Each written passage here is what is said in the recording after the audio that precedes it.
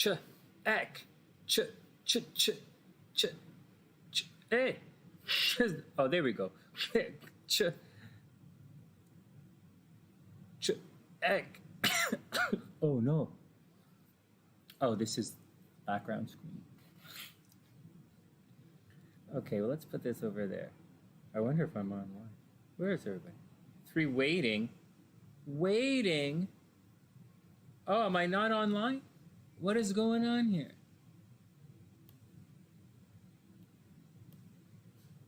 Hey, Jasmine, what's up? I hope you're having a... What the hell? I hope you're having a super beautiful day. Hope everything was super cool. Elizabeth, what's up?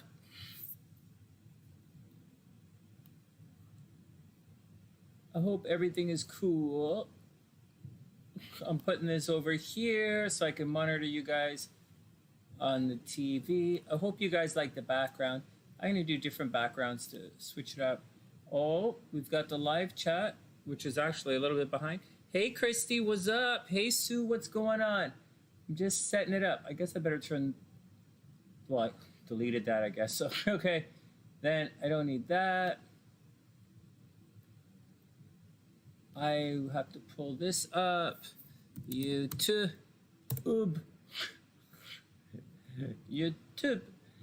And this, I'm a little behind here. Really, Sonny? This computer's a little good. I'm almost at the start. A little behind. Oh my God. Hey, you guys want to know something? I started a couple of days ago. I changed my routine up. I really have 5 pounds left to go. Hey, Steven, what's up, playa? I hope you're having a wonderful day. Elizabeth, dentist took 2 teeth out today. Wow. Did they take teeth out of you? Did they take teeth out of... Did they take them out of your mouth or out of your leg? Sometimes, this was one girl got really mad at me and there's like a tooth in my arm I had to have removed once. That was a little fucked up.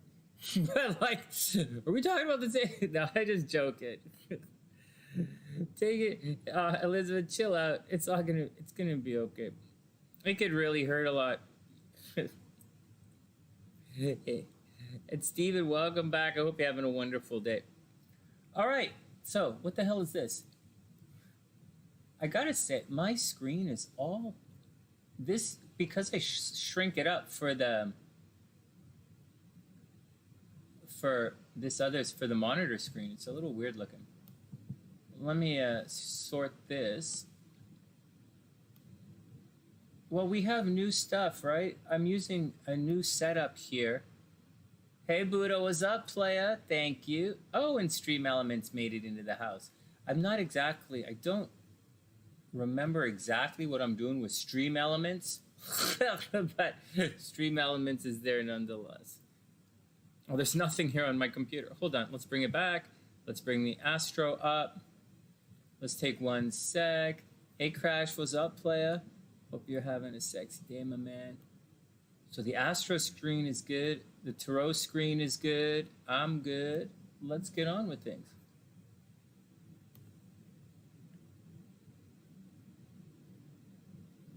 The fire is around. I like the fire too. Hey, Ginger, what's up? I hope you're having a super, super amazing day. Hope that's awesome. Mahor, what's up, playa?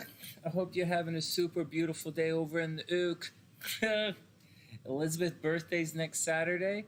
Yeah, definitely. Hey, Roses, what's up, playa? I hope you're having a beautiful day. You know, a lot of SunnySiders' birthdays right now. I've been on and on. I was supposed to be more consistent. I'll get more consistent. We'll see. There's a lot of stuff happening in my life that I don't seem to be a part of. So, but nonetheless, it's affecting me. And so I haven't really had the opportunity to really be up to speed with all the SunnySiders, with all the birthdays. What else is going on? Let's do some... Mahor's birthday's coming up soon. Butterflies, her birthday. Mosquito's birthday's coming up soon. A lot of birthdays coming up soon. A lot of caps and a lot of aquas. You got it, Jasmine.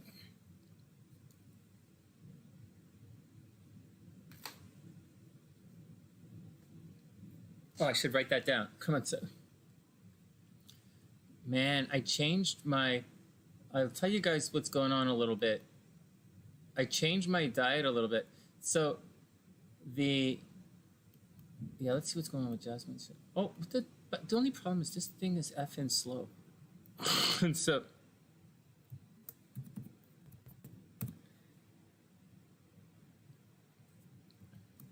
So, I have become a huge fan of ashwagandha.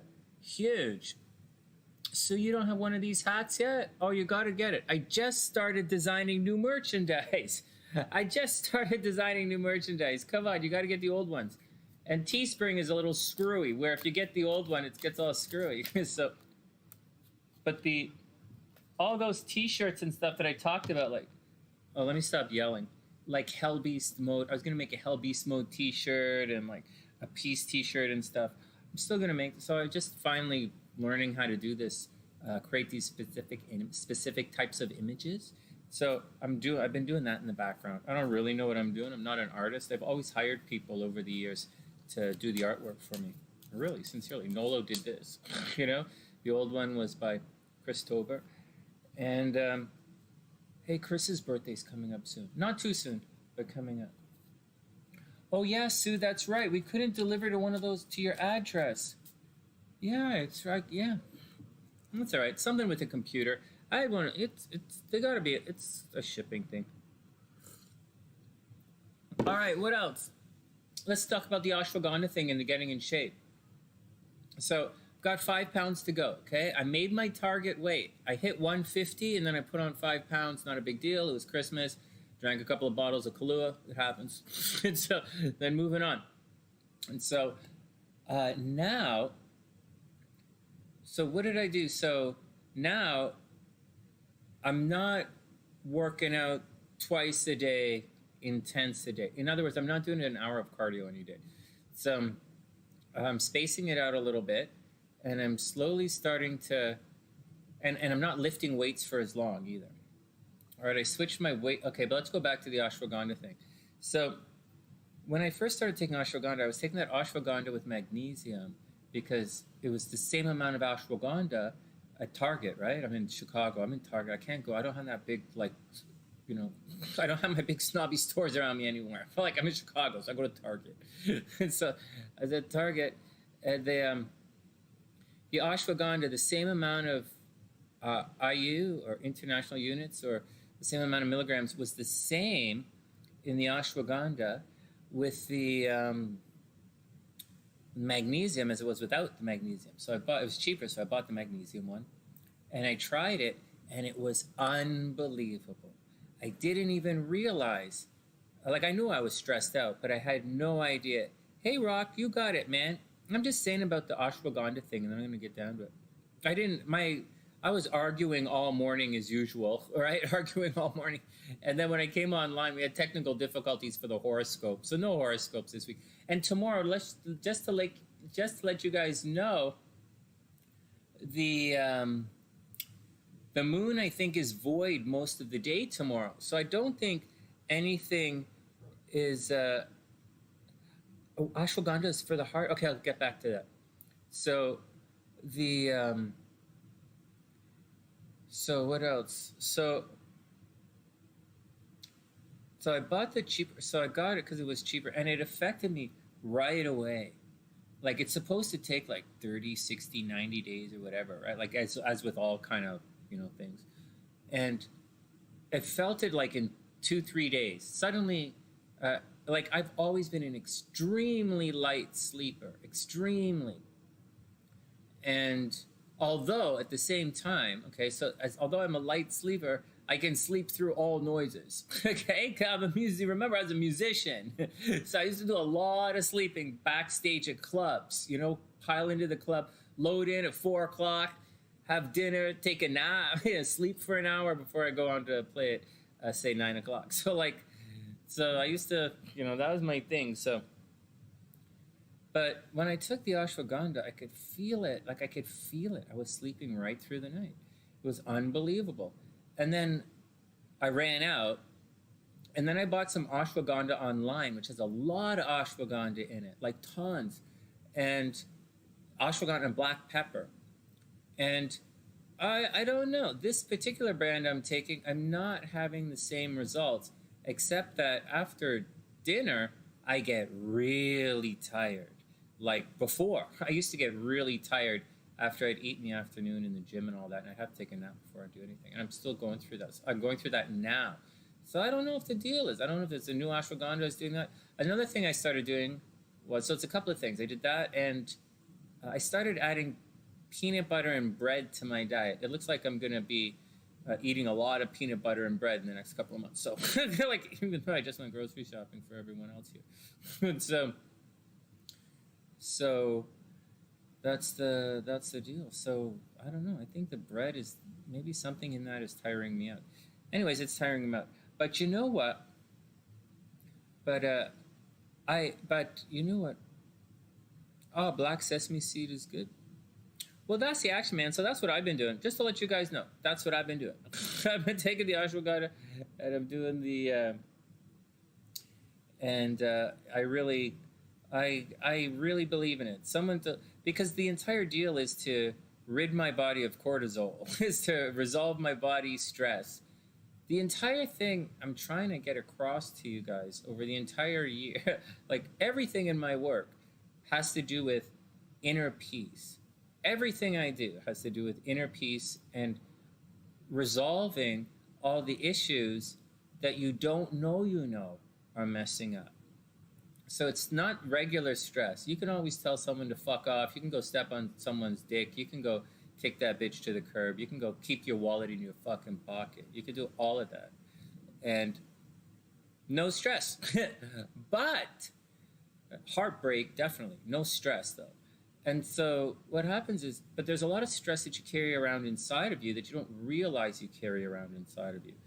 I remember I wrote the book Emotional Weight Loss and all those hypnosis stuff.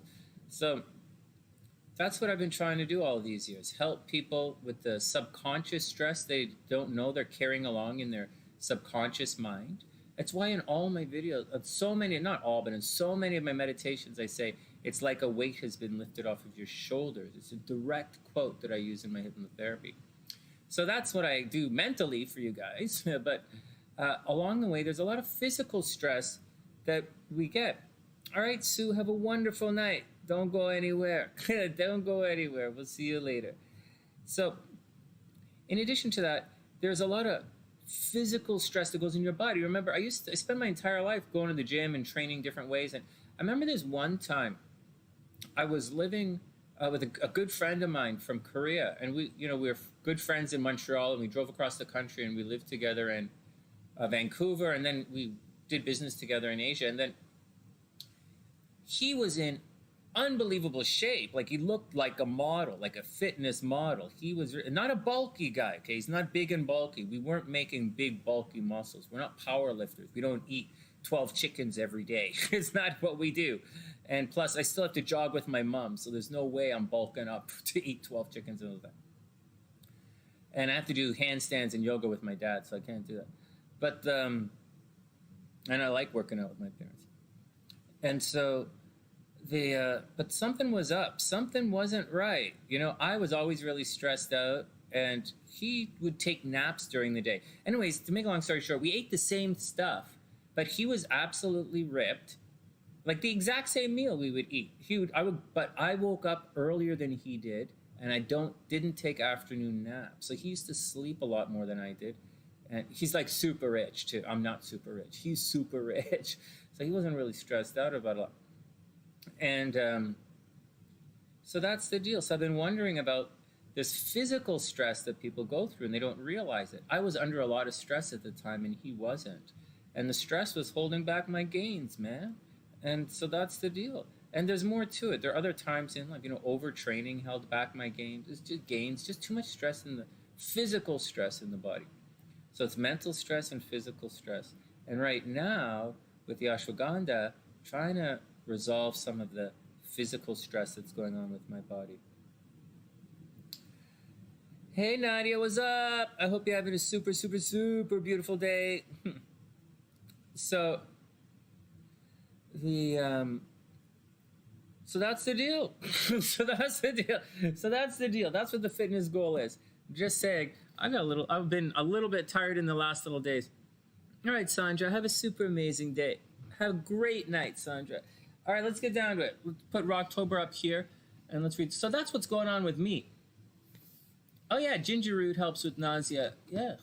So, hey, Erin, what's up? Yes, please type in all of your birth information for the mini reading and stuff. Yeah, for the MiniAstro. Just type it all in. Birth date, birth time. If you can't type it all in, then I'll just write it down for a second. All right, hold on. Let me write everybody down. So October, Nadia. Anyways, that's my 2 cents. That's my 2 cents about what's going on with me fitness-wise. I know that's the deal.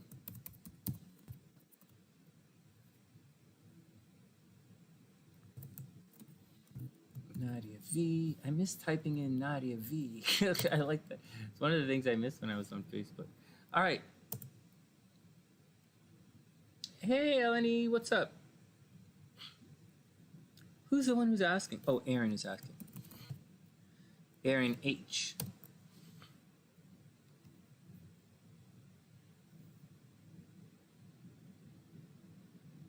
I got you, Eleni, right here. I'll pop you up after Nadia. Nadia. E-L-I-N-I. Did I spell that right? I can't. E-L-E-N-I. G. L-N-E-G. So that sounds nice too. Okay. Okay.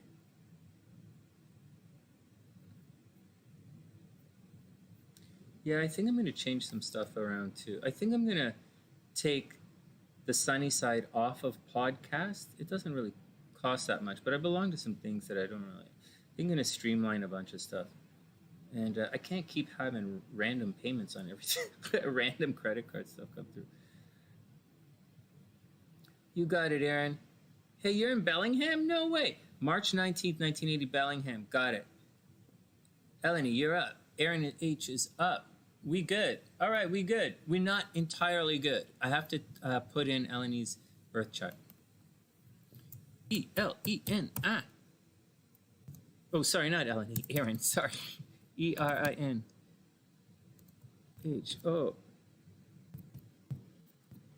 Erin is March 19th. Nice day for a birthday. March 19th, 1980. 9:18 p.m. Bellingham. Wow. Did Anessa come in yet? I have to apologize to Anessa when I see her. Erin, I got you. March 19th, 1980. Does this look like your chart? This is your chart right here. We'll be back in a sec. So,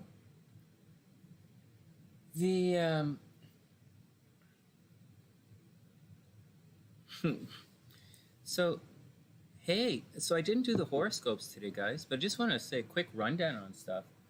There's, hey, man, so who was it? One of the SunnySiders said something. There's, we've really had it this week. We really had violence and stuff this week. Here, you guys want to know what's going on, so I'll do a quick 411 on the Astro because I didn't get a chance to do the horoscopes. He's just teasing. Steven just teasing. Steven's just teasing. A lot of SunnySiders like blood. So, all right, hold on. Let's go to the Astro screen. Let me just do a minute or so rundown for everybody so I can tell you what's going on in the sky and if we have anything to watch out for, because there's no horoscopes this week. I tried to do it today and it got messed up. So that's happens. So it happens. It's not a big deal. And but let me pull it up for you guys so we can see what's going on. Quick rundown and over so you guys aren't caught out. Like we knew there was going to be violence this week, right? Like we knew. Let's see what's going on for the weekend. And we knew there were going to be earthquakes. We knew there was going to be violence. Guys, be careful when you. So for those who don't study astrology with me, And this is the reason why I kind of have to apologize to Anessa. Oh, shit, Mega Millions. Oh, when is... Shit, I didn't buy a lottery ticket Wednesday. And I'm not lucky on Saturdays. And tomorrow the moon's void. Fuck. Oh, it's okay. It's okay. Whatever. whatever. All right. No, Steven just joking, man. Hold on. Let me refocus here. January 8th. Oh, yeah. Okay, that's tomorrow. So, okay, quick rundown. Everybody calm down, including Sonny. Let's bang this out. So warning. Where the hell is the thing? Guys, hold on. I can't get the thing coming out. Oh, this is going to be a really crappy... Okay, there we go. I was about to freak. Well, Sonny's got a short temper. He's long in the tooth, short in the temper. That's how it's supposed to be. I'm short in the tooth and long in the temper. Oh, my God. No, wait. Can a guy be short in the tooth? Oh, no, I didn't say that right. I'm long in the tooth and short in the temper. That makes someone crotchety. Okay, I just figured it out. That's the definition of the crotchety. Long in the tooth, short in the temper. Okay, whatever. Nobody cares about crotchety. You know what else is crotchety, Sonny? You know when someone is really mad at you and they take their underwear and they rub your toothpaste in, they're really mad at you and they take your toothbrush and you rub it up and down in your dirty underwear and you're like, and like you go to, and you don't know, right? And you go to brush your teeth and you go, fuck, that toothbrush tastes crotchety, man. What the fuck? This toothbrush, something wrong with my toothbrush. I better wash. Something here tastes crotchety. And it's like, oh, or like when you kiss the dog and the dog is like lick, lick, lick all up in your mouth. And you're like, you know what, dog? You taste a little crotchety there. That's crotchety, man. What? Let's just explain what crotchety is. You can't. No way, Erica, that sucks. Don't worry, you're on the sunny side. We got ways. None that I know over that any work, but I've got ways. We've got ways. All right, what else is going on? All right, yeah, we're all going to play the lotto. We're not going to have a lotto day. Tomorrow the moon is void. Okay, so let's go back to it. Let's go back. Let's back stuff. I have a warning for everybody. I have a big astrological... Sonny, thinks he's the best in the world, asshole warning for astrology for everybody who studies astrology or makes astrology videos and predictions. I have a warning here. So, you have to, in astrology, we have... In astrology, you have two competing types of looking at the sky. There's tropical horoscopes, a tropical way of looking at it, which is horoscopes by the seasons. Okay, very simple, horoscopes by the seasons. Western astrology and the charts that we look at, okay? The charts that we look at use a very Western tropical zodiac. Vedic astrology uses a sidereal zodiac, which is puts the planets in different signs. It just puts the planets in different signs. Now, what's important is, hey, Kristi, you totally got it. I got your back. So listen up, guys. This is super important. So there has to be more to it than a planet entering or a sign, like a fast-moving planet entering a sign. Because the Vedics, or the people who follow Vedic astrology, or the people who follow for those guys, for those people, right? Vedic is for Westerner and Westerns who follow. Hey, Gabrielle, it's great to see you. Hey, Gabrielle, I'm going to start this little speech. Listen up. Listen, because you study astrology. For everyone who studies, I want to say something here. So this we're looking at right now. So there are different ways they chop up the sky. Like right now we're looking at a tropical zodiac right here, whereas other people might look at a sidereal zodiac. And because it's different, how do you know you're accurate? You can't just walk out there and say, when the planet changes sign, something big is going to happen. Because one, if the planet changes sign, then something big is going to happen every time that planet changes signs. Or for Mars, if Mars is the case right here, what the hell? So with Mars is the case right here, this happens every 2 years. So every 2 years, are you really going to have... So let me ask you a question. Every 2 years, do you think you're going to have a riot in Washington? You're not. You're very clearly not. Right? This all comes into play with what I'm talking about. So you're just not. And the moon, right? The moon was square all of this stuff.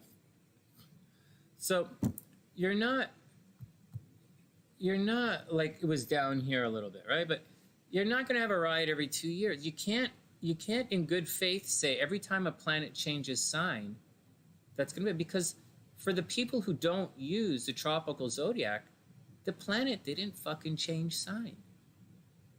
And I don't know if you noticed, but we don't do close on the sunny side. We don't do close. Well, we do, but we try. We're a little more accurate than close. So I want you guys to notice something. The difference that's going on. So be careful. So be careful listening to people. So to say something else. So I'm international, okay? It's like, right? We have a lot of people in Asia. Like, I'd say about a good solid 30% of the readings I do are from people from Asia, or people who follow Vedic astrology. That's a lot. And so it's a lot for me. So you have to be able to understand everybody. Oh, thanks, White Roses. And thanks, Buddha.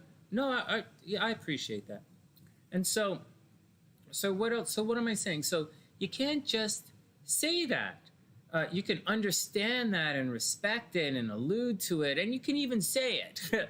But it has to work for everybody. So if the Vedics don't see, if Mars isn't changing sign for the Vedics, then the Vedics aren't going to predict that. And they have to. Everybody has to be able to predict it because it's a real thing. It's happening. So when you're reading stuff from different people, or you're reading different horoscopes or different astrology, thanks, Buddha, that's really sweet. Make sure that so so that's the deal. I'll give you an example from the music world. When I was teaching music, I had students from all over the world, literally all over the world. And I'm a Royal Conservatory teacher, okay? So it's very, and when I played music around the world, like, guys use different language for the same thing in music.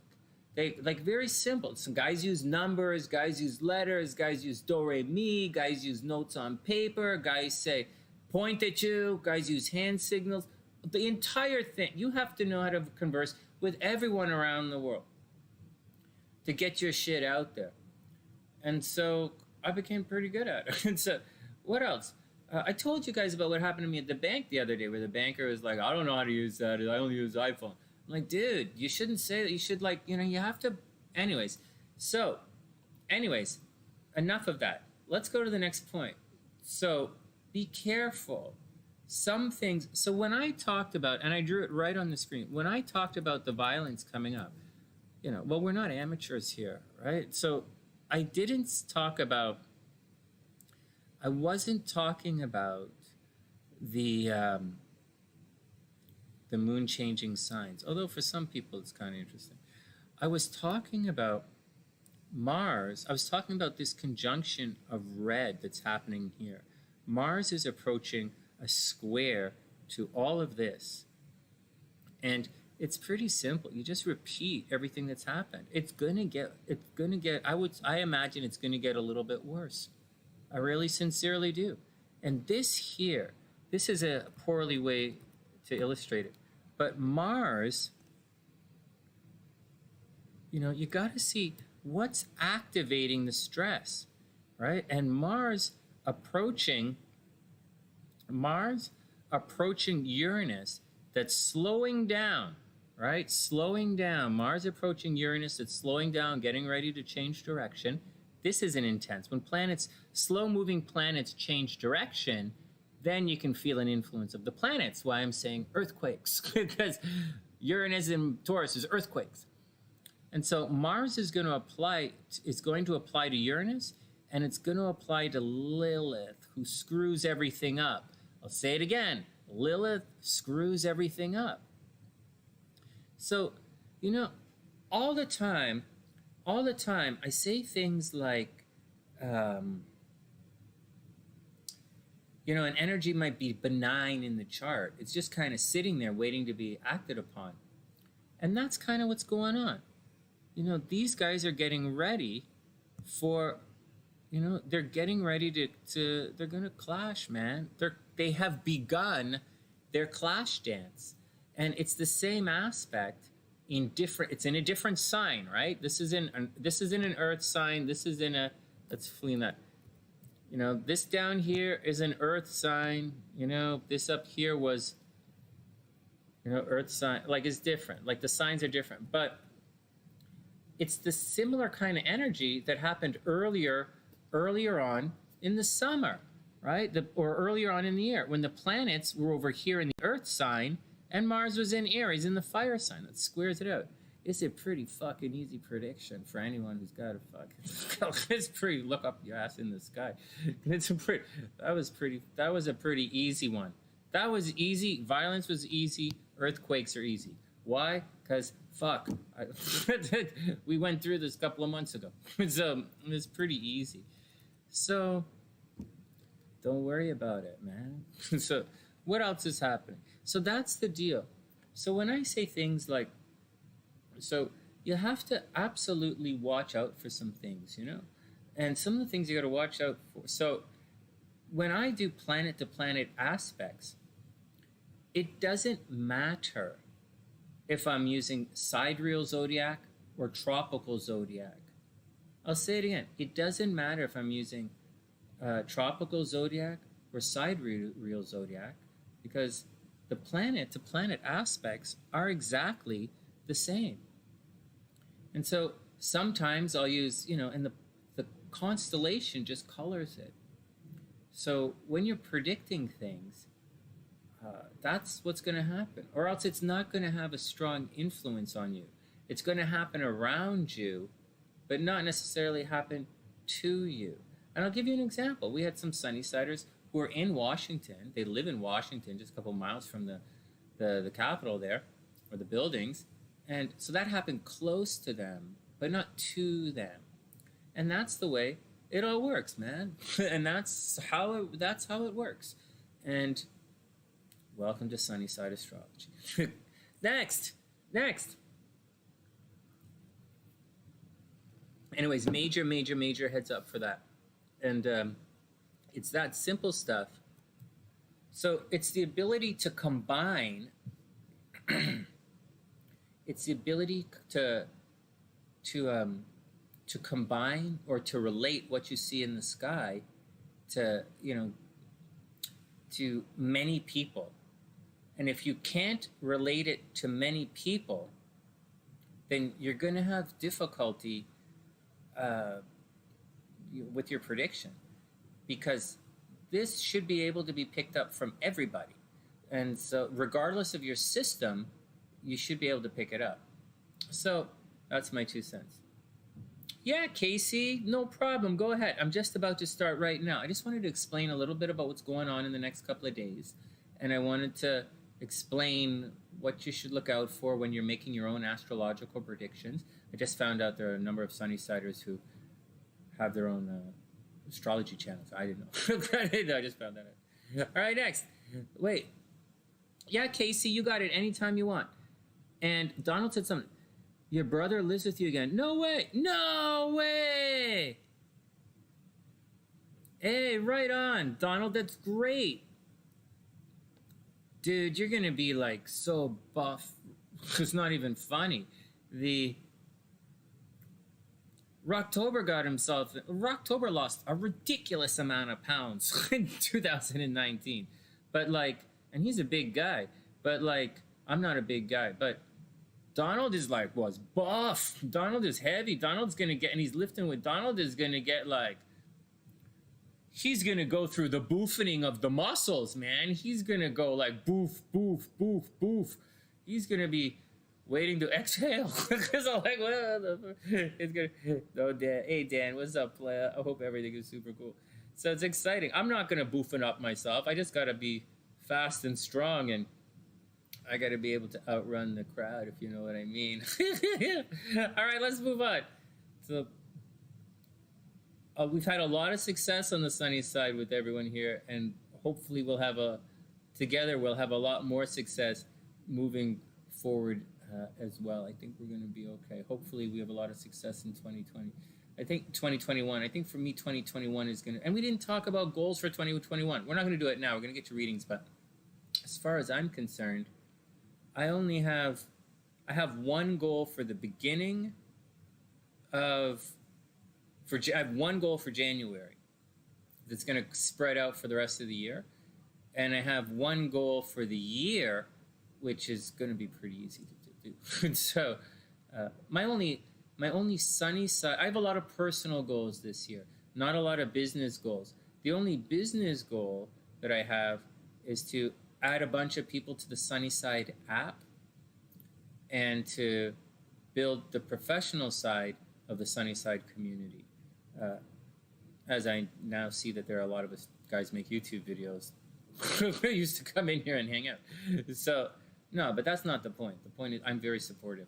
And so that's the goal this year, to grow the SunnySide business community. I don't have another word for it. All I mean is the SunnySiders who YouTube. That's all I mean. The SunnySiders who YouTube. I got to get a bunch of those guys together. That's my goal for 2021. Everything else doesn't matter. Two of those stocks, I purchased a lot. One more thing. I purchased a lot of stock. A lot. I spent a lot when I was in Toronto. And a lot of this, and I kind of got wiped out by the bubble that burst in the sector I was invested in. And a couple of the stocks, two of the stocks did like a 10-for-1 split. It's thousands of dollars wiped out this week. Holy shit, I had a brutal financial week. But then, or I found out about it, I did all my accounting this week. But on the plus side, you got it, Casey. Casey, let me write you down before I forget, because you're not done. So what happened was, though, the United States, with this Democratic government, it might come back around. All right, whatever. I'll talk about business a little later on. I'll talk about the economy and stuff later on. All right, let's get down to the cards. Oh my God, this is so slow. All right. Oh, a bunch of people jumped in. Hold on, a bunch of people jumped in. Eleni, is this?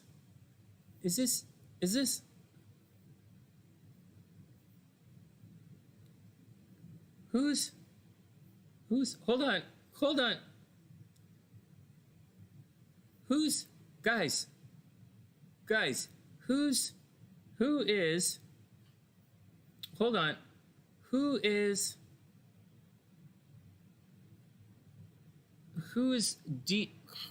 DL Smith? Guys, who's DL Smith?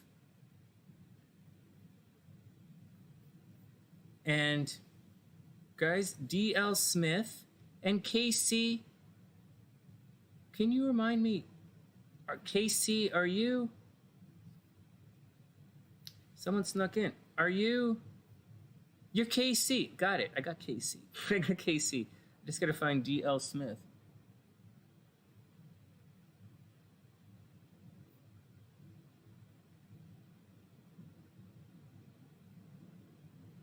You got it, Casey. Okay, Casey goes up. What's my thing here? Okay, let me stop mumbling to you guys and let's get down to work. Okay. Text. Okay, so.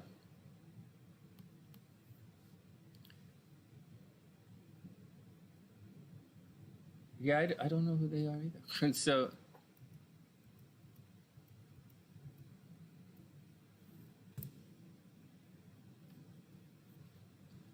KC. All right, Casey's got a good question for tomorrow. Okay, Casey is there.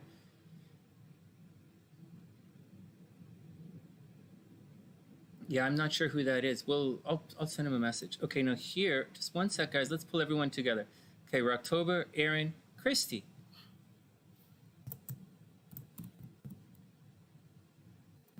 KristiO, yeah.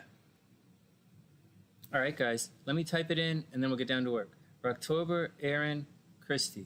Rocktober, Erin, Kristi. KC. All right.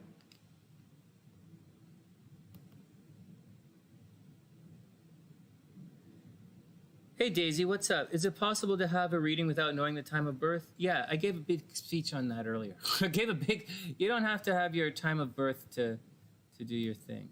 I mean, there's some things you're going to want to know for time of birth, but there's a whole bunch of stuff that you're probably, it helps. It helps. Yeah, having your time of birth helps with a lot of stuff, but it all depends on what you're looking for. Kristi. Oh. October 24, 77. Ooh. October 24, 77, 11:07 a.m.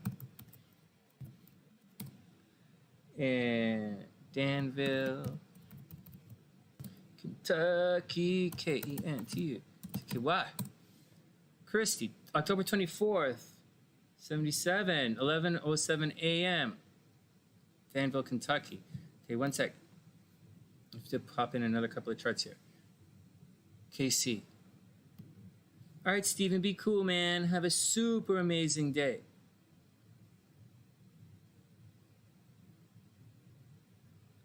You're old? Yeah, maybe. Are you there before?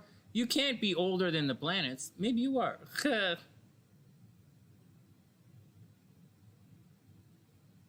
You got it, Michael. I'm gonna add you. I'm just doing up the list right now. There's. Oh, okay, that's Nadia. Got Nadia there. One sec. Hey, where the hell did? Okay, one sec. KC.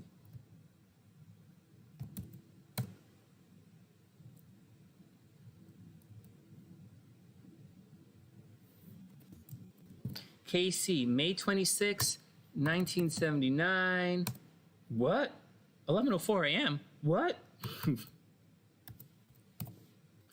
Got the 11:04 day happening at Morrison, New Jersey. I think I have you on. I think I have you. I'm just kind of just writing it in. May 26th, 79, 11:04 a.m. Morristown. Got it. All right, let's get down to the readings. The great. What do you guys tease it about? And D.E.L. Smith? D.E.L. Smith? Let me know what's up. And we'll do it. All right.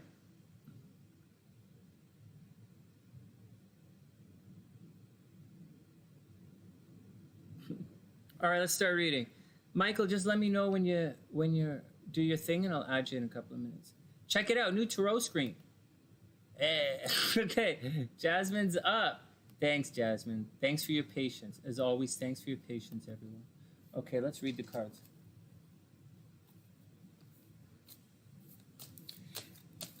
If anyone sneaks in, let me know. And I'm proud of everyone with all of their goals. So many stuff to be proud of. Okay, here we go. I kind of should bring that closer or move in a little. But here we go. I still put the cards down here, though. I know, because I kind of like to, because I like to do my thing. I like so the cards go down here, but I'll put them up over there in a sec. All right, Jasmine, here we go. I hope everything is super cool. Let's do the tarot. Jasmine, Rocktober, Nadia, Eleni. Let's do it. Bang, bang, bang, bang. Okay, shuffling up. Here we go.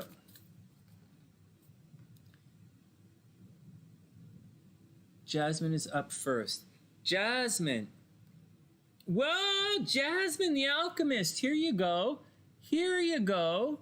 There's a card of manifestation right there. You got it, Michael. I'll get back to that in a sec. Jasmine, the Alchemist. It's a card of it's a card of manifestation, right? It's the one as above, so below. I know we're using the Illuminati deck, and it looks a little different in the Illuminati deck, but it's similar to the Magician card.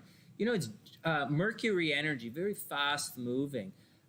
Now, a lot of people say manifestation, you know, it's the beginning of a journey. If you plan it, you can do it. But what happens in the card is there's the Magician shows Tarot everything he's capable of. And Tarot becomes very excited as a result of the process and very filled with confidence and filled with a purpose. So Jasmine, someone's going to come along and fill you with purpose. How cool is that? They're going to fill you with, someone's going to come along and show you what your real potential is. It's a very exciting place to be. Then the Temperance card. Here we go, Sagittarius energy. Temperance is Sagittarius energy. You're going to have to do something to make things work. Technically, temperance means to soften your stance. So maybe you're trying to plan something, you know, alchemist, right? You're trying to plan something, walk along your path, get jazzed up about something. You're feeling very confident about something, the alchemist, right? You want to get on with it, right? It's Mercury energy, let's get on with it. But then you have the Temperance card that says, you know, so Jasmine, there are going to be a couple of stops along the way, right? And you're going to have to make things work, you know, mix the pieces to make it work. But it's also a situation of two becoming one, right? So maybe you're going to meet, you know, Jasmine, maybe you're going to meet a new guy, you know, or maybe you're going to get a new job, or you're going to see the potential in something, maybe the potential in a job or a guy or a car, or maybe you're going to buy a boat or something. But or say you're going to buy a house and you're really excited to buy a house, but Temperance comes along and says, you know what, you got to slow your roll, or maybe you got to speed up, but you have to do something to make the pieces work. But it looks good. And finally, we have the Two of Pentacles. So money should be interesting. Multiple sources of income, you know, is there, but some of the money might be a little dry right now. Maybe you're expecting more money than you actually received, or you want to start like a home business or an online business, or, you know, do something to bring in more money. But it looks as if there's a bit of a learning curve involved in that. There's strong potential that it's going to work out. There's strong potential you're going to get jazzed about it, but you got to do the Temperance to make it work, to reverse that Two of Pentacles. And if you do that, everybody's going to work. The Pisces, oh, you think it's the Pisces? The Temperance, yeah, make things, well, maybe someone new is going to come up. I think it's going to be it might be an Earth sign. It might be an Earth sign. Well, it's the Two of Pentacles, right? So that's, you know, cardinal Earth. So that's Capricorn energy. And finally, Jasmine, show the world the real you. Well, there you go. Show the world the real you. Everything is going to be okay. So I don't know. It looks like there should have a lot of excitement here and a lot of potential for something really good. But watch out. Just watch out. Maybe you have to do something. Maybe you have to make it work. So if you want to make it work, there's a financial element involved. And if you can roll with all of that, then everything is going to be cool. And I hope you have a super amazing Happy New Year. All right, next. All right, that's Jasmine. Let me write down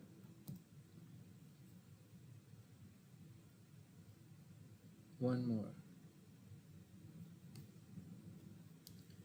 Okay, rock is up. So that's Jasmine.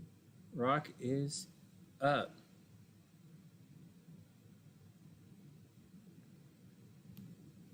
Oh, that was pretty easy.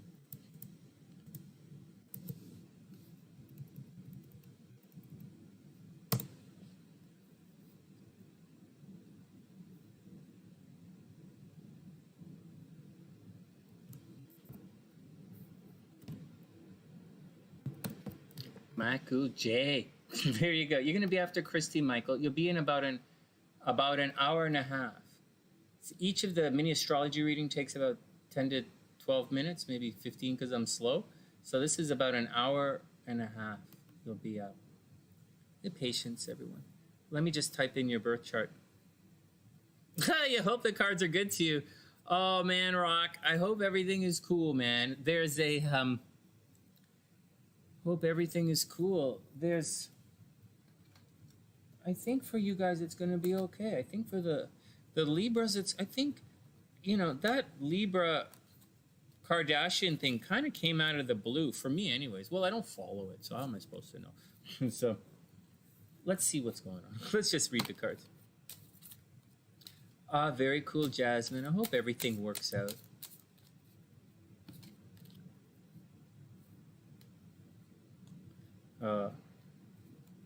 We should make a mantra here for 2021.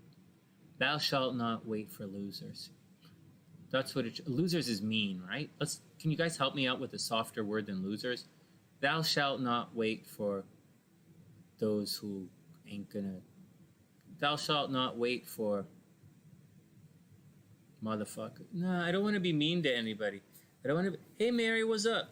I don't want to be mean to anybody, but then at the same time, hey, DeLisaS, there you go. Hold on, DeLisaS. Good, I found you. I'll put you up in a sec. Okay, Rocktober is up, and then I'm gonna type in your charts. Let me just type in DeLisaS before I forget. DeLisaS, you're gonna go after KC. You are.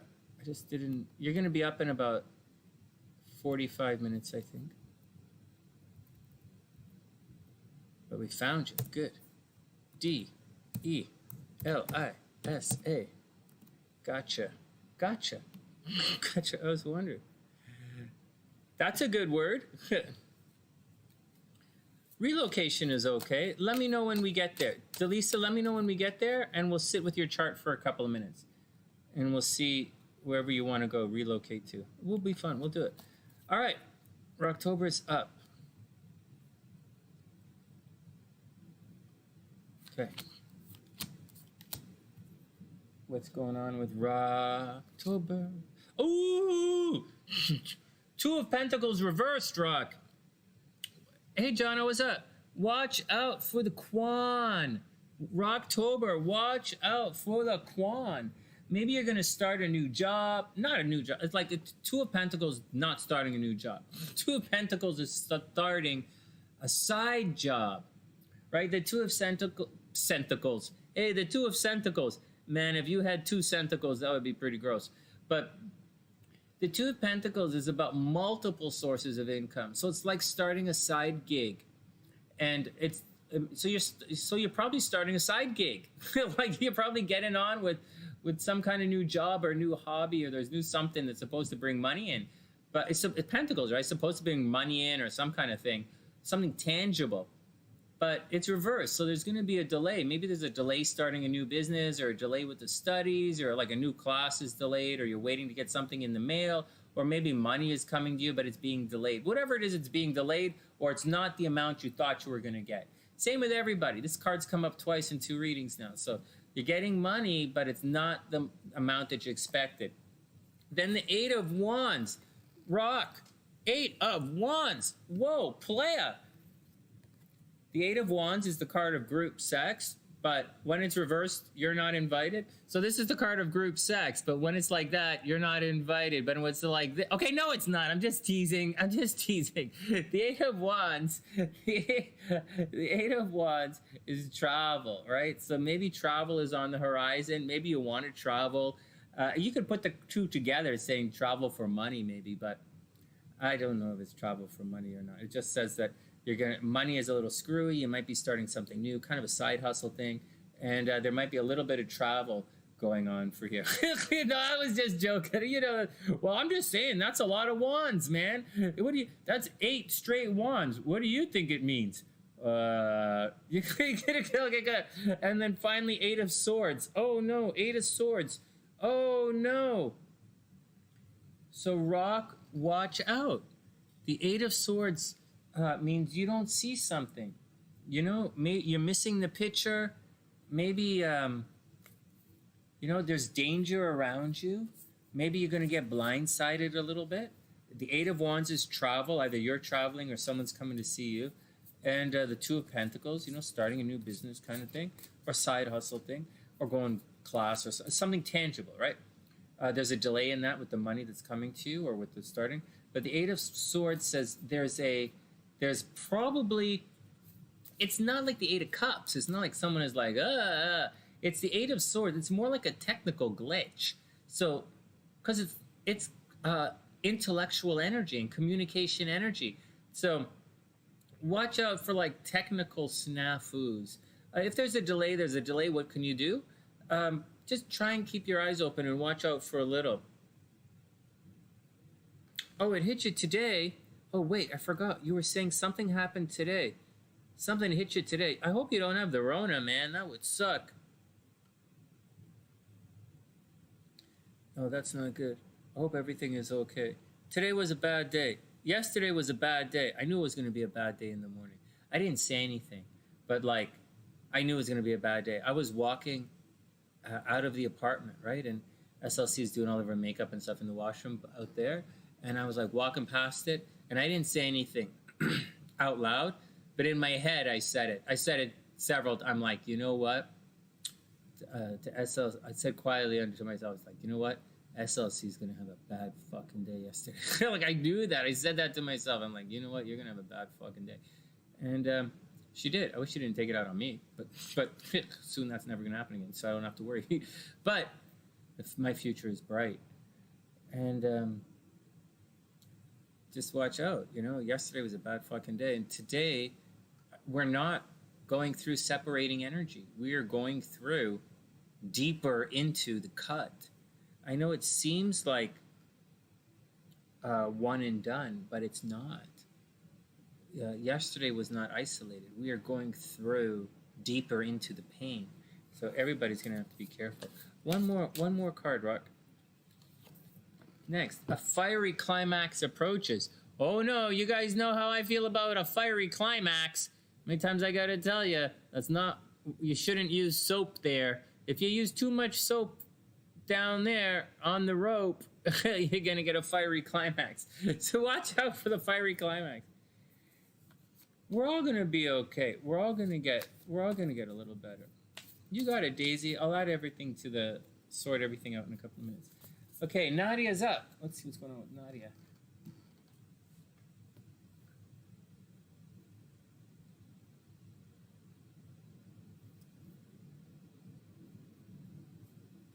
All right, Nadia's up.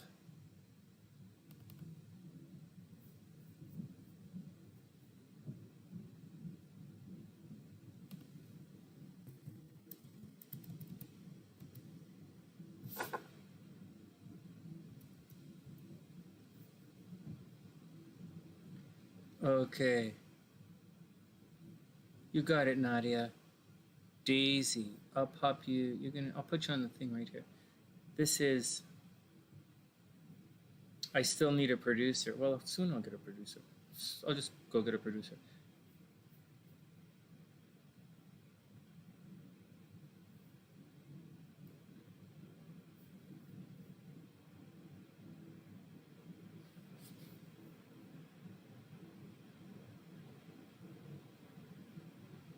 Daisy, are you over in the UK? What the hell did I just type in? Oh, there we go. Daisy, are you over in the UK? Sometimes when we fall forward. Sometimes we fall forward.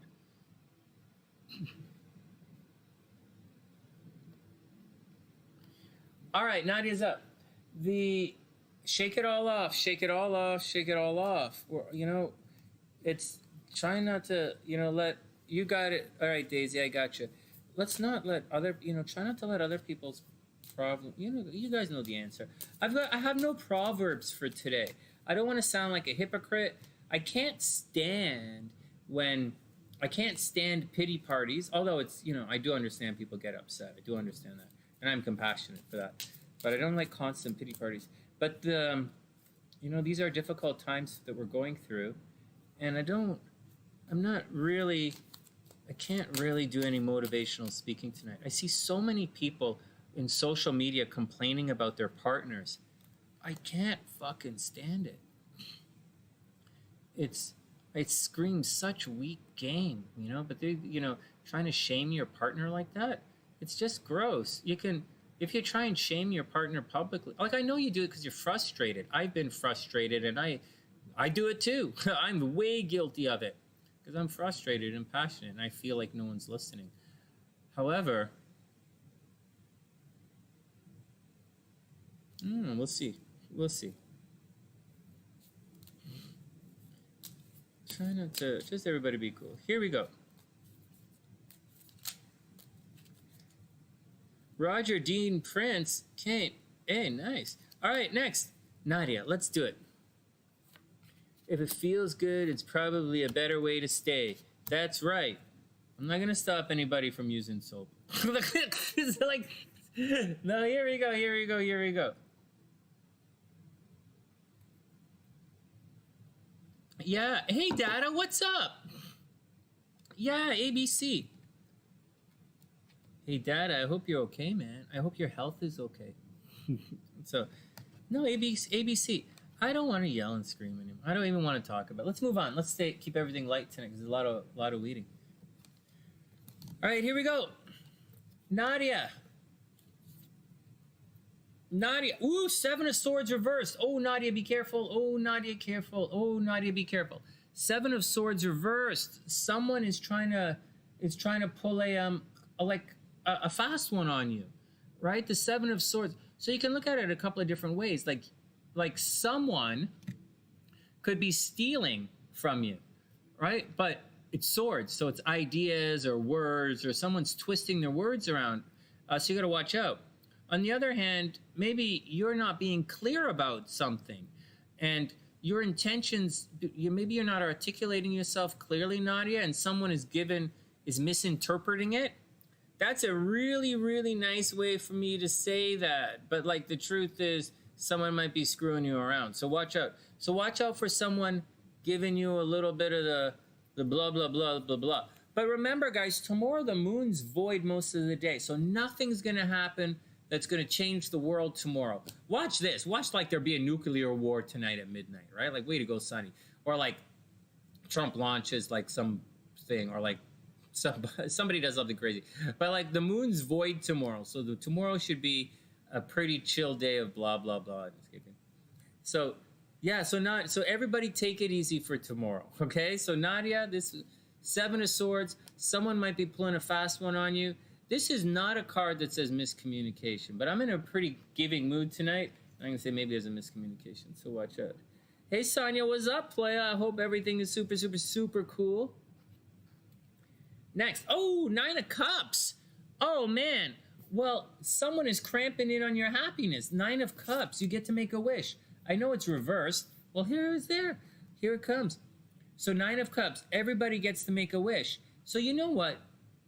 So far, it doesn't look like a bad reading. It just means like there's a lot of good. A big celebration is on, like you're supposed to have a big celebration and maybe a miscommunication, like you're throwing a party and you don't get all the details right. You know, something like that. Just watch the fine print.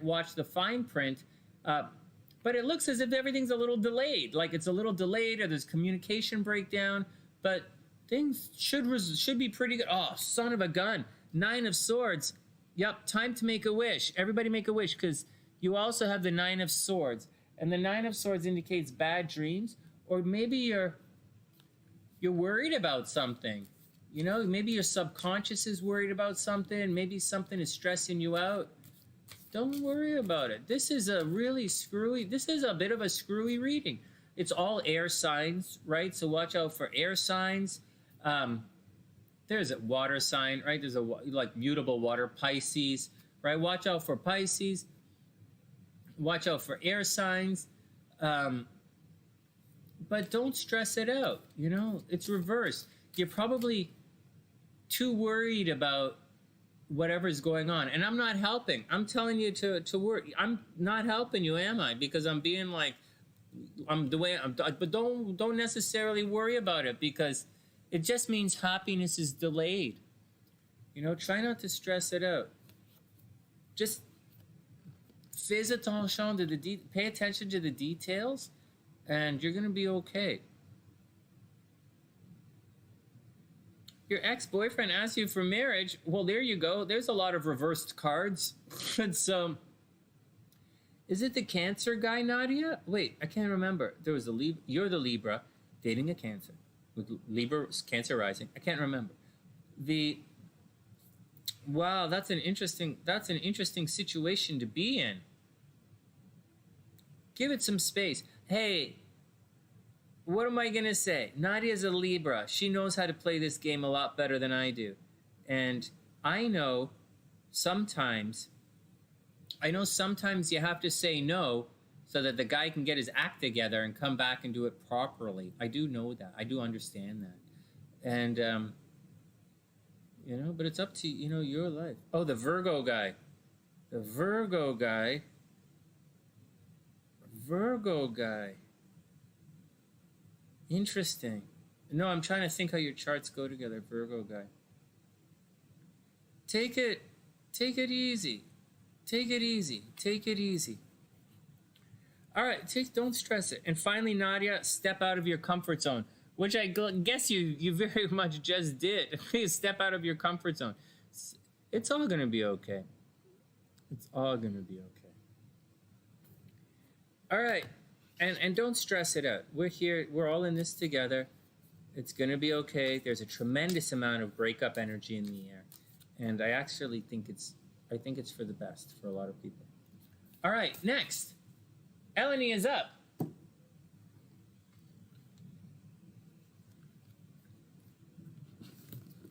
Oh, man, you know what, Dada? I haven't looked at it in a long time, but Bitcoin has a very strong astrological chart.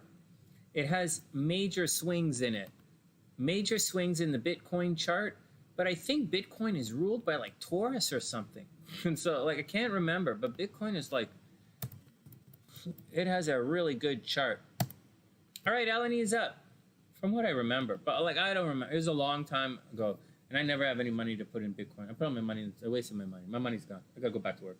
So who knows? Maybe I'll move to Los Angeles and work at the fucking bank. So, all right, Eleni, here you go. Oh my God, that's definitely big time. Oh yeah, it is. It's very much up big time. It cycles, you know? It cycles. Bitcoin's okay. It cycles. It's like every other thing. All right, here we go. Okay. Eleni is up.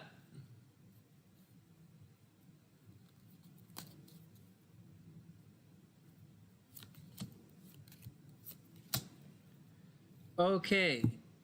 Eleni, let's do it. The Empress reversed. It's all cool. The Empress is up. Well, there you go, Eleni. Wow, well, these cards are really coming in reverse today. Well, the Empress is about, it's like one of the most nurturing cards in the deck. The Empress, I like to think of the Empress as mom.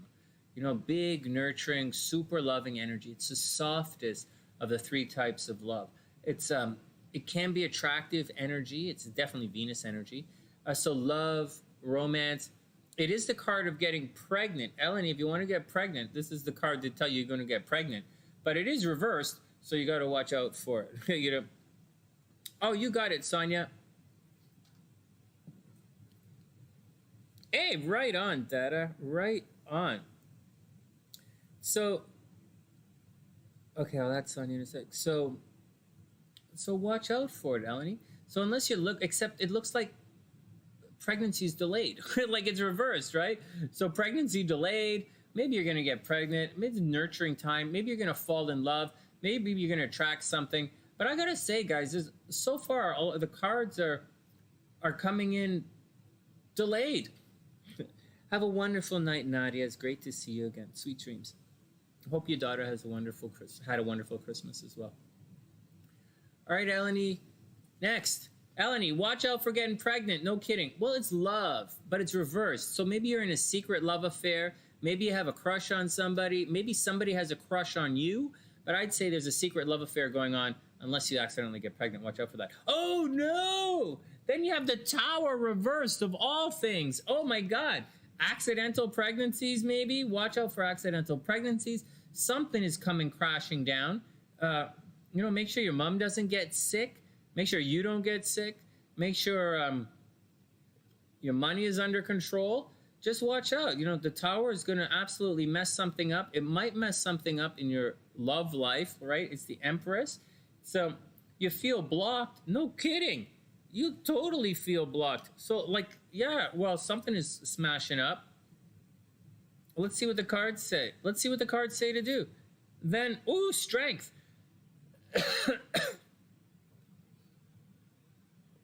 So you got to rein in your passions. Maybe you're going to have a fight with somebody. Maybe you're going to have a fight with somebody and you're going to have to strength card it out. Strength card means don't fight. Okay? It's Leo energy, but it means control your passions. The Devil card is giving into temptation. The Strength card is resisting temptation or resisting freaking out. So, hey, Eleni, whatever happens, watch out for freaking out. Watch out. It's not about freaking out. You're going to have to be responsible. It's funny because Strength card is actually the opposite of Leo. It's like the anyways, you got to be, so be responsible. You have to be Eleni, you're going to have to be the adult in the room, right? So be very careful and watch for people arguing, freaking out, getting sick, and make sure you don't freak out. Make sure you don't argue. Make sure you don't get sick. You're the one, it looks like, who's going to have to take care of everything. Excuse me, seriously. I know, guys, sometimes you want me to say, oh, look, you're going to win the lottery and stuff, but it doesn't always work like that. Just got to tell you what the cards say. And it says someone's sick, or it says you might get accidentally pregnant. You got to control your stuff. Whatever it is, don't freak out. Whatever it is, don't freak out.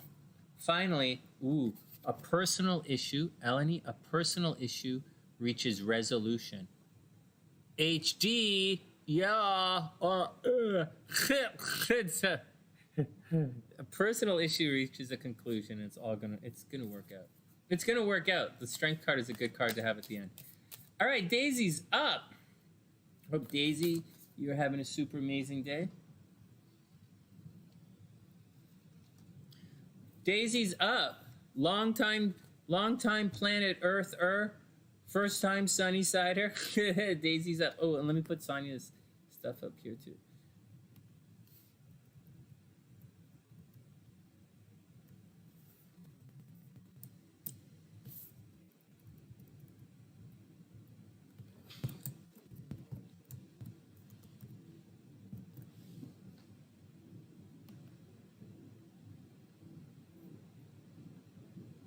Hey Johnny, what's up? It's a YouTube thing, man. It's a YouTube thing. We'll start I guess next week. I'm gonna do a thing, guys. When I do the astrology class, I'm probably gonna do it live, right? The new class I'm gonna do live.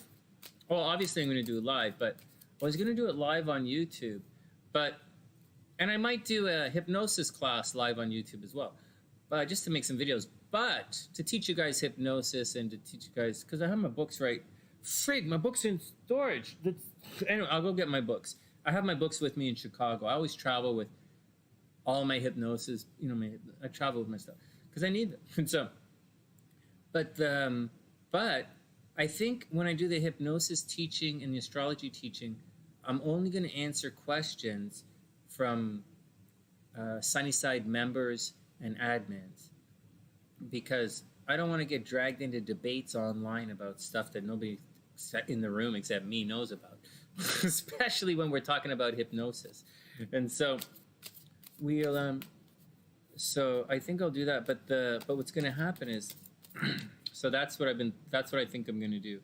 So it'll keep the class on point while at the same time being able to. So keep your eyes open for memberships on the SunnySide. I was supposed to do it a while ago and I didn't do it, whatever. Or I didn't finish it. But that's what I think that's the big deal. All right, next, Daisy is up. All right, Daisy. Daisy's still in the house? All right, Daisy, here you go. Daisy, first up. Oh, no timestamps. Oh, here you go. Daisy is up. Oh, all the cards are freaking reversed, man. All the cards are reversed. So, 10 of Cups. Well, 10 of Cups is like the happily ever after, Daisy. It's like, is all things working out? I look at it like the happily ever after. It's that's what it is. It's like complete. Like it's like getting married, having kids, being successful, the entire deal. It's not really super financially successful, but it's happily ever after, things working out. It's delayed, it's reversed, so that's never a good sign. so maybe Daisy, your happily ever after is a little reversed. Maybe you were maybe someone proposed to you and you denied them. That would be an interesting thing.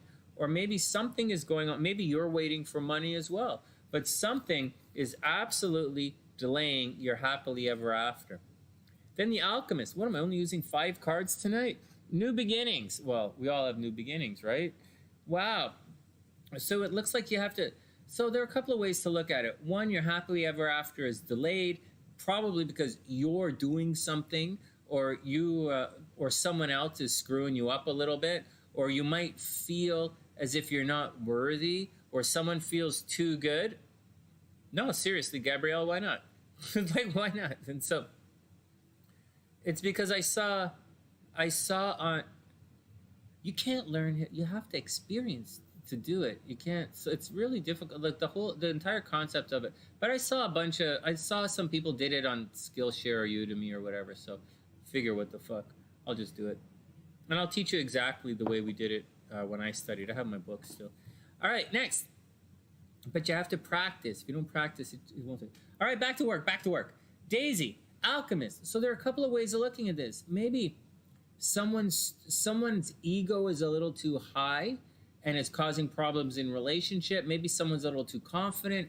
Maybe someone doesn't feel ready for the relationship, or someone doesn't feel ready to take this big chance or this big leap, or maybe someone is so full of themselves that they have the opportunity for this really beautiful situation and they want to go donkey it all up on some kind of weird quest.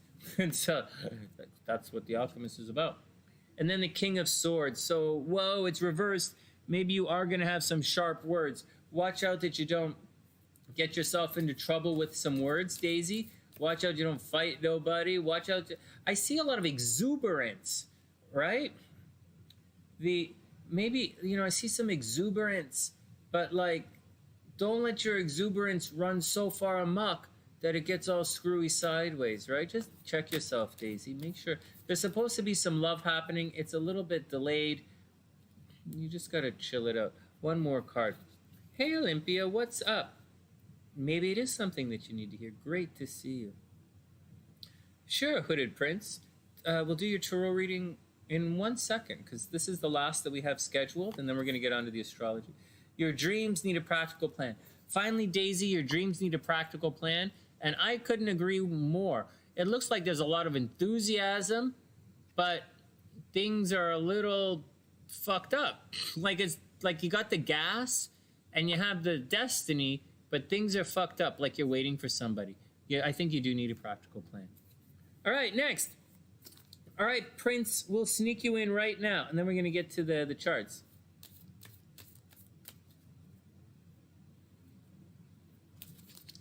Olympia, welcome to the sunny side. Please subscribe to the channel, and whatever, man. All right, next. We're going to sneak in the Hooded Prince.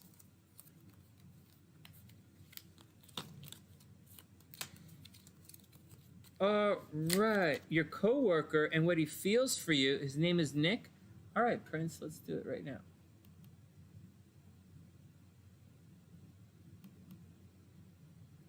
Then Prince, then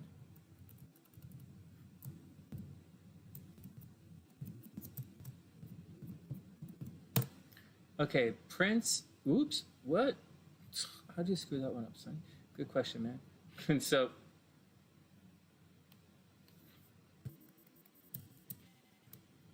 Hooded Prince, and then we're going to get on to Erin.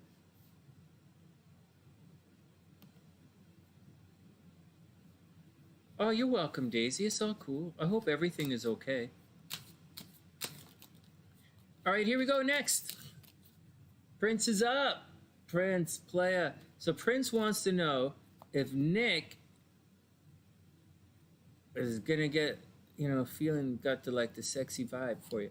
Let's check it out, Prince. Does Nick get a happy banana for Prince? That's what we want to know. Come on, cards. Does Nick get happy banana? Does Nick get the happy banana vibe for Prince? Let's see. All right, we want happy banana, not sad banana, and definitely stay away from rotten bananas unless you're gonna make banana bread, and then that's a different channel. I will message me and I will refer you to a different bakery. Okay, here we go. What's up? Hey, judgment. Okay, so maybe Nick has got Nick has got a little. Hey, Prince, maybe Nick has got a little chubby saurus for you. Sincerely, but you're not ready there. You guys aren't quite ready. There's something that has to be done first. It's the judgment card. So maybe you have to so somebody has to clean something up, right? And somebody has to have the talk. So maybe he has to have a talk with someone, or you have to have a talk with someone and then get it together. There's also a possibility that the two of you have to sit down and have the talk. It's the judgment card, right? You have to clean house before you can move on. So you guys have to have the talk. So let's see what the rest of the cards say. It doesn't really say yes or no. It says potential. Then the hangman. Oh, wow. So be careful. Be careful. Snot bubble. What are you doing with snot bubbles? No. Then you have the well-hung man. And in the major arcana, the well-hung man is Neptune energy. It's the card of illusions. So there is potential for a relationship. I just think you're asking me what Nick thinks. And I think Nick doesn't really know you. I think Nick has some illusions. You could use the card and say he has hang-ups, just like he's hanging up, right? He's got some kind of hang-ups. And something is there. Something is stopping this communication. And I think he doesn't know the real you, or he doesn't know your intentions. And you have to do something to get on the guy's radar. You don't want this card with your reading, because there's an illusion, there's a spell going on, and you need a little bit more reality here to lock it together. And Pluto and Neptune is going to cause massive obsession and massive illusions and massive deception. Like Pluto and Neptune, when you put it together, these two cards, that's not saying it's not going to work. It means you have to get some more information into the mix. Oh, fucking hell. And then we have Dan, I'll say it again. Dan, happy banana, good. Sad banana, bad. Rotten banana, I think they prefer undefined. Yes, rotten banana is undefined. Soon to be. Let's just say rotten banana is transiting. A rotten banana is transiting into a muffin. Okay. And finally, okay, Prince, you're not going to like this card, man. I'm not, you're not going to like this card. Hey, Olympia, you got it. We're going to have to circle back for you, Olympia. We'll put you on the list. So you have the Ten of Swords, Prince. That's one of the worst cards in the deck, and it's reversed. I don't think this guy likes you, man. I think there's a problem in the relationship. It's 10-10. Oh, right up. It's okay, 10-10. Oh, 10. We'll do it at 11-11. Sorry, Casey, I missed it. The Prince, this doesn't look good. It looks like you guys might have a fight. It looks like you guys might have a falling out. It doesn't really look good. So you're gonna have to, hit the chill and see what you guys can do. One more card. Emotions are running high. So Prince, watch out. Like if I were you, you know, you guys have to have the talk. You know, have the talk and see how it works. Emotions are running high, so be careful because this is very clearly breakup energy, and you can't really get around from that. No, DeLisaS, you hit it right on the nose. All right, next.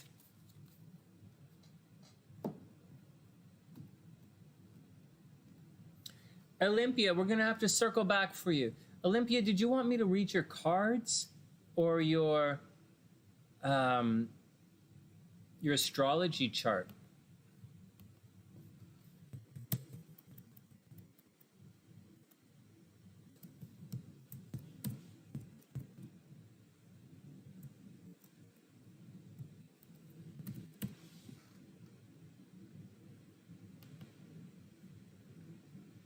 Prince, you're super welcome. Super, super, super welcome, man. And I really wish it came out differently. But like, what do you want me to say, man? It's the Ten of Swords. That's the card of bad shit happening. You know, illusions, bad shit happening. Like, I'm just reading the cards. I hope it all works out. Okay, next. Erin's up.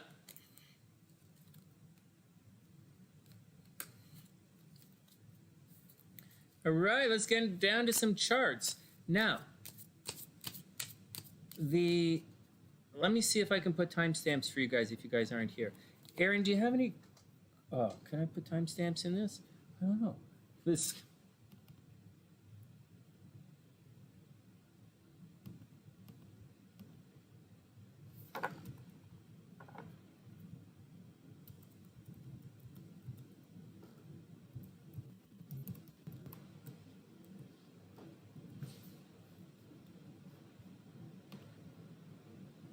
Oh, probably not. probably in a sec. Maybe I can do it. 1 sec. Everybody give me 1 sec. I'm going to try and... Frig. I guess I need to get to... 1 sec. 1 sec. Damn. 1 sec. What the hell is this? Okay, 1 sec. I'm going to put it right here.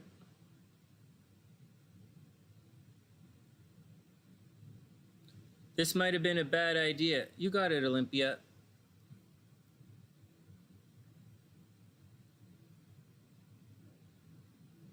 This takes effing forever. This might not happen again. I might not. Okay, here we go. Okay.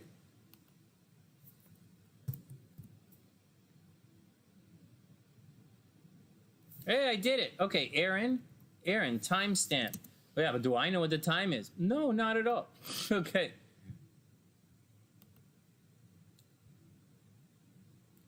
Okay, guys, can you bear with me for 1 second? I'm trying to put some timestamp in. Where's the time? The time is, oh, right there. Don't hit that. Everybody be cool. The time is 1:20, say 1:30. Let's say ErinH.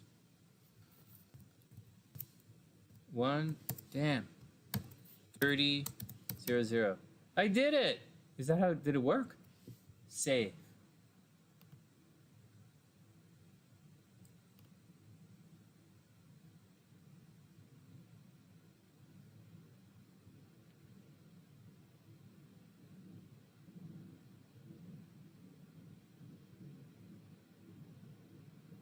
This is all fine and dandy, but I can't get to it. Oh God, my chat is like a day behind. Everybody hold on. So, oh God. Oh no. Almost set. I just tried to do timestamps, so. Oh God, and the computer's weird.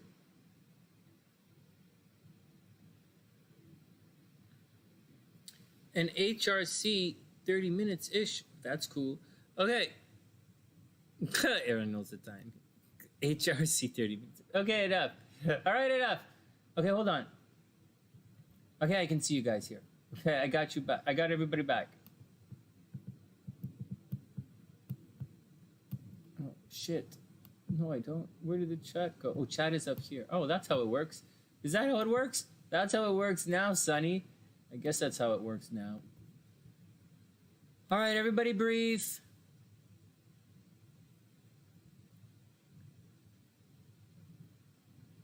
Erin, KC, DeLisaS. All right.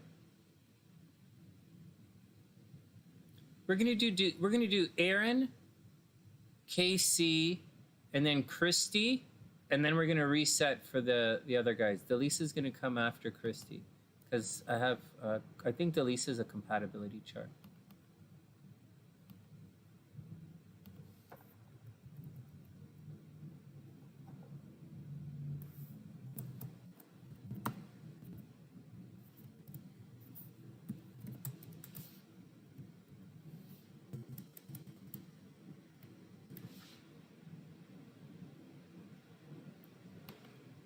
I think that's it. I don't think I've missed out anybody. All right, here we go. Erin is up. All right, Gabrielle, have a super, super, super amazing day. I hope everything is wonderful. Hey, you know, Gabrielle, I've been wondering if you... Oh, that's a personal question. I'll ask you another time. And so I'll ask you offline. All right, Erin is up. Oh, man, Erin. Holy smokes. Erin. Wow. Erin. Oh, wow. Erin, you're supposed to marry Rich. Yeah, I met Rich, not his friend. Not his what? It's interesting you say that, Sonny, because there's someone whose name is... There's someone... Because it's funny that you said I would marry someone rich, because I liked the name. Okay, stop it. I was going to make a joke with Richard, the other name that Richard is called. Oh, shit, you guys aren't even looking at this. Hold on. Sonny, typical Sonny, right? Okay, 1 sec.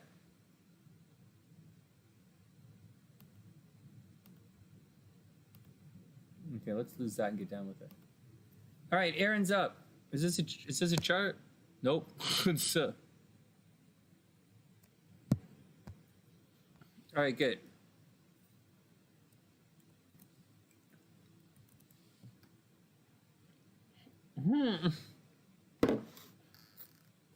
All right, these are 10 minutes long, right? They're mini astrology readings. Let's pull it up. Oh shit! I thought I just fixed this. The fuck? Hold on. Am I on the same screen? Video. I thought I just cleaned that up. All right, let's bring it back. It's fun, isn't it? All right, here we go. Pull up the stopwatch, or else I'm gonna like go on all night. Here we go. Do do do do do do do. Erin.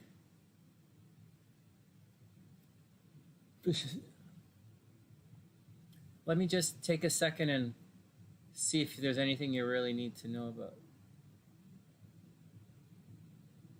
When we do the transits, we'll see what's up. When we do the transits, it looks like 2022 is going to be a difficult year for you. 2021 is going to be a change year for you. 2022 is going to be the big year for you. All right, where's your Saturn? Saturn is over there. It's going to be okay. 2022. All right.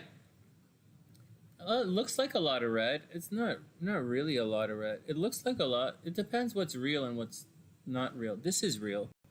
Oh, shit. And so, this is real. Right? The nodes, 27, 27, 27. Mars conjunct the north node. Oh my God. All right, well, we'll get to that in a sec. All right, here we go. Let's hit the watch. Let's hit stopwatch and go on. All right, Erin is up. Erin is a she is a Pisces, not a regular Pisces. Well, kind of like a regular Pisces.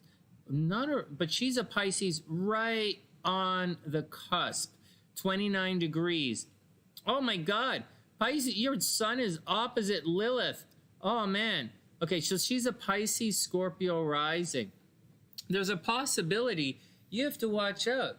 You know, Erin, I don't want to say anything bad. I don't want to spill too many beans with everybody. Hey, Uncle Dan. Hey, Shell. You could be a little bit All right, let's go. Let's see what was going on.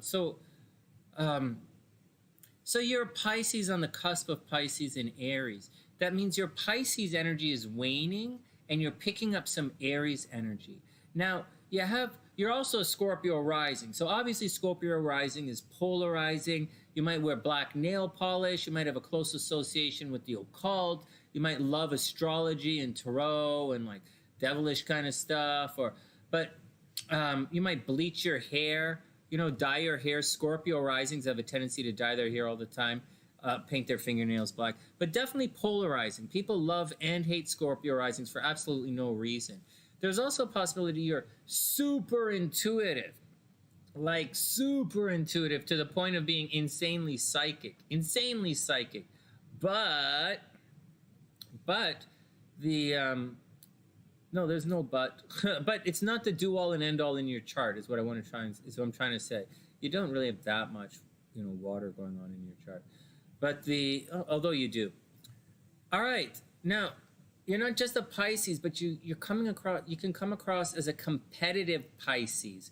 Although you probably don't slam people all the time. You probably do whatever you want to do, and you probably take your time doing things. You're probably quite possessive, very possessive. You're probably, for a Pisces, you're probably quite a logical Pisces. And you'll probably do things in a very disciplined manner, and you might actually make lists. You're probably not a flaky Pisces is what I'm trying to say.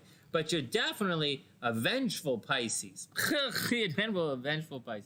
All right, so once again, you're not a typical Pisces.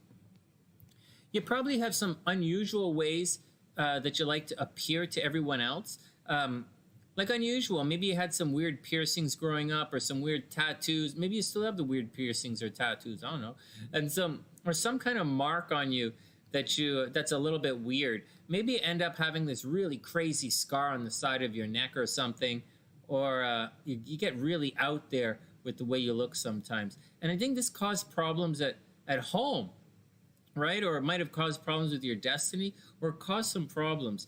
So, neither here nor there. It's the way you look. It's in the past. And a logical Pisces, right? Yeah, there you go. All right. Neptune, watch out for, here's a big one. Watch out for illusions in money, right? You probably always think money is going to be okay, right? Neptune in the second house often indicates you think money is going to be okay. You think money is going to be okay, but it's right up against Saturn here. This is an incredibly negative aspect, Saturn-Neptune, and it's in your astro sector of friends and social networking. So be careful that your friends don't cost you money, right? There's a possibility that you're always, like wherever Saturn is, it's where you're tormented. And it's in your astro sector of friends and social media. So maybe you're like, you get tormented in social media. Maybe you get in online fights with people. Maybe a fight in social media, like Twitter wars, Facebook wars with people. But Saturn takes things away. So you're always kind of like taking away from the group. Like they're probably like mean girls at school that didn't like you. Or you're on the outside of the cool kids kind of thing. And it kind of like really upset you a little bit. Or these people try to take advantage of you. And as a result, it costs you a lot of money or something. You hang out with the kids and it costs you some money. So you got to watch out for it. Just watch out for it. Don't spend your money on your friends. There's more stuff going on. Like there's a strong possibility that you're going to fall in love with your friends, or that you're going to have a real strong sexual connection with your friends. And for some reason in your life, you've equated relationship with sex. And I don't know if that's like necessary for everybody, but for you, you have. And a lot of the stuff that I'm talking about is probably very behind the scenes with you. Like you're probably not openly flirty. Like you're not a Libra or like a Leo or anything. But you're super romantic. So you're super romantic, super practical. You probably fall in love with your friends. Watch out. Just watch out for that kind of stuff. There's going to be major heartbreak in your relationship. So be careful. Major heartbreak in your relationship. I don't see you getting away from that because it's Chiron right there. And so I see sex leading to heartbreak. Do you guys see it? Lilith making a negative aspect to Chiron, sex leading to heartbreak. So watch out for it. Hey, Rock, be cool, man. Oh yeah, 5 a. Oh wow, 5 a.m. Holy smokes! Have a wonderful night, Rock. Happy New Year, and thank you for everything. All right, Erin. Okay, Erin. Yeah, exes took advantage of you until you said enough. Yeah, seriously, like that's the deal. All right, what else is going on? So maybe some communication problems a little bit. Mercury isn't technically retrograde, but it's stationary retrograde. So you're probably going to have communication problems in this lifetime. It also makes a pretty negative aspect to Pluto in your 12th house. So maybe you've been in situations where people around you have died, right? Behind the scenes, people have died, or they died. No, just excuse me, leave it like that. People around you have died a lot. You're probably always thinking about home life. You're probably always thinking about your parents. You're probably not necessarily a homebody per se. You might not necessarily be a homebody because you have all this energy at the top of the chart, but good things happen to you at home. You're always thinking about home. Good things happen at home. Energy enters into your chart at home, but the top of your chart is where all the energy is, and I like quite sincerely, is fucked up. You have Mars right conjunct retrograde Mars. Let's clean this up. We'll go back up here right now, and then we'll speed through because I'm running out of time. You have retrograde. It's all retrograde. Retrograde Mars means going out of control. You got going out of control, hitting the south node in the publicity sector in Leo. You could probably be a little loud and proud, a little dramatic, a little demonstrative. You're probably always fighting with people at the office. You probably always have very loud encounters outside. Maybe you were a cheerleader. Cheerleaders are loud and proud and popular. You know, that's the deal. You probably put an excessive amount of exuberant energy into popularity. Now, the only problem is Jupiter is there and it's retrograde. So you would think that Mars retrograde, you become really popular, right? You're always doing it in your north node there. You're always doing it, and Jupiter there, but it's all retrograde. So you're going to have some stops and starts in your publicity quest, meaning you probably put a lot of energy into being famous, but being famous is going to trap you, and it's a lot of hard work. So watch out for it. Cruising along, you're super duper, super romantic, and maybe if you ended up working with kids would be a really good thing for you. On top of all of that, you know, you have to, your money is come from your partners. So you have to absolutely marry someone or date people who are good looking and wealthy, because that's where your money is coming from. I would imagine that your boyfriends buy you a lot of stuff. And so, and you're probably good in the game of love, and you probably have no problem attracting guys. The only problem is you could be taken advantage in relationships. People take advantage of you in relationships, and you got to watch out for it. All right, home is your comfort zone. Yeah, home is the comfort zone, and that's the deal. Your money comes in. You can make your money in finance. You can make your money as an entrepreneur. You can make your money like finance as an accountant. But really, your money comes from. And you put a lot of energy into the entertainment industry. This chart screams like maybe you have a tarot channel, and you're like, well, you usually have a little more Scorpio or something in there. But you maybe have a tarot channel or a YouTube channel, or you're an actress who's really pushing things. But your money's going to come from your partner, right? So, and don't think anything is bad about anything. Hey, cosplay, what's up? Hey, cosplay, one sec. Let me just pause this, and then we're going to finish it up. Cosplay, thanks for liking those little videos I put up there. I really appreciate it. I really appreciate it. You know, my little morning videos, I don't even know how to see them. I post them, and I don't know where they show up. But, like, I really appreciate when you comment and say hello on those little 1-minute videos I put up. I appreciate it. All right, next. Yeah, go back to school for business management.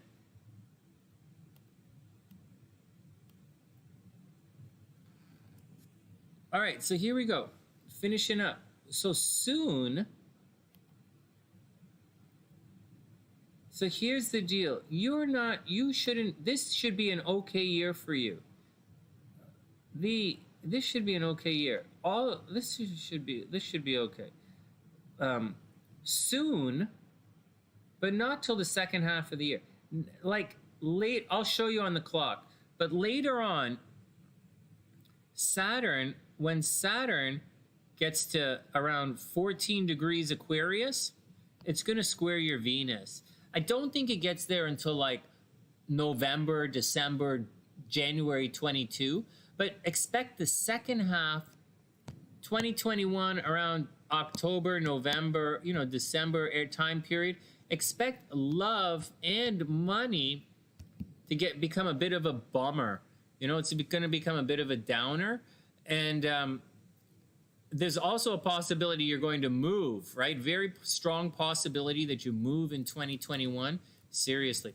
But not at the beginning of the year. The second half of the year, everything lights up for you in the second half of 2021 into 2022, right? You're not there yet. All of this stuff is going to creep here. You see your numbers. All of this is going to go retrograde. So it's not going to happen till, you're not going to light it up till later in the year. And it's kind of going to suck. And this stuff is going to happen next year in 2022. So that's what you have to watch out for. And you have to watch out for it.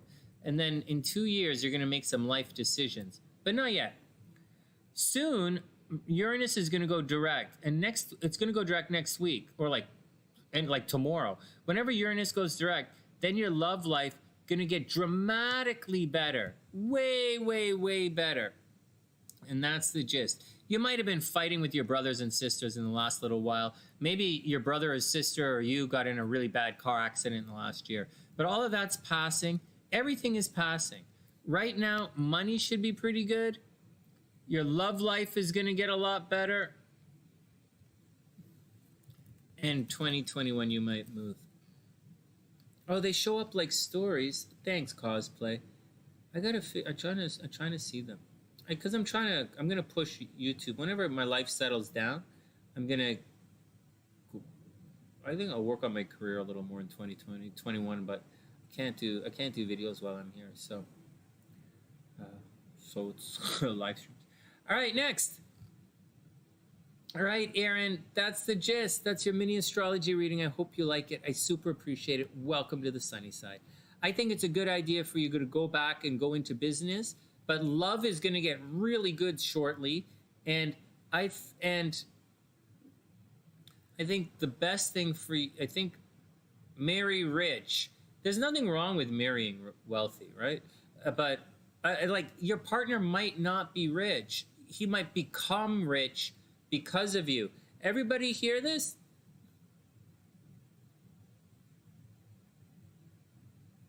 Yeah, Casey, of course I do. We do. Oh, no, wait. You wanted to know if I recorded them. Yeah, hold on.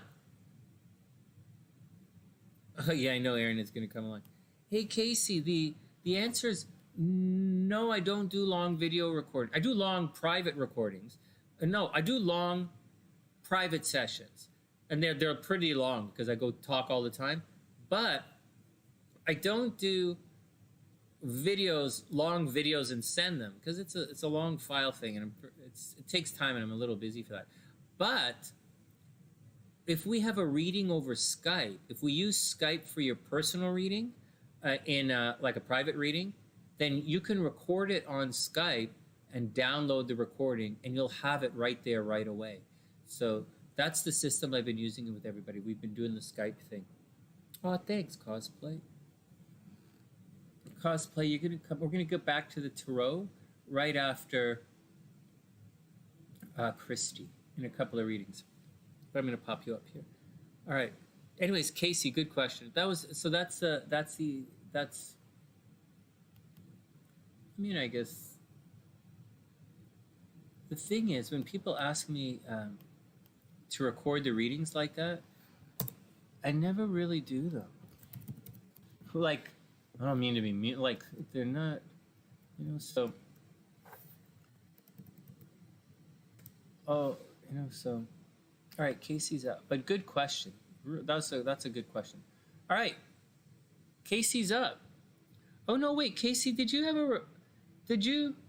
Yeah, okay, so that's the answer for that.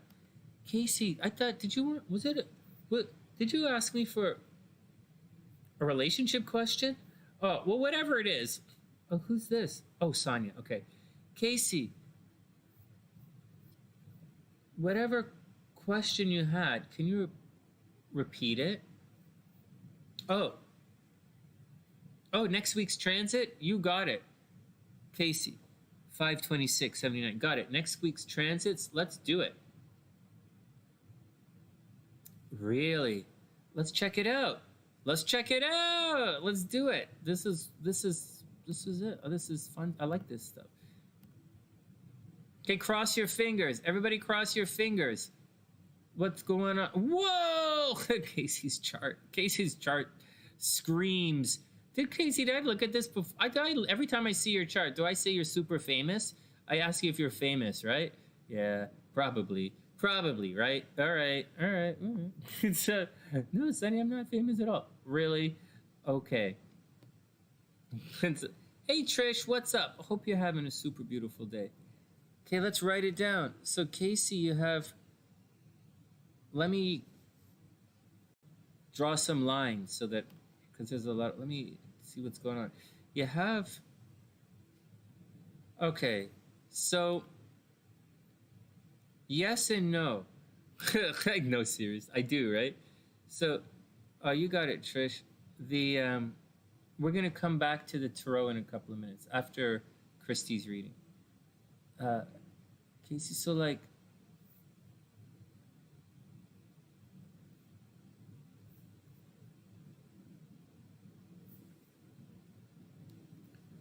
Let me just check one thing, then I'll start the clock up.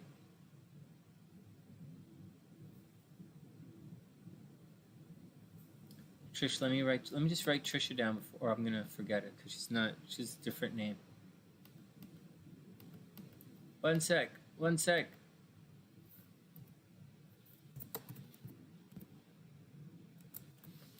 All right, Trisha's there. Okay, so here's the deal. So let me start to stop watching. Here's the deal. And so what's the action on this chart? Okay, so first you have this opposition going on. It's the first clear thing, but it's not. Yeah, and I kind of got it. It's all right there. Do you guys see that? It's right. That's where the planets really are. Right? Those little dots right there. That's where the planets really are, and it's kind of right across from your Jupiter. So here's the deal. When all of that energy is right across from your Jupiter, the other people are going to get kind of lucky. So if you're negotiating on behalf of other people, like Casey, if you're negotiating on behalf of other people, then you should be very successful. Chart says that, okay, so there's that, right? Let me clean this up. So that is real. That opposition is real. And this Taurus stuff that is definitely going to cause problems for you later on in the year is not coming into play right now. So there should be no negative energy affecting your finances, which is really good. And so like no energy affecting your finances, right? Up here, your money. And so don't stress it out. All of this stuff that comes into play is very harmonious, right? It makes a really nice angle to that stuff. This stuff makes a nice angle to that stuff. And this stuff makes a really nice angle to that stuff. That's the deal. They don't make negative angles to each other until it goes later on in the year. Later on in the year is going to be tough, but like not now. It should be pretty good. This week should be pretty good. I think these guys, so once again, this is all your work, your day-to-day life. And although it looks like this guy is creeping in soon, to be very lucky in love, that's not happening anytime soon. This is like, this is just not. So most of your chart is, the transits right now are focused in two big areas, like three big areas. One is right here, work and health. Don't stress out, don't stress out, don't stress out.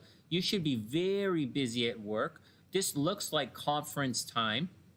This looks like getting the best deal for your clients. This is you, this is your clients, and this is getting the best deal for your clients. So like, whatever, man. So I think that's pretty good. It's also a very good time for romance, creativity, and children. So Casey, your kids are probably doing fairly well. Love should be fine. Creativity is fine.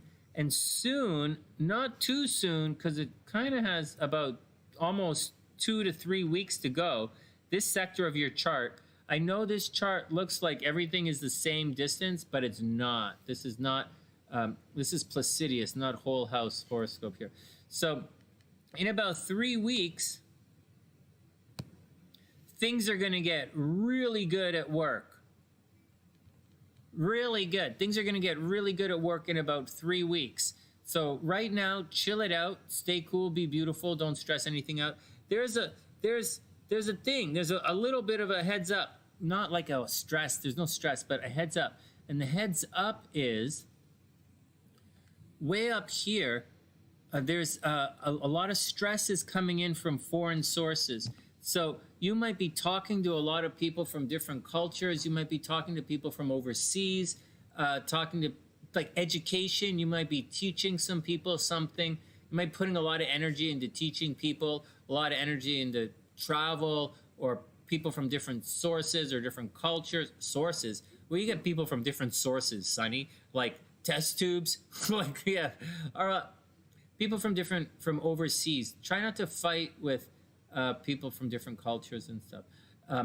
In addition to that, on a, oh really? Are you doing the teaching thing? Okay, but in addition to that, watch out for something crazy. Actually, you might, something really interesting might happen in your Juno or on your Mars when Uranus goes direct in a week or so.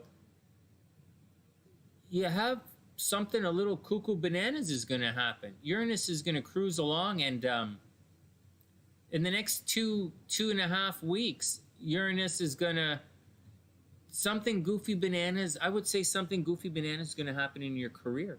You might suddenly get promoted, or the company might shut down, or like something sudden and unexpected is going to happen. You might have a sudden and unexpected opportunity to travel. But I don't see Mars, when Mars is floating through the chart all by itself, you know, I think of it as heating things up. But when Mars makes the aspect, when Mars crosses Uranus, things get a little bit difficult. It's different. When Uranus goes direct, Mars is gonna put a lot of energy into doing something sudden and unexpected, and it's right at the top of your chart, right? It's your career. And so, and then Uranus and Mars and Lilith, they're all going to conjunct, they're all going to march right through your power zone or your zodiac. So you, raises come out in bonuses. Oh, no way. No way. So, hey, that's awesome. That's awesome. That's awesome. Oh, that's great. Anyways, you're going to put a lot of energy at the office in the next little while. But you're going to put a lot of energy at the office. Holy smokes. Look at, like, but it's going to be okay, because this, see that? This isn't happening today. It's right, this line is right there. But it's going to happen quickly. So Mars is going to go over here, a lot of energy at the office, and then Venus clicks in, and then everything goes smooth. When Mars goes here, you're going to put a lot of energy into it, right? It's not always negative. But when Venus cruises into here, it's going to ease things up. So you might get a project. you know, like a really big ass project, and you really sink your teeth into some really big ass project that you really want to do. You know, Mars is going to go and gas it up, and Venus is going to, you know, I said project because Venus is going to give you some space and time in your day, whereas Mars is going to make you busy, right? So that's why I said project. Long reading. Oh, that's why you need a long reading. Okay. All right. No, that's what I say. That's what's going on for you in the next week. Things in the next couple of weeks. Things look really good. There's no, you know, I don't know if you're looking to get married or anything, you know, marriage and stuff. I can't remember if you're married or not, but nothing is going into here anytime soon. So don't sweat that. Love is good right now. Soon it moves into your career.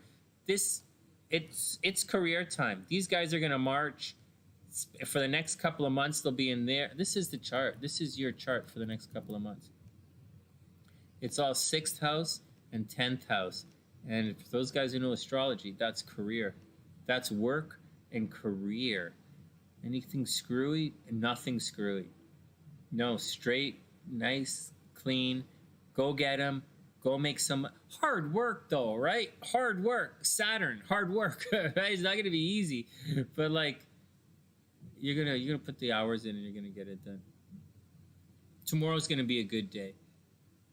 Yeah, you should be lucky. Actually, you know what I would say? Actually, you know what, Casey? You know what I think? I think you should actually buy a lottery ticket today, tomorrow. I really think so. I think you should buy a lottery ticket. Now, I am gonna tell you a negative thing you have coming up, but I have to find it. Give me a second, guys. Let's find it. And I'll tell you, tomorrow's going to be good. Let's pull up. I do think you should get a lottery ticket. Jan 7th. Okay, I think this guy here, everybody paying attention? This guy here, 18 degrees Sagittarius, is going to square 13 degrees Pisces. Everybody understand that? Pisces squares Sagittarius. This energy here she's going to go through a node square. And when you go through a node square, oh God, Shell, we should all buy lottery tickets, man. Seriously. When you go through your node square, that's when things are going to get crazy for you. That's when you're going to go through a big life change. Let me see if I can find this.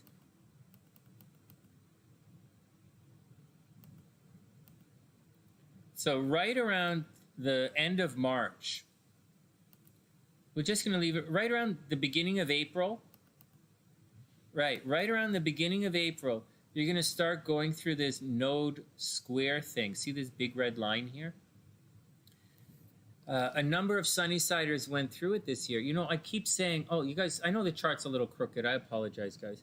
The SunnySiders who are born in 88, they're going through a similar thing. I think they're going through the square.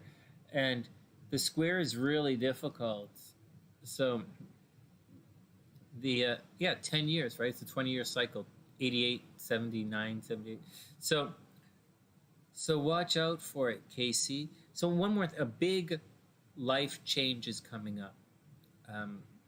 Big life change. Be careful. Be careful. Beginning of April, big life change. All right, next. I'm going to sit here and try and figure it out. All right, next. I got to keep these to 10 minutes. Anyways, Casey, whenever you're ready, I'm going to be fun. All right, Kristi is up.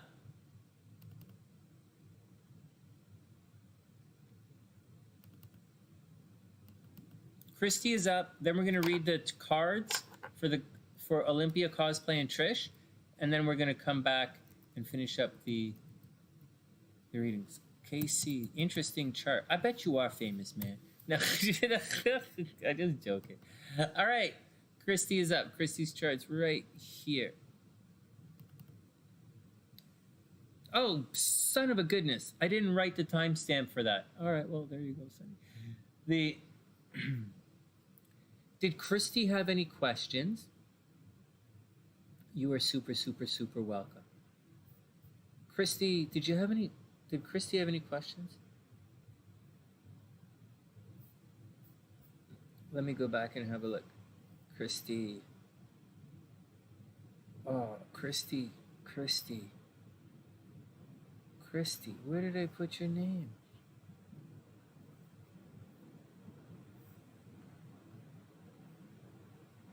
Kristi, did you have any questions? Kristi's still here? Hey, Kristi, what's up? Hey, Kristi, did you have any questions while we're cruising through? Let's go down to it. Let's see what's going on with Kristi's chart. Oh, geez. Holy goodness. Kristi should get married 1,000,000 times. Oh. Are you guys seeing this? Yes, you are. Is this her chart? Yes, it is. You got it.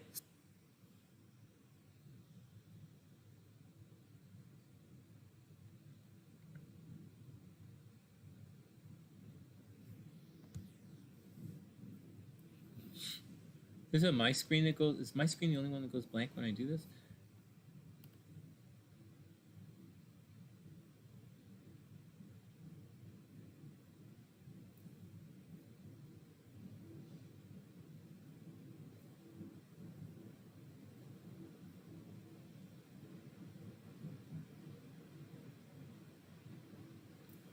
I gotta tell you something. You know, relationships are relationships. You know, they come and they go. You have good relationships, bad relationships, you know, this and that and this and that. But there is one thing I know for sure. When you ask someone if they want to go to counseling and they look in your face and they say no, it's time to fucking buy a Corvette. It's absolutely time to buy a Corvette. So let's get back to work. So let's get back to work. All right, next.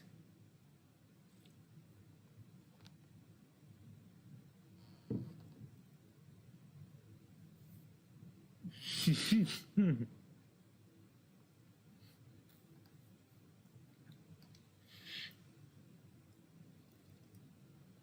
was gonna buy her a cute little Porsche, cheap, like $1,000, and I would fix it and stuff. Cause I like to work.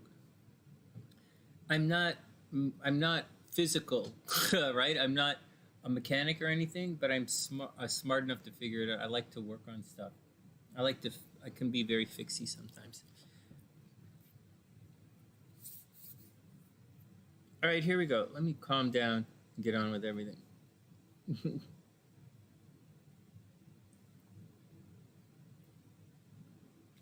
Just saying, if any of you guys see me cruising around in a chick car, you know why. You know why. Oh my God. Whatever, Sonny, stop being an idiot. I can't stop being an idiot, guys. I try so hard, but I can't. All right, here we go. KO is up.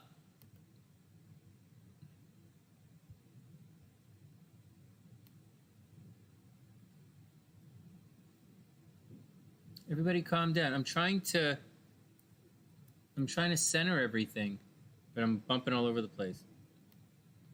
All right, starting the clock. Here we go. A job. Yeah, I do see you getting a job. I actually, you know what, Kristi? Oh, wait, sorry. I don't know if you're going to get it. I'm looking at the wrong chart. Sorry. We'll look at your transits in a second. Obviously, we'll look at your transits in a second, but we'll see what's up. Okay, so Kristi is... Oh, but Kristi, you're a homebody. Your moon is at the bottom of your chart. Or so. Anyways, Kristi is a Scorpio. Oh my goodness, right on the first degree of Scorpio, no less. Oh man, what a chart. When Mercury is in Scorpio, Uranus is in Scorpio. Oh my God, Sagittarius rising. Oh, you have similar energy as I do. You and I have similar energy. There you go. So you're a Scorpio, but you're not a traditional Scorpio. You're a Scorpio, but you're probably a Scorpio that's like an easy breezy Scorpio or a fluffy Scorpio, they like to say. I mean, you can get intense. You like the Scorpio stuff, but when people look at you, they see someone who's outgoing. They see, except that your moon is right here at the bottom of the chart. So you know, probably not like out, you know. So you have a, this is an interesting chart. Let's get back. So, you know, you would think, you know, it's easy to say you'd like to travel and stuff, but your Saturn is so like some of the obvious stuff that you would, so some of the obvious stuff you would say for someone like Kristi in this particular chart, the obvious stuff gets quite negated. Like, wait, just letting you guys know, all up there, it screams she should be very popular, right? And nothing is retrograde. Venus is at the top of the chart in the 10th house. She should have a really good career. It's in Libra. Maybe she works as a lawyer. Maybe she goes to school to become a lawyer. Maybe she becomes very popular. Maybe she works in the entertainment industry. Maybe she becomes an agent. Maybe she becomes a social justice worker, helping other people along the way. Very sincerely. On top of all of that, you know, there's a lot of energy in her friends and social networking. So a lot of popularity, a lot of energy in the friends and social networking. But at the bottom of the chart, the moon is at the bottom of the chart, which means even though all this good stuff happens at the top, she probably likes it at home. And if she had the opportunity to stay, like, good things happen to her at home. She probably has a good relationship with her mom, and a lot of things happen to her house. You know, maybe her family is a strong part of her life, you know? And her moon is right on the cusp of Pisces and Aries. So it's a very psychic, but also aggressive and competitive moon, which is a really interesting thing to pull it all off. And so you got it, Casey. I'll send you an email tomorrow when I set everything up. And thanks, Casey. And Skype, right? Skype is what we can record on. So do you guys see how Kristi's chart's a little twisted? So what happens is she attracts, whenever Kristi goes out into the public, she attracts. She probably puts more energy than she realizes out into the public. There's a problem though. Anyways, wherever she goes, people probably know her. Or like she's standing there in the middle of nowhere and people walk up to her. So it's great. You know, it's not great for me because I'm a Scorpio and I don't really like that stuff. But and she's a Scorpio too, but she's an easy breezy Scorpio.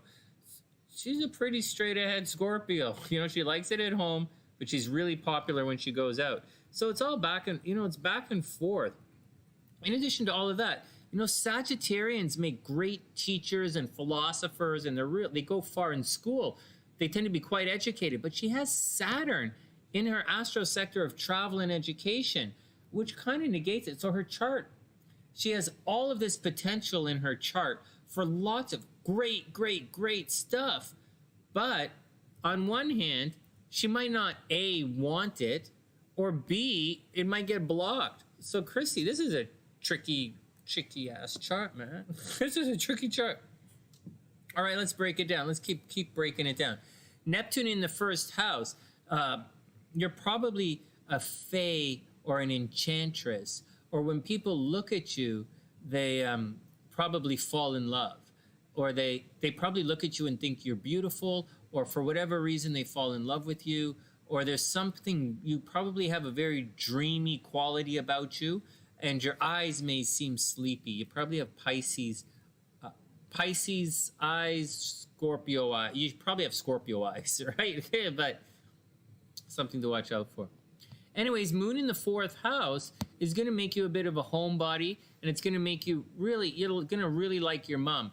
If you wanted to work in real estate, you'd probably be pretty good if you worked in real estate, right? Venus is in Libra, so your money is coming from helping other people, and so helping other people, sticking up for other people, taking care of other people, and your moon likes to work from home. If you could work from home, I bet you would work from home.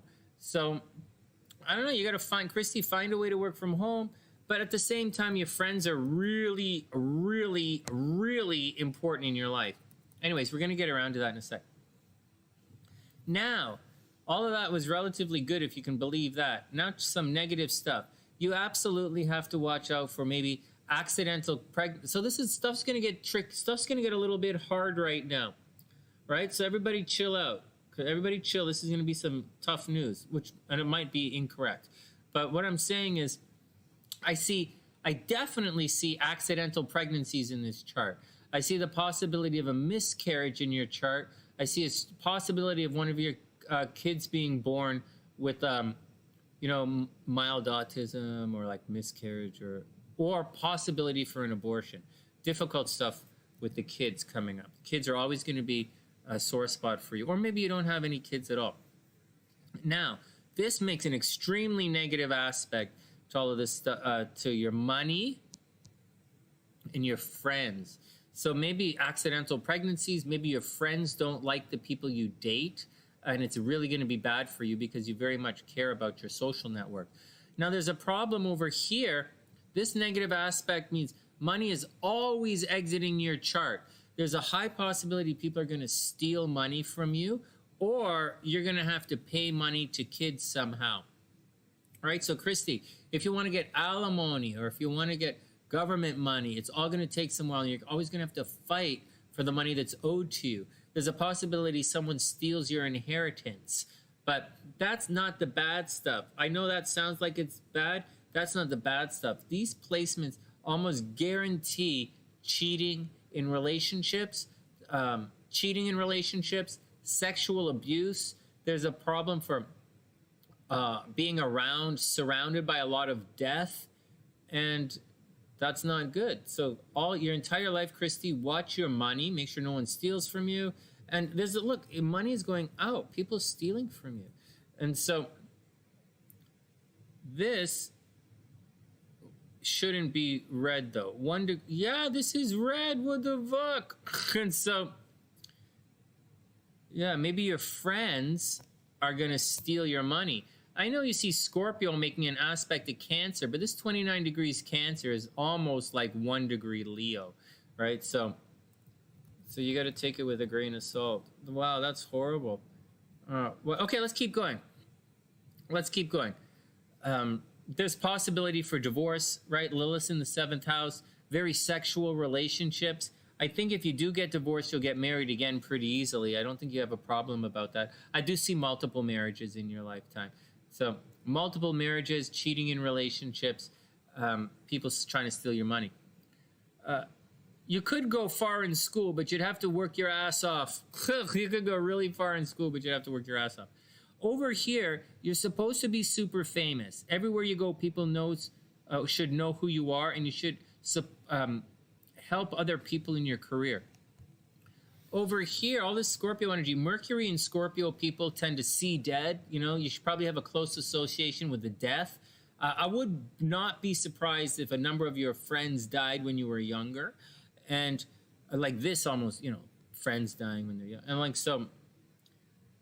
And that's the deal. So Kristi, I guess watch out for it, watch out for it. Friends are going to cause you. Your friends might get you into trouble. Maybe accidental pregnancy from your friends. Let's go to transits and see what's going on. That's intense, man.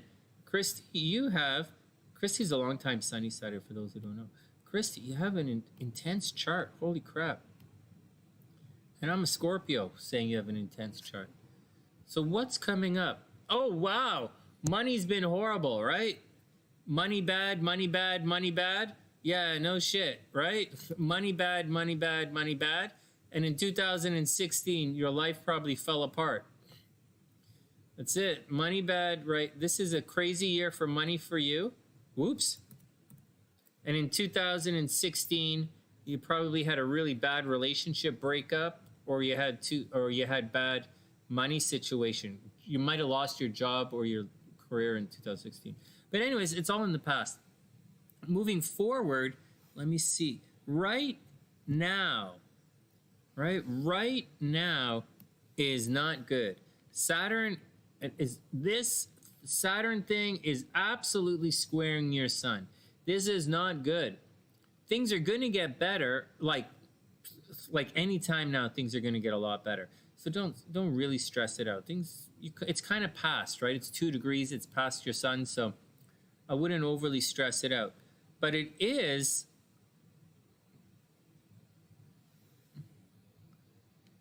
directly across your Mars, so it's causing a problem. So you have to Hey, Kib, what's up? We'll add you there. Yeah, seriously.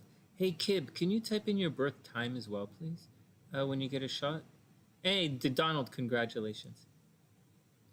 Okay, so that's the deal. So that's the deal. Right now, like this week probably sucks, right? This week probably sucks.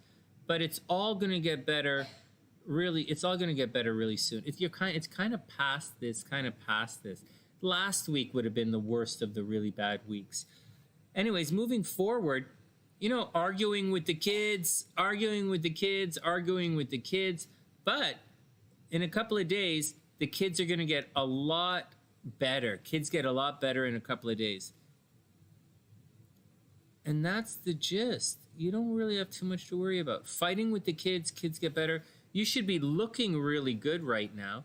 You're in an attraction cycle. You're probably looking good, attracting things, feeling pretty good.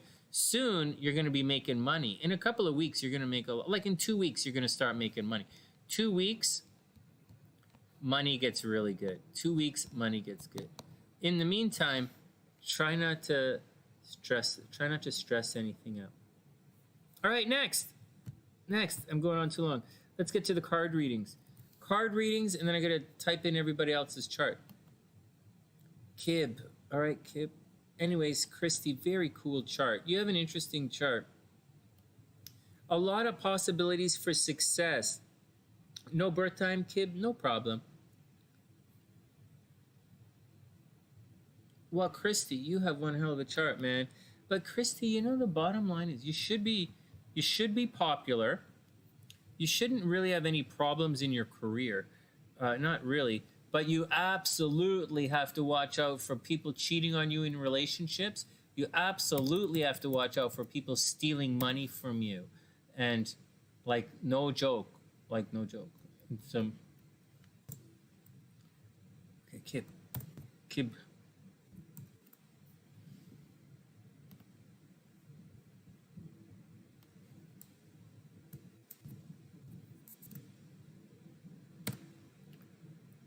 All right. Yeah, go with the flow. Ah, Kristi, my pleasure. Long time SunnySider, Kristi. Thanks, Kristi. October 30th, 1978. 30. October 1978. I'm just typing in stuff right now. Victoria, we're going to make this noon. Victoria, Texas. Hey, just...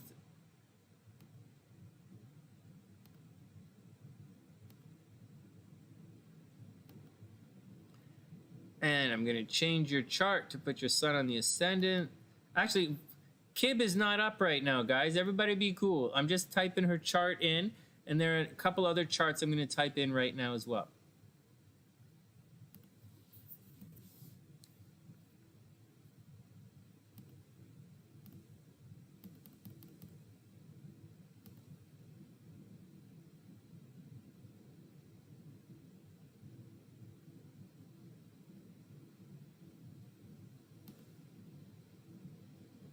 Why the hell is this taking so long?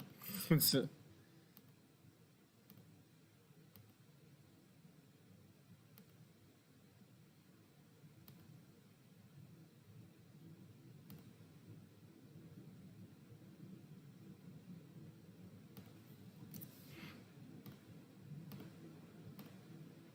think my computer is going glitchy. All right. What time is it? 6:40 a.m.? Okay, let me change the time to 6:40 a.m.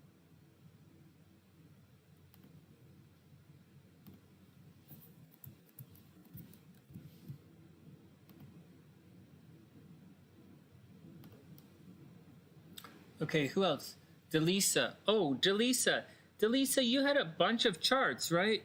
Did you, DeLisa? I think DeLisa wanted me to do a relationship thing.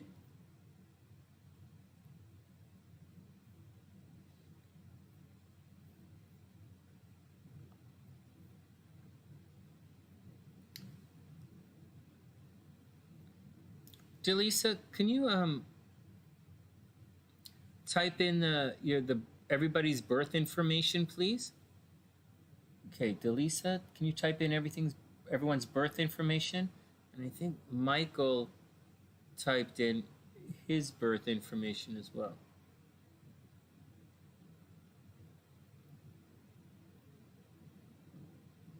Let me just put up, I think I have Michael's right here.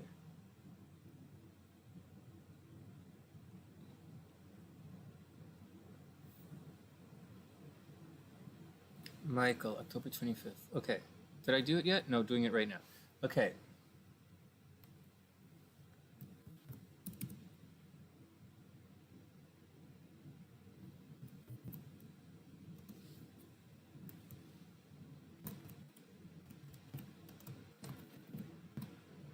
Okay, October 25th, 88.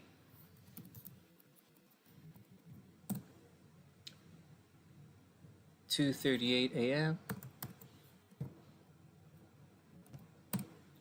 In Australia, no way. In Cairns, CAIRNS, AUS, Australia. Done. October 25th, 88, 2:38 a.m. Cairns, Australia. Woo! 1 degree Scorpio. Holy smokes. Well, there you go. 1 degree Scorpio. This is like our October's chart. Okay, hold on. So who do we do? Sonia. Let me pull up Sonia. And then we'll... Sonia and... DeLisaS. I'm waiting for DeLisaS to enter in her chart stuff. Oh, you got it right there. Well, you wanted to do a compatibility, right? So DeLisaS, the compatibility, like whoever you want me to do. I thought that was it, right? You're looking for a compatibility? Or whatever you want. Let me know what you're looking for.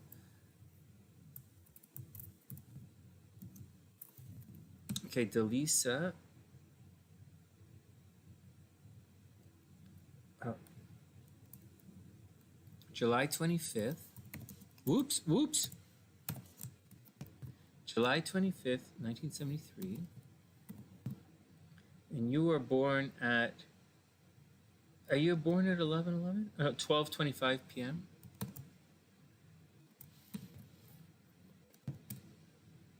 And no, just a regular reading, you got it. 12:25 p.m. And hold on. Oh, right, relocation. Sorry, DeLisaS, my bad. Relocation. Yeah, type in where you want to go. We'll have a look. And I'll send you some stuff in an email tomorrow that gets you more. I'll send you more information in an email. July 25th, 1973, 12:25 p.m., Long Island. Sorry, I'm getting... Let's just...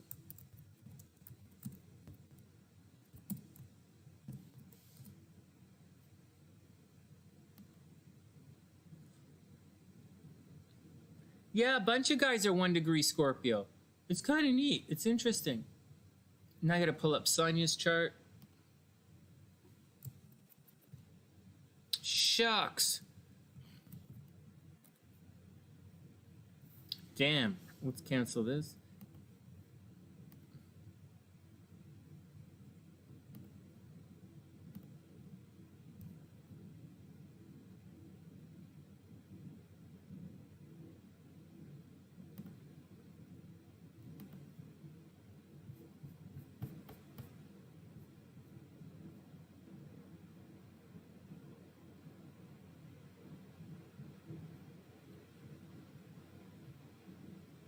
Sonia, I got you right here.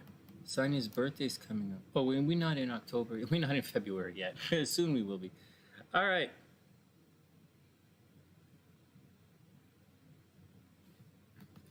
That's all right. Let me write it. Where in South Africa do you want to check out? Like Cape Town? We'll get back. We'll come around to it. We're not gonna do your chart. Oh, you're the next chart we're doing. Okay, hold on. Hold on. We're gonna do some tarot right now. Olympia cosplay and Trish. I'm just writing all this down because it takes so long for me to enter everything in. So let's say Cape Town.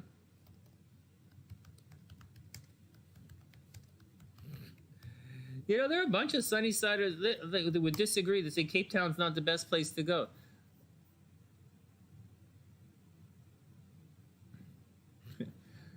Where else, DeLisaS? We'll see. We'll see. We'll see. We'll see where else. What else is going on? Before I get to the cards, Alexandra wants to know if it's possible to ask questions about the past. Yeah, of course. Of course. It depends. I don't know what you mean by ask questions about the past. Like it depends. I'm not sure. Oh, Johannesburg. Sorry. Yeah, I don't really know anything in South Africa, you know. All I know is Nikki's from South Africa. And some of our Sunnysiders are in South Africa. All right, cards. I think we're good. DeLisaS, Michael is right there, Sonia's there, and Kibby's there. All right, but first, Olympia cosplay and Trish. Where's my cursor? Oh, there it is. I made it. Oh, okay. Everybody calm down and be cool. If it's possible to ask questions about your past, maybe, but that's a trick. It's not a trick question or anything. It's like it's a vague question. It depends what you want to know.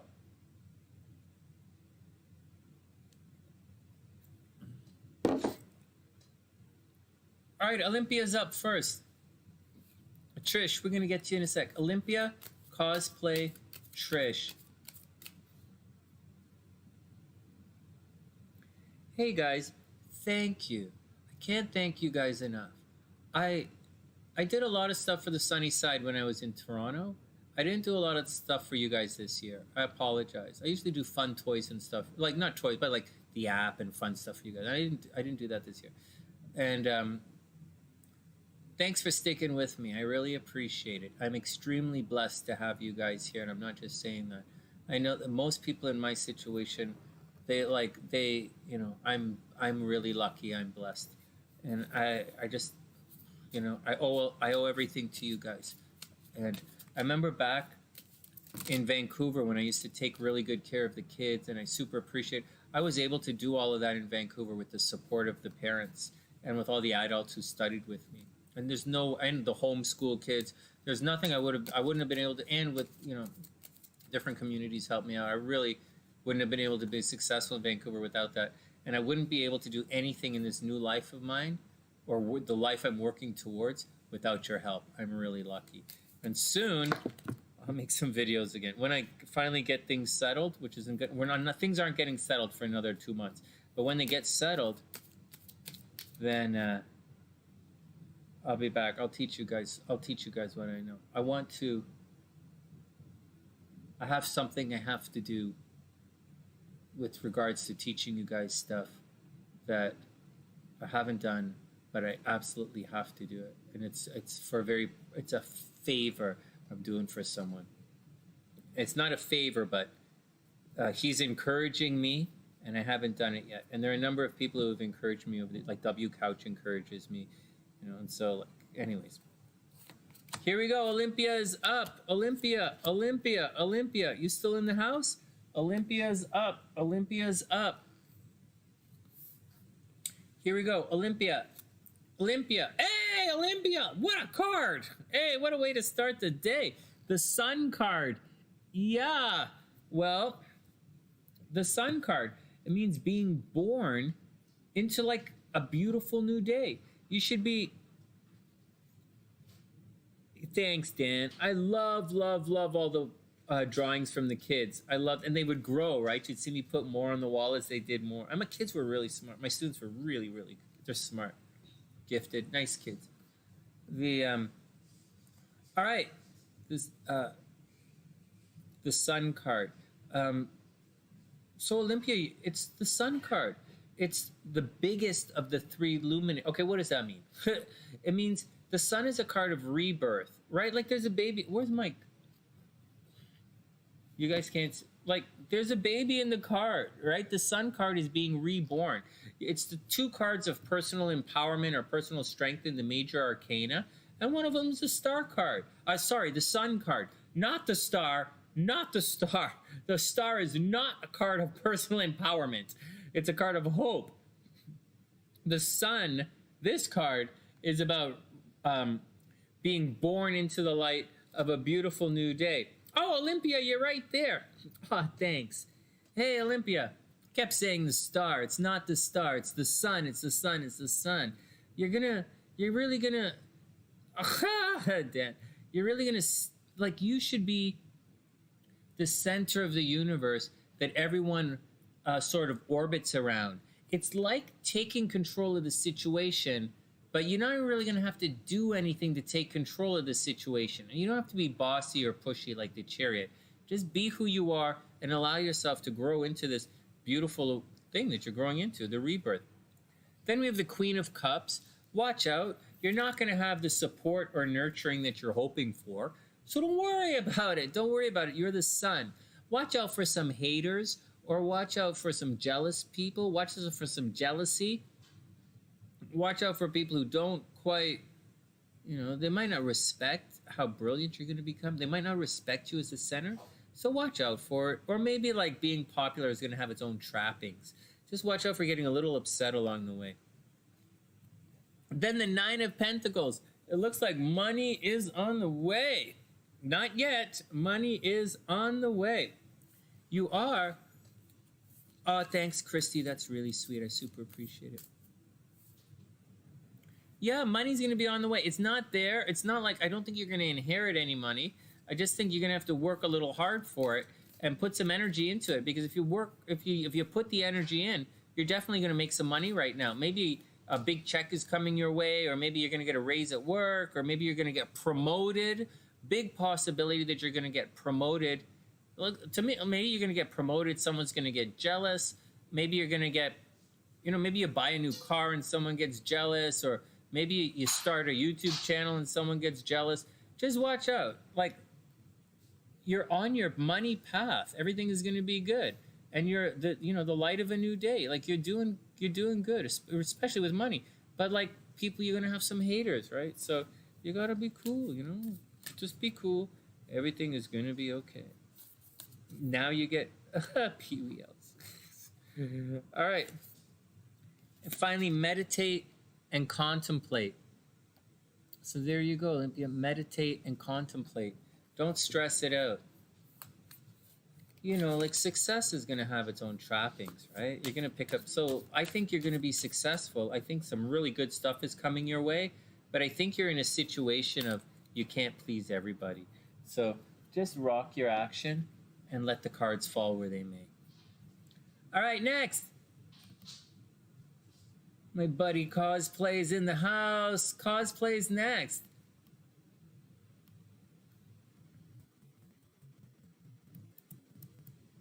I know it seems like no big deal, but to me it's a big deal. I super appreciate all cosplays done. Because, I'm trying new technology, and I'm really bad with new technology. And I'm trying to listen to YouTube and Facebook and stuff, and they want me to do those little 1-minute things, so I do them. But I don't know where they go. I can't find them. Or I don't know. Anyways, let's move on. Cosplay's up.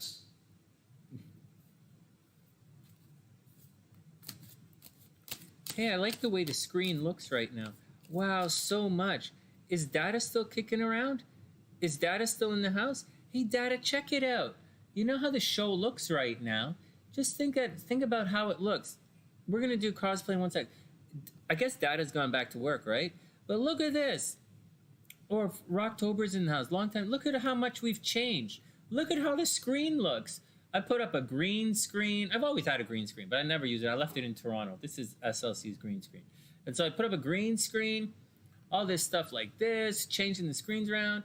Then we're doing the Astro looks like this. The Tarot looks like this. You know who did this? You guys know who did all this? D-Day. Dada's kid showed me how to do this. I don't even know how to adjust borders. And D-Day's not a kid anymore. He's cool. I think he's going to turn 17 soon. So everybody's getting big.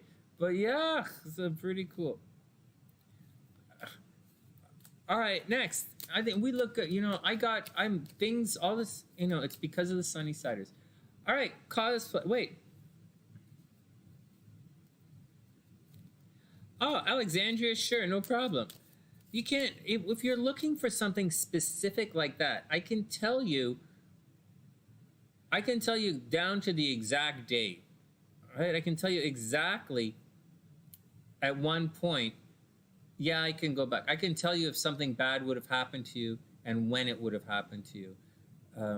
Yeah, abuse. If you're looking for abuse in a chart, I'll definitely show you if there was abuse, problems with problems with parents, you know, sexual abuse, cheating, like the whole deal, arguing with parents. I can back up your chart to when you were younger. But if you're talking about a repressed memory, that's something I would usually do in hypnosis. For those who don't know, I'm a major hypnotherapist. I don't really practice hypnotherapy anymore. I do sporadically and a little bit for, you know, people are important to me. But this channel and my career was, you know, I became famous as a hypnotist. And so, like, this is all just kind of what I'm doing these days because I've been moving around. Anyways, just letting you know, guys, know that stuff. Oh, yeah, my hypnosis videos have millions of views on them. I have another channel for it. So I don't really, yeah, I was doing it. So, all right, next. Olympia. Olympia's up. Oh, what about the X? Let's read your cards again. Olympia asked 2 questions, right? I forgot about that. You want to know about the X? I apologize, Olympia. Olympia had a couple of questions. Olympia, you're still here. You're still up. So,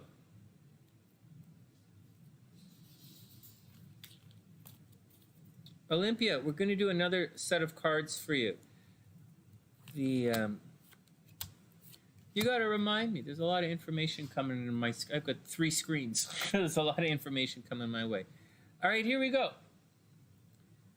That's my 2 cents and all that kind of stuff. I'm going to start teaching hypnosis on YouTube as well. So,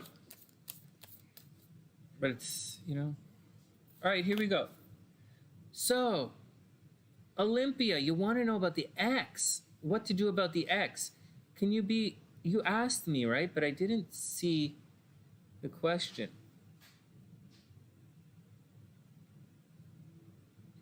You keep dreaming about your twin flame.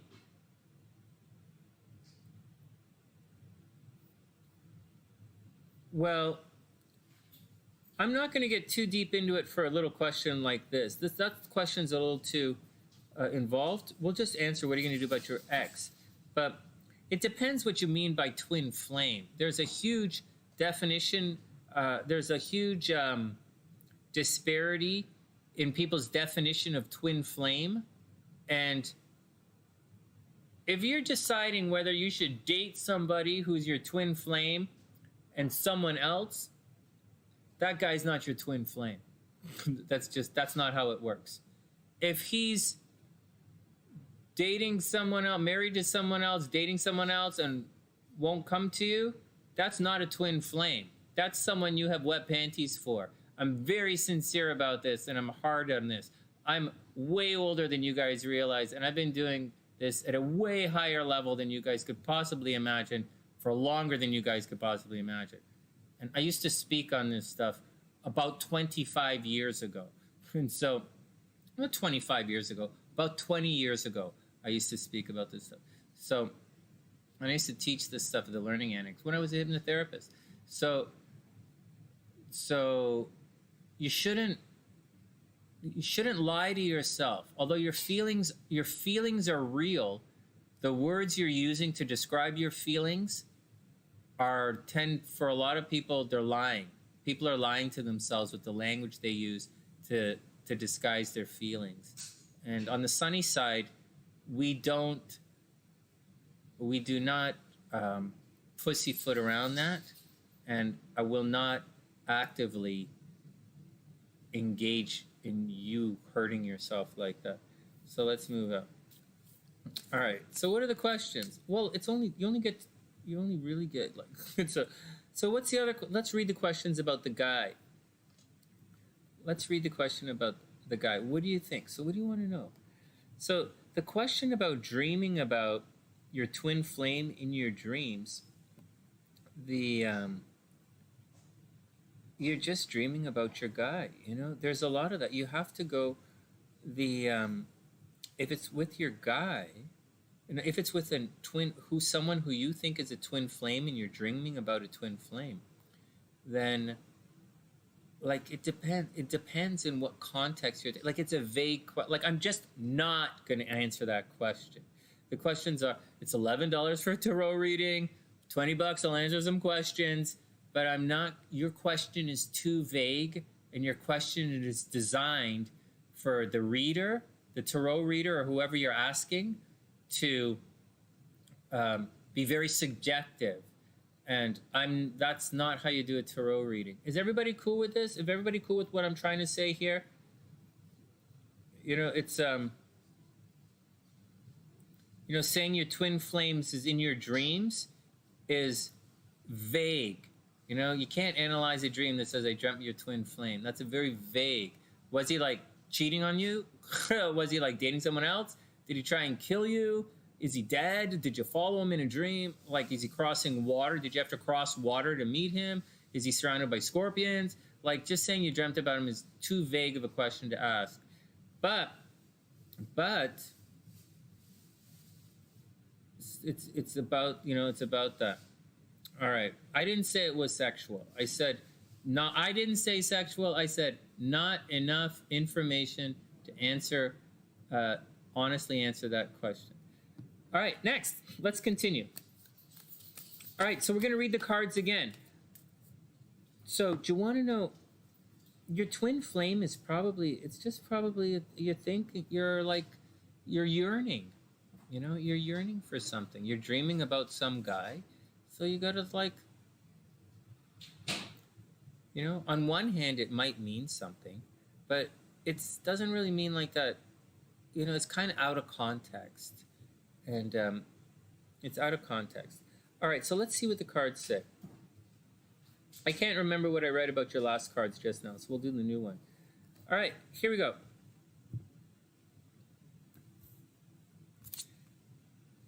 So, confusion. First up, confusion. Donald gets it. First up, the moon card. Oh, right. The first one was centered around you. The first reading was centered around you. You're the center of attention, right? The sun card. You got to take control of the situation. So the first thing is you got to take control of the situation. In this reading, the moon is reversed. Like, there's confusion. I'm not making this up. Guys, I'm not making it up. The moon card means confusion. It's the card before the sun card, and it's reversed. It's clearly reversed. Like, you don't make this shit up. It's the moon card fucking upside down. And so there's confusion. Like, I don't know. If the moon card was right side up, you could say there was potential for a little bit of a... Let's see. Hey, Olympia, let's see what the rest of the cards say. It's saying there's confusion, and there is confusion. But maybe the cards say to contact him, right?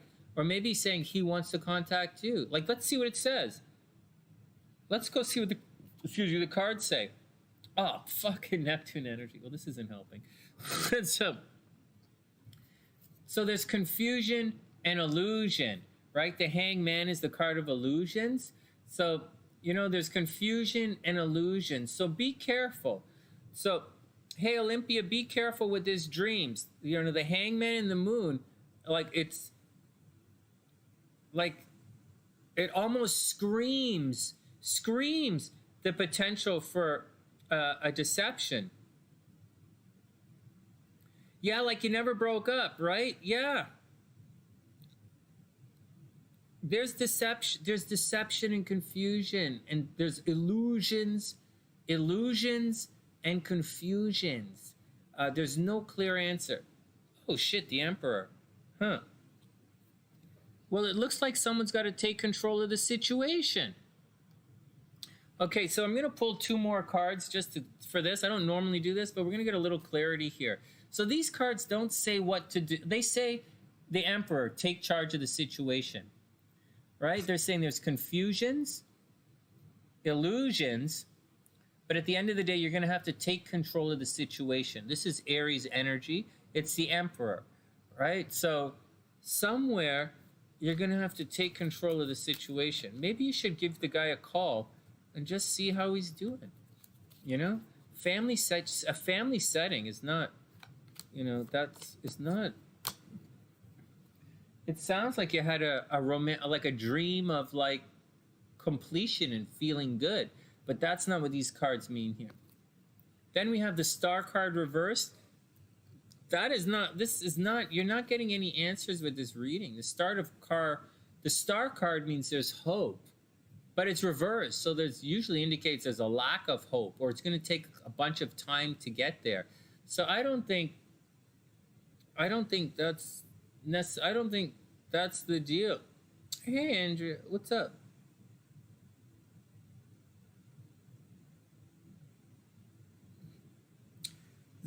One second.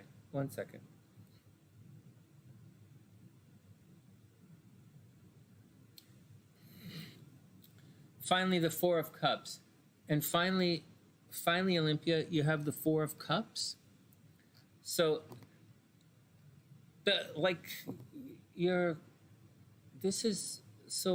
so spell it out. So just spell it out. Move the Emperor. Okay, get rid of the Emperor. Okay, just get rid of the Emperor. There's no answers here. We have another card coming, but look, confusion, right? The moon is confused, like not knowing what's going on. It's the dreamland, right? Obviously, it's before you're born.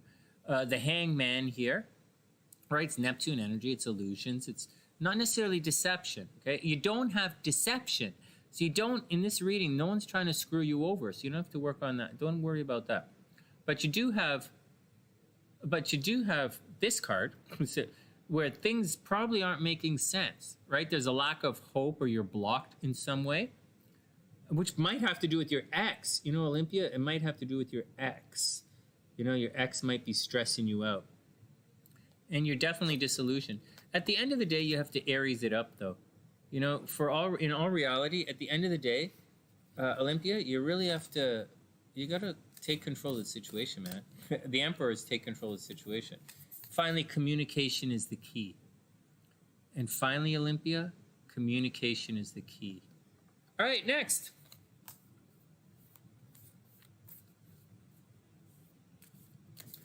Well, Alexandria, I'll put you on after Kibby at the bottom there, but like, we need a little bit more. Can I have your birth city and when the year you think it happened?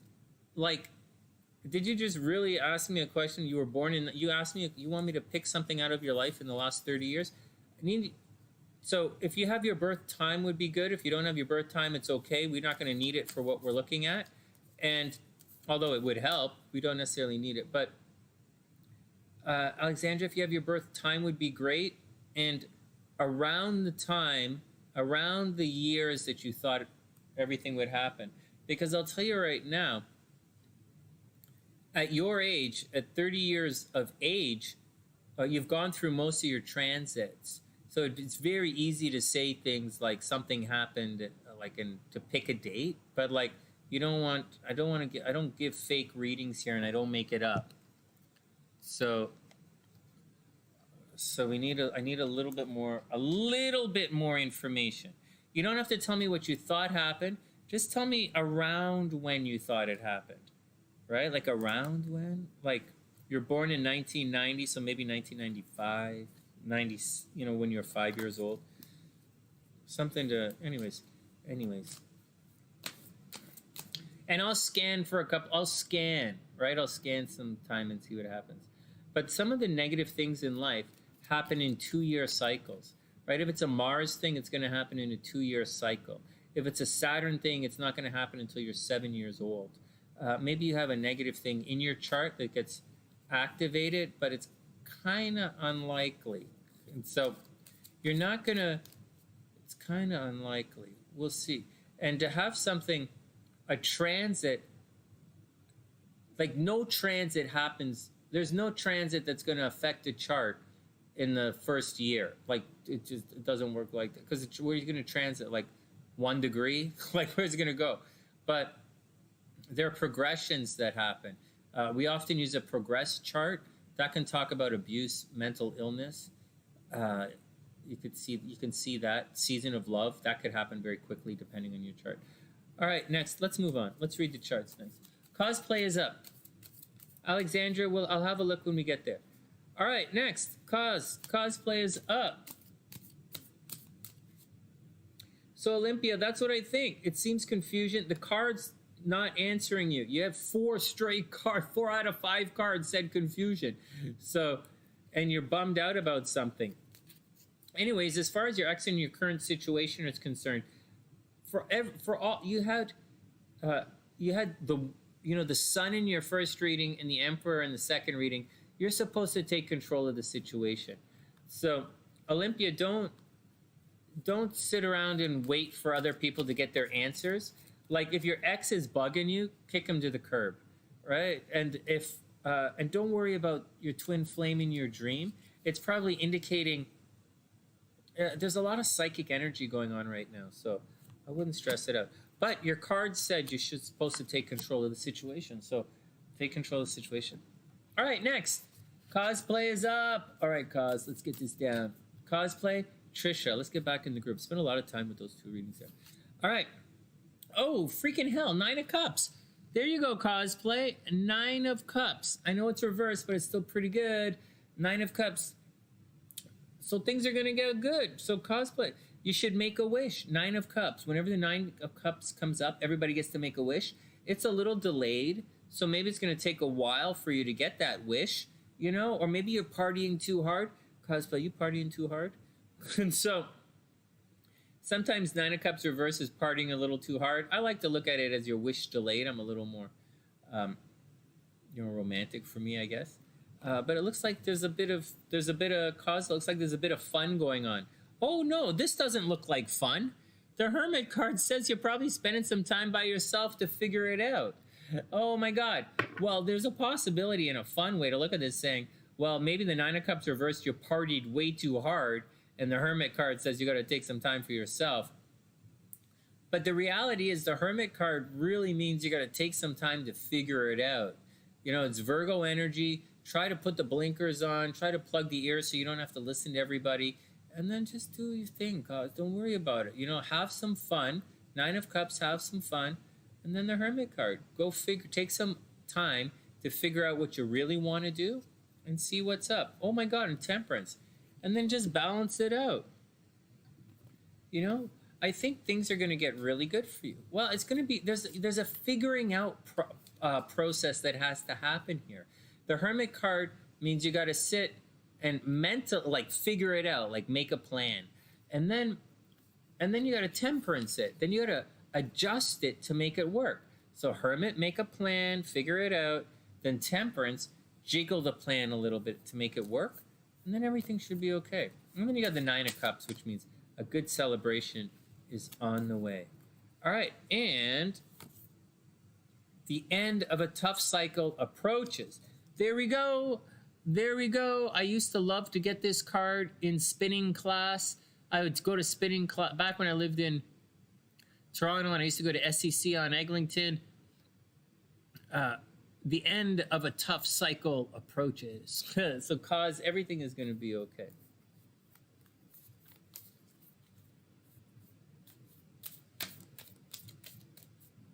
So you guys, I don't know what everybody's saying. Spinning class is not that thing with the bicycle. I don't do spinning class on the bicycle. Are you guys nuts?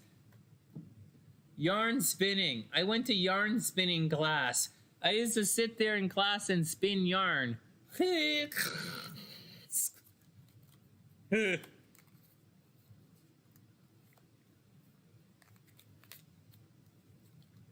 Hey, anyone else here train a lot? Hey, Donald's in the house, right? Hey, Donald, are you still here?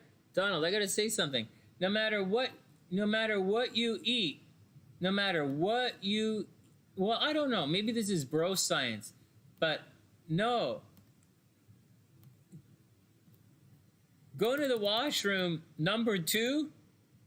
I don't care how intense it is when you go number 2 in the washroom or what you had to eat. Go in number 2 does not qualify as high intensity training unless it depends on what you're training to do. You don't know, Young and Eglinton, 1 block 2 blocks east. 2 blocks east of Yonge on Eglinton on the north side is the SCC. It's the Dunfield Club.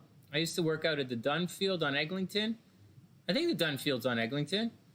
I used to work out of the Dunfield, and then when I moved into the annex, our building in the annex, that my mom owns a building, right? When I moved into the annex, I stopped going to the Dunfield and I started going to the Bloor Park Club and the Bally. I used to go to the Bally's and the Bloor Park Club.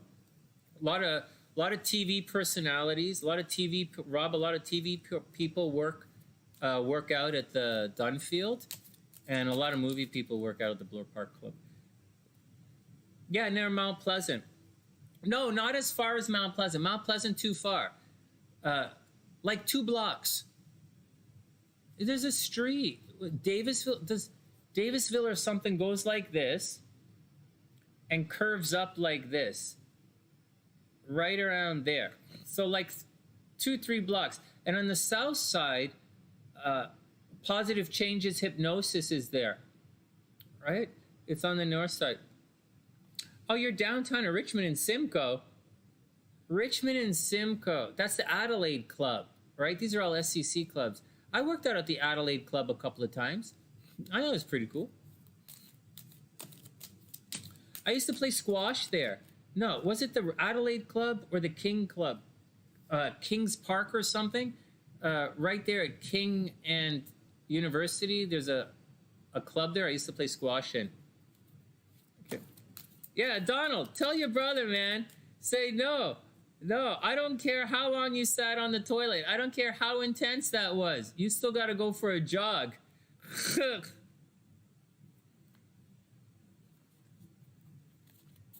Yeah, Rob, I used to play squash all the time. Some of my lodge buddies lived downtown. Like, I lived in the annex, right? So I would just wake up, hop on the subway, and get down to the gym and play squash in the morning. All right, then my buddies would go to work, right? They do it. So.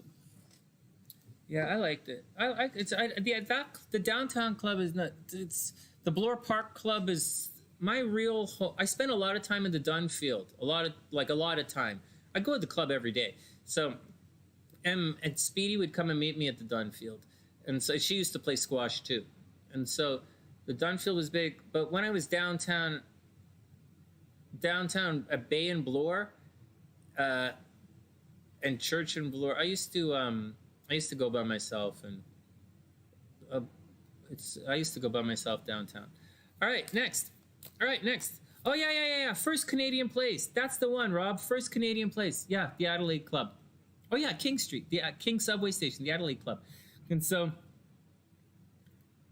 yeah, man, I used to go to the Adelaide Club and play squash all the time. Okay, here we go. Trisha is up. And then we got to get back to reading the charts here.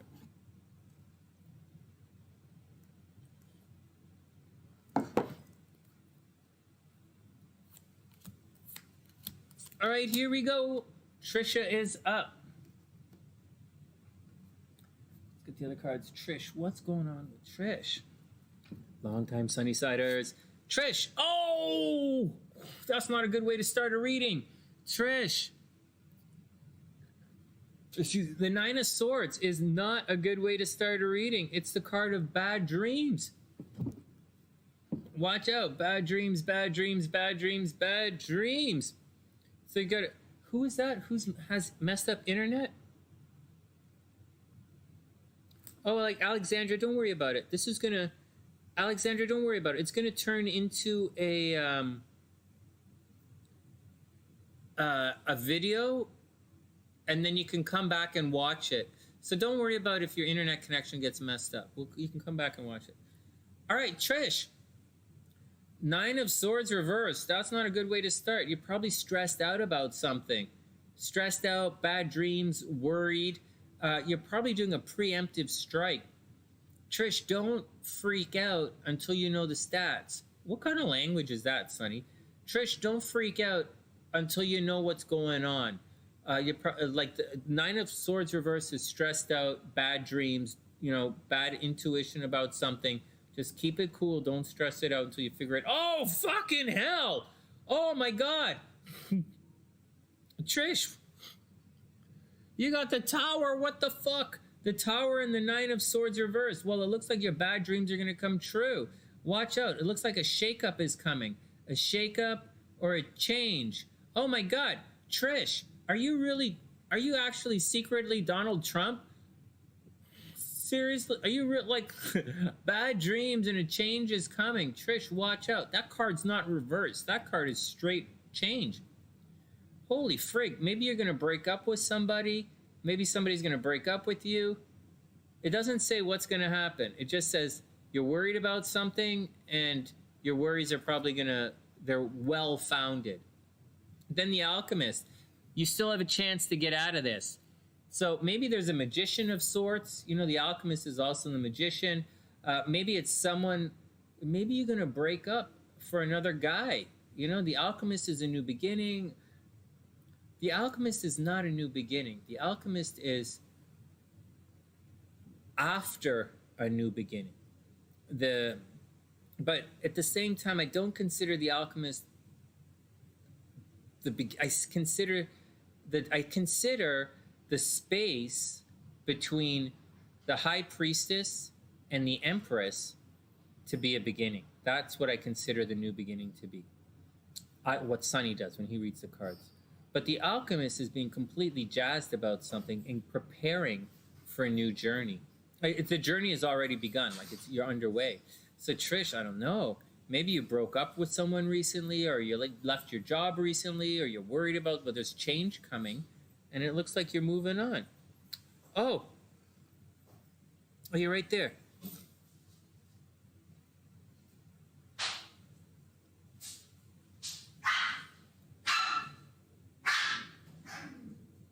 So it's going to be a right relation. It doesn't look good, Trish. I don't want to be a downer. I don't want to be a downer, but it doesn't look good. It's freaking hell. I almost always say good things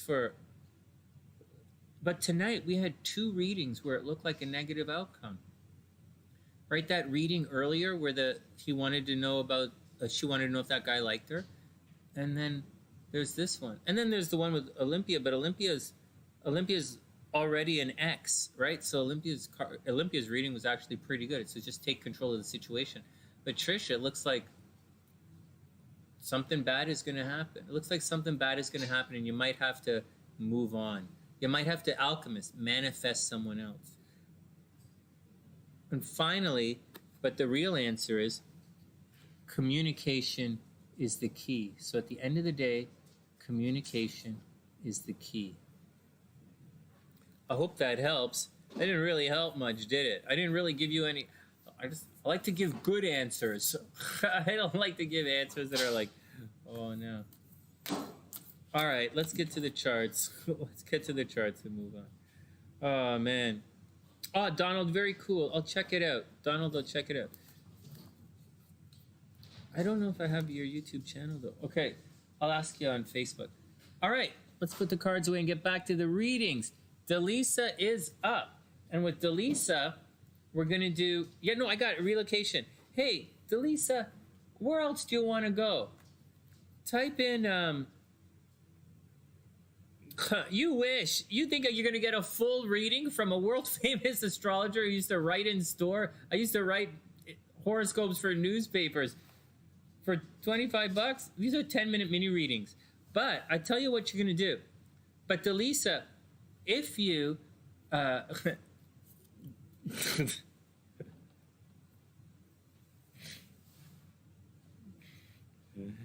you know what, DeLisaS?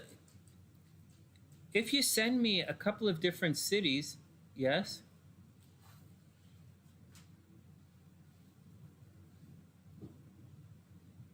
Thank you. If, but,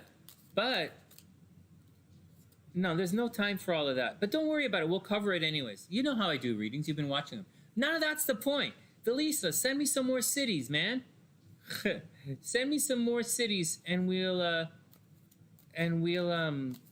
send me some more cities. We'll type some cities in. We'll see where it is, and I'll send them to you. It doesn't really, you know. Oh, well, let's read your chart. Yeah, you can. All right, I'm just saying. All I'm saying is that to do you a relocation report doesn't really take long for me. To read your chart, it takes a bit of time, but the report doesn't. And if I'm gonna send you some, and if you want, I'll send you the relocation reports. But like, only one city is like, you're gonna want more than that. Like, whatever you want, and so yeah, there we go. Atlanta, Los Angeles, yeah. Atlanta, Los Angeles, yeah. Now we're talking. Okay, Cape Town, Johannesburg, Los Angeles, Atlanta. Nice. Because like, what the fuck?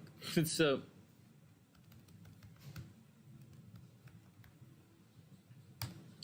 otherwise, your relocation only going to take like 10 seconds to do. Okay, so what I'm going to do is I'm going to read your chart, and then I'm going to do the transits, and then we'll do a little relocation on top of that. And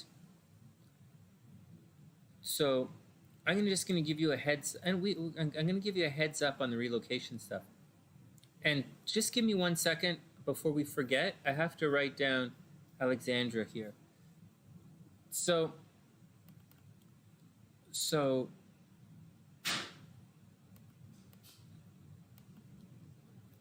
when you move, the things you desire changes.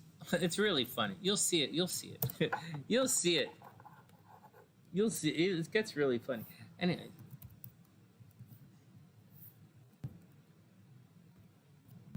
Alexandra. I like that name. All right, let's do it. I got to get some more water. All right, let's do DeLisaS. We're going to do DeLisa's chart, and then I'm going to grab some water, and then we'll cruise through. Kibby's chart is up. Alexandra's chart will be added afterwards. All right, let's look it up. DeLisa's up. Oh, DeLisa's not. I'm not ready. So hold on 1 sec.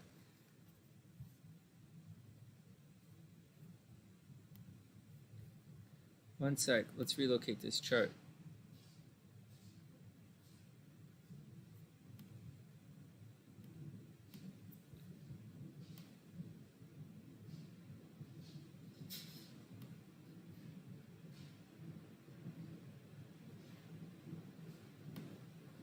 Okay, so we're gonna do. I'm just gonna pull the charts up first, and then we'll do it.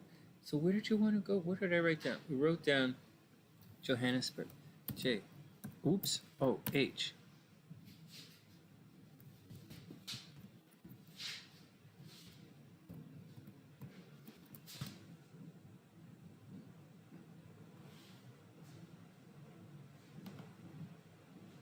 Fuck.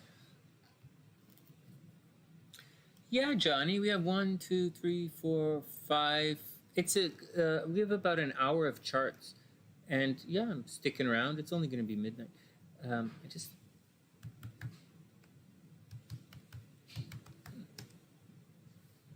J-O-H. Hold on, I'm trying to spell Johannesburg. Johannesburg.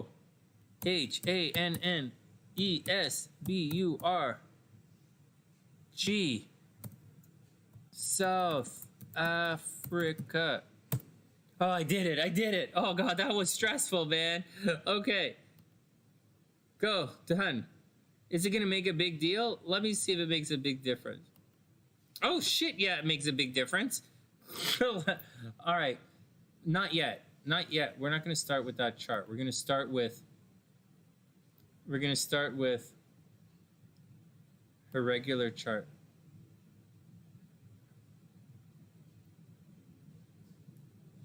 Okay, let me get back here. Sorry, guys. Give me 1 second here to clean some of this up, and then we'll cruise in. Jaleesa's right there.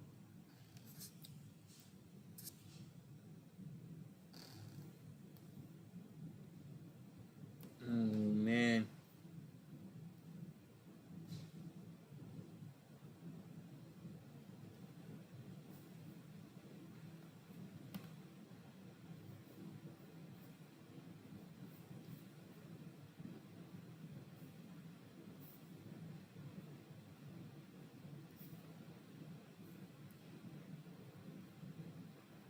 Yeah, Johnny, we got about an hour of readings ahead of us. You know, like 10, 12 minutes each. And all right. All right, the KC. Ah, KC all set. Right on. Who's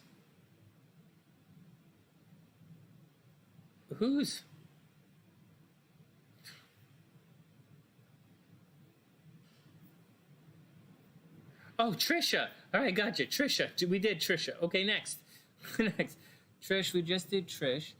And I'm just cleaning it up. Trish, Sonia's there.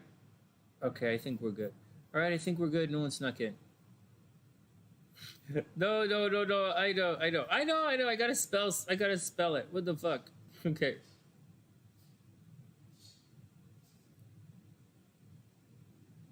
And Alexandra, sit tight. Alexandra? Okay, everybody, sit tight. DeLisa's going to do a regular reading, then a little relocation thing. It'll be fun. And it'll be fun. And then I'll send you in the mail. I'll email you tomorrow a bunch of charts. It'll be fun. Michael's a regular reading. Sonia's a regular reading for transits. Her birthday's coming up, and we'll do a tarot reading for Sonia. Kibby doesn't have her birth time, but Kibby's chart's going to be pretty straight ahead. I think Kibby's chart's going to be straight ahead. And then Alexandra has an interesting question about something that might have happened to her when she was younger, and I'll show you guys. And don't stress anything out. All right, don't stress it out. I'll show you what we do, and we'll sit in, and I'm here for you guys. And tell all your friends, and be cool. All right. You guys ready? You guys ready for one of our Leos here on the sunny side? DeLisa is You guys ready? All right, let's start the stopwatch.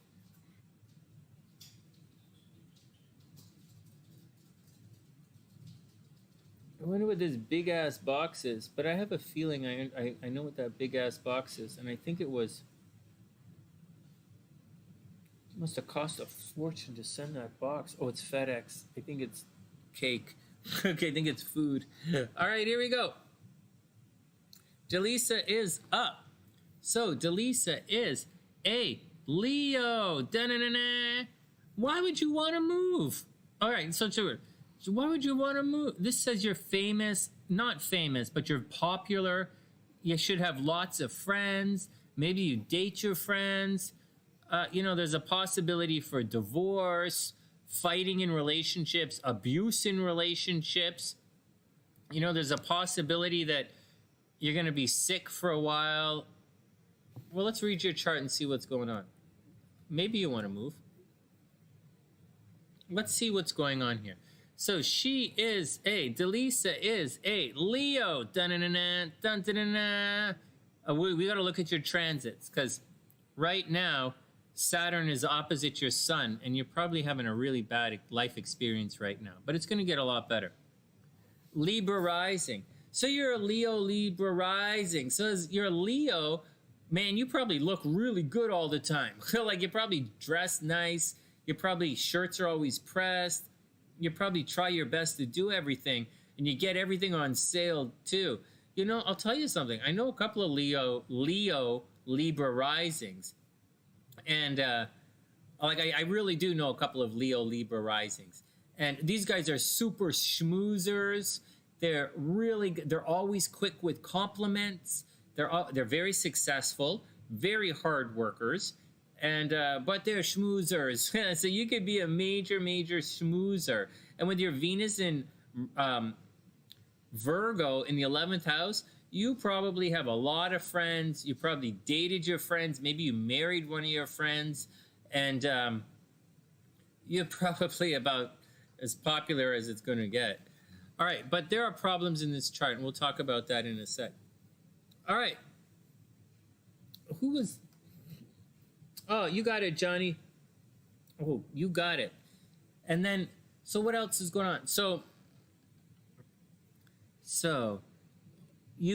let's move through the houses. You have illusions about money. Be careful with illusions about money. Be careful with illusions about money. Always double check your finances, always. Money probably looks better than it is, or the blinkers, the hard truth about money is going to keep hitting you. So be very careful with regards to finances. Seriously. It's retrograde. That's not the greatest place. You might have problems with your brothers and sisters. If you have any brothers or sisters, you might have problems with your brothers and sisters. Maybe you guys argue a lot. Maybe you guys don't see each other. There's probably a misunderstanding that came between you and if you have any brothers and sisters. But you might not have any brothers and sisters, though. That's the situation. But your close friends are going to definitely be sexually attracted to you. Or maybe you always get into car accidents, or you're a really bad driver. Something to think about like that. Now, here's where things get interesting. There's supposed to be some good stuff happening at home, but Jupiter is retrograde. There's maybe you should have made a lot of money in real estate. Maybe you're supposed to inherit a lot of money, but there's a problem here. Jupiter is retrograde. Maybe you were supposed to have a lot of people come around your house as a kid, but they didn't necessarily do it. Maybe you moved around a lot as a kid. It's a tricky one. Jupiter's retrograde. So although you're supposed to have all this luck at the home, you're not really that lucky at home. In fact, there are some big ass problems behind the scenes. Maybe people tried really hard to control you by the scenes. Maybe you grew up in an orphanage. Maybe people tried to control you behind the scenes. Maybe people tried to fuck you up behind the scenes, right? Control is a little soft way of saying that people tried to really fuck you up behind the scenes, and you don't really have the support that you would hope for. Probably around a lot of death behind the scenes as well. You absolutely have to watch your health. Well, you're absolutely psychic. For the first thing, if you don't know, but you should know, and everyone should know, you're obviously super intuitive and super psychic. When planets make this close of an aspect to the angles, that indicates someone who's highly intuitive to the point of being psychic. So you're probably super psychic. But there's a big, big, big problem at this part of your chart. You absolutely have to watch your health, watch your health, watch your health. Oh, you're adopted? Yeah. It's not that there isn't love. It's just that it's kind of a little screwy, right? You have to watch your health, watch your health, watch your health. And there's a strong possibility you're going to get divorced or abused in your relationships. Just watch out. You put a lot of energy into relationships, and people probably argue the fuck with you all the time. So watch out for all of that kind of stuff.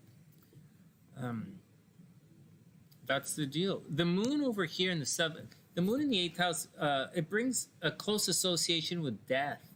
And it's so, if you were a writer, maybe you could be a writer. If you were a writer, you would, I don't see you as a writer though, but you could be a writer. But you have a really close association with the death. And, your Venus is in Virgo. It's right on the cusp though, so you're a little, but to let you guys know, when a sign is in 3 degrees of the cusp, it takes the energy of the house, the next house. Anyways, neither here nor there. So you're probably very detail oriented, very practical, very much you like to look at the numbers. Obviously, you're high visibility. Obviously, you're popular. Obviously, you have tons and tons and tons of friends. Obviously, you probably tried some kind of social media thing maybe, but it's not that easy. You have communication problems all over your chart, right? All over your chart. Communication problems, close association with the occult. Maybe you wanted to travel in this lifetime, but Saturn's just not letting you travel. It's not letting you associate with other people. It's not letting you do the thing. Oh, we're going to look at your relocation, right? They're not letting you travel. With Mercury retrograde, there's a possibility you had a learning disability. Maybe you were a little dyslexic. Maybe your teachers didn't understand you. Maybe you don't always understand what you're getting involved into. There's also, I know you're a Leo, a Libra rising, but you very, very, very much care about other people. You're super nurturing. But people don't really get that about you. You know, so you got to watch out for all of that kind of stuff. Crazy shit happening behind the scenes, possible, you know, adoption, and like great things happening through your friends. You know, stick with the friends, stick with the friends, stick with the friends, and that's where your money is coming from. It's interesting. Virgo, supporting, working with groups of people. So maybe you're an accountant or an administrator for like some, you know, company, you know, maybe you're an account manager for a company, or maybe you work in sales. I wouldn't recommend you working in sales, by the way, because this is sales down here. This is not the great, like you could be a writer, but like, you know, maybe an editor, you know, so or maybe you work in the health industry. I don't know, but I don't know. You got to piece it out here. All right, let's go to your transits. Hey, where the hell did that go? Let's go to your transits and pull it in. Money through your friends, though, DeLisaS. You gotta be with good friends. Non-profit chairperson. There you go. There you go. Yeah. Well, there you go. Working with groups of people. Yeah, non-profit. All right. Let's check your transits. Let's see what's coming up for you. Oh man, fighting in relationships, right? But you're going through your 2-year cycle of fighting in relationships right now. Don't worry about it. It's going to pass. Don't stress it out. Don't stress it out. Don't stress it out.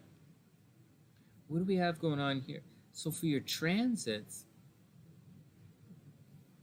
hold on. So let me just scribble this out. Aqua. This is okay. This is not okay. There's nothing here.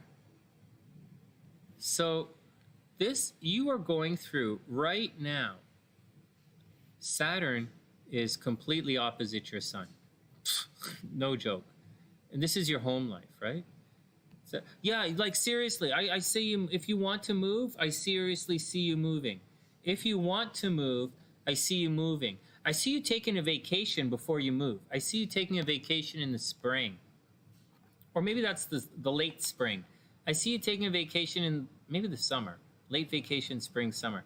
But what's going to happen, I think you should take a vacation before you move. I see right now, this stuff is opposite your sun.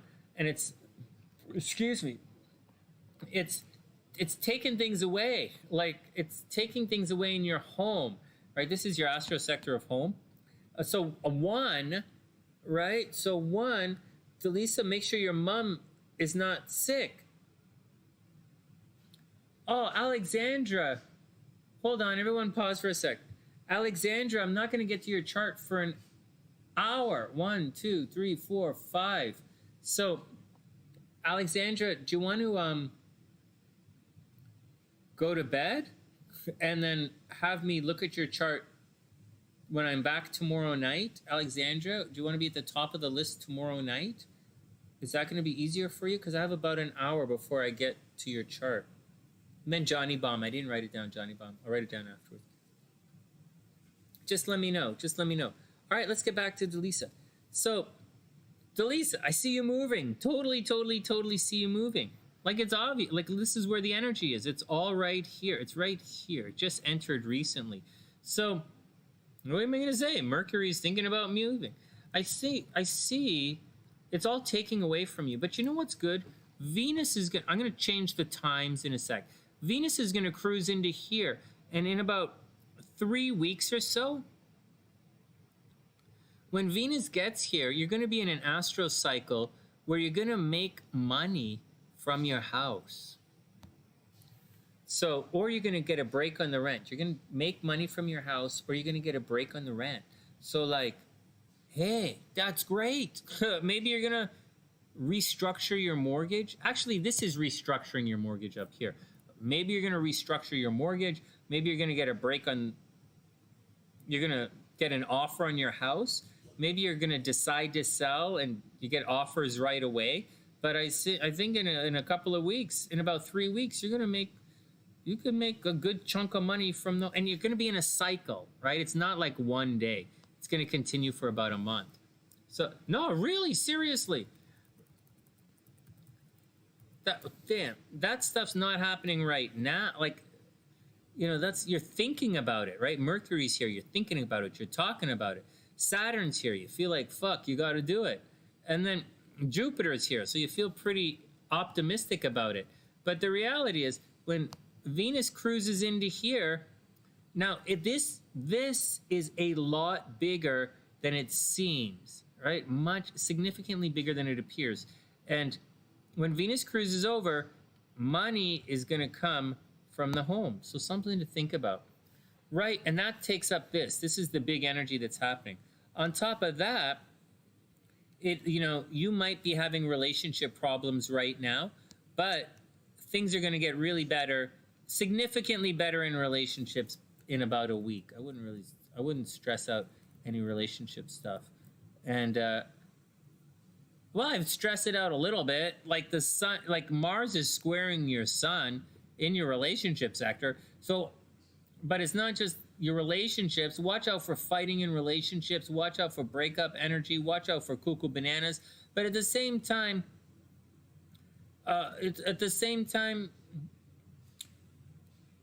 you know, at the same time, watch your health. Okay, let me go back a little bit. Let me go back a bit. Watch your health. Right, this is your you, right? And Mars is, you know, Mars is transiting, Mars is square. That'll be gone in a week, and Saturn is really slow there. So watch your health. Watch for fighting in relationships. That's where the drama is in your chart.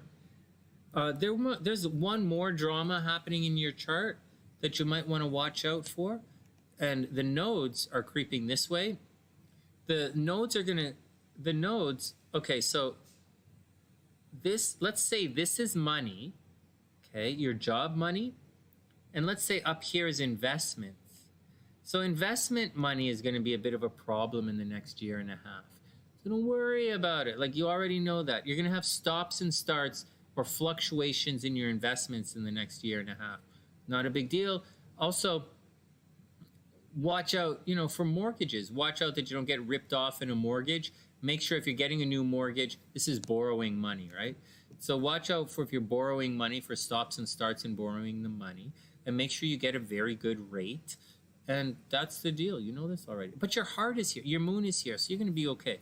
You're going to do it properly anyways. You don't need Sonny to tell you that. All right. Well, like, you already know you have health problems, right? It's like you have Chiron, in your, it's right here. You have Chiron conjunct Mars right here. Like, you're going to have to watch out. You're going to have to watch out for health problems as you move through life. Oh, wait, I just answered that. You have to very much watch your health right now. Fuck, this is not erasing. You have to watch your health right now. I'm sorry, this is going to get messy because it's not erasing. Mars and Saturn are both taking energy away from your vitality, right? So watch your health. But it's just a peaking kind of thing. You see, this Saturn's almost gone, and Mars is going to be gone in a couple of days. So I would sooner watch out for, like, hitting your head, or like stubbing your toe, or Taurus, getting a sore throat, right? Straining your neck, maybe pulling a muscle in your shoulders. That's the kind of stuff that you should be watching out for. And that's what you got to watch out for. Watch for something acute as opposed to something nagging, and watch out for, like, shoulder injuries, pulling a muscle in your, probably not, maybe pull a muscle in your back, you know, that kind of stuff, right? Watch out for, hey, Crystal, what's up? Lost a lot of investments last year, yeah. All right, that's the deal with health, that's that. All right, next, let's look at your relocation. Oh my God, I hope this doesn't have a, oh.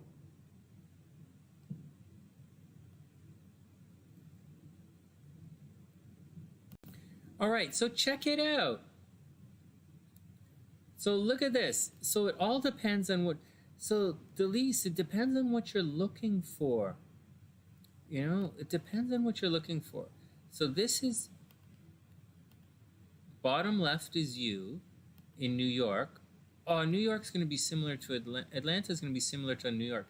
This is you over here, and this is over in South Africa. And it's like opposite, but it's not opposite. It's the other part of the world, but it's opposite. So in South Africa, so just to show you, in South Africa, like in Johannesburg specifically, you might, so you might absolutely get married in South Africa, in Johannesburg. Absolutely, without any question. I don't have any question. I would almost guarantee you get married in South Africa if you went to Johannesburg. But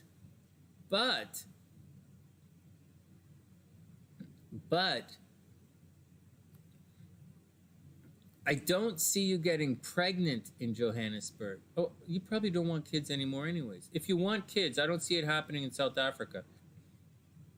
But if you want to get married, I absolutely see it happening in South Africa. Absolutely. In addition to all of that, lucky behind the scenes in South Africa, it all depends on what you want. You're not going to have all the love and adoration from the friends. So, you know what? Because you know, DeLisaS, you're making, your job revolves. Okay, so, oh shit, you can't see both charts. Fuck. Hold on. Everybody calm down. Hey, Beast, what's up? Oh, man, hold on. You can't see both charts. What I'm going to say is your money currently revolves around your social network.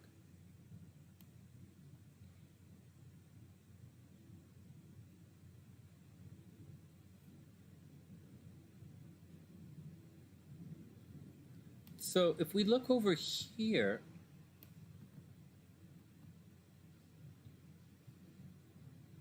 is this cool, guys? Can you guys see this? I can't. This is kind of fucked up for me.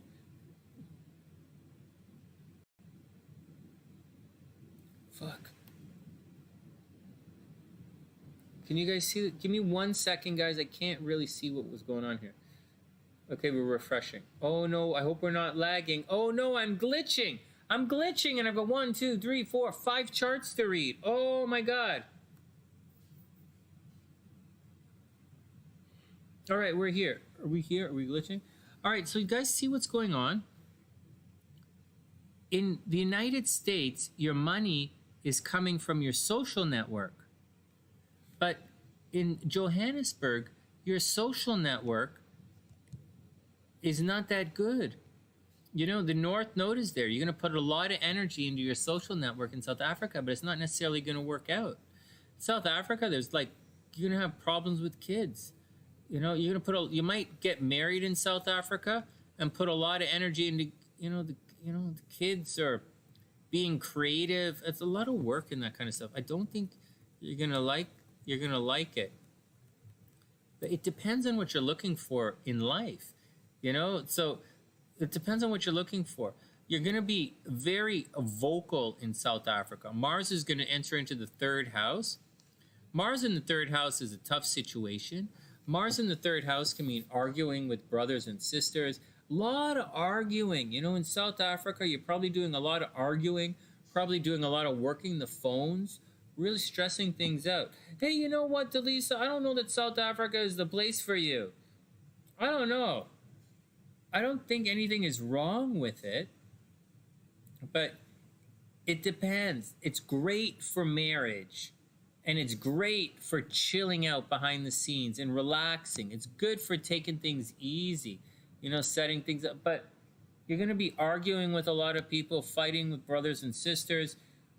Obviously you're going to have trouble driving. That's kind of funny. But, putting a lot of energy into sales. So sales, communication, writing. Maybe you do a lot of writing in South Africa.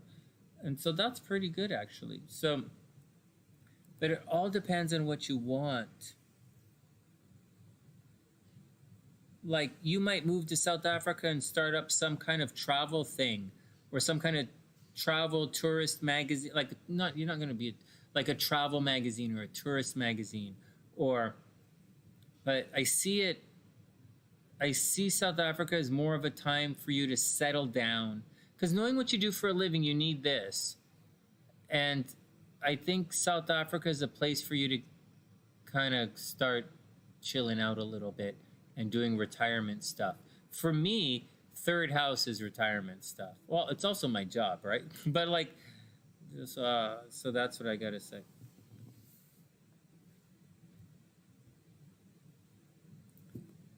All right. All right, next, let's move on. There you go, DeLisaS. Mini reading, transits, you're gonna be okay. And let me make sure you're gonna be okay. You're gonna be okay. And I'll send you some stuff in the email about, keep your eyes on your email tomorrow, and I'll send you some transits about stuff. Beast, you're practically pregnant. You don't have to be married to get pregnant. All right, next. You don't have to be pregnant to get married. Thanks, DeLisaS. It's fun looking at your chart. I'll send you the stuff and we'll see some stuff. But you see what happens when you we're doing that? There's a you have to. It depends on what you want to do in life.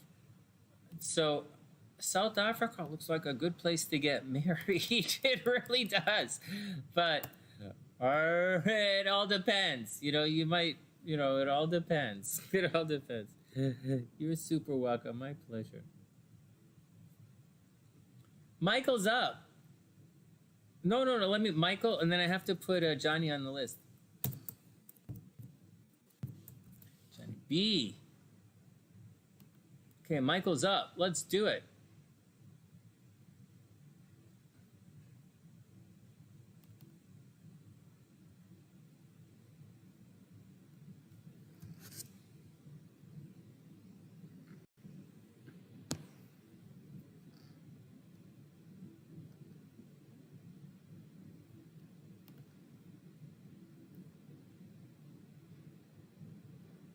Oh man, you guys gotta go to.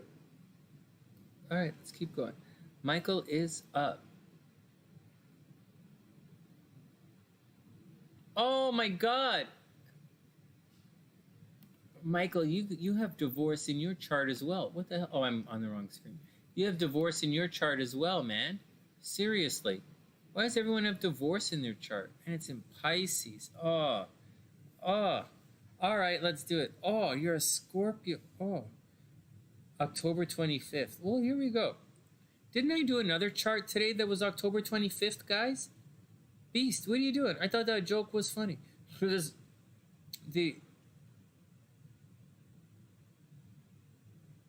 No problem, Alexandra. Alexandra, you'll be up in about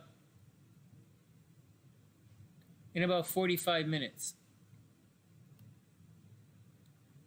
All right, Michael's up. Michael's just a regular reading. Michael's a regular reading, Sonia's transits.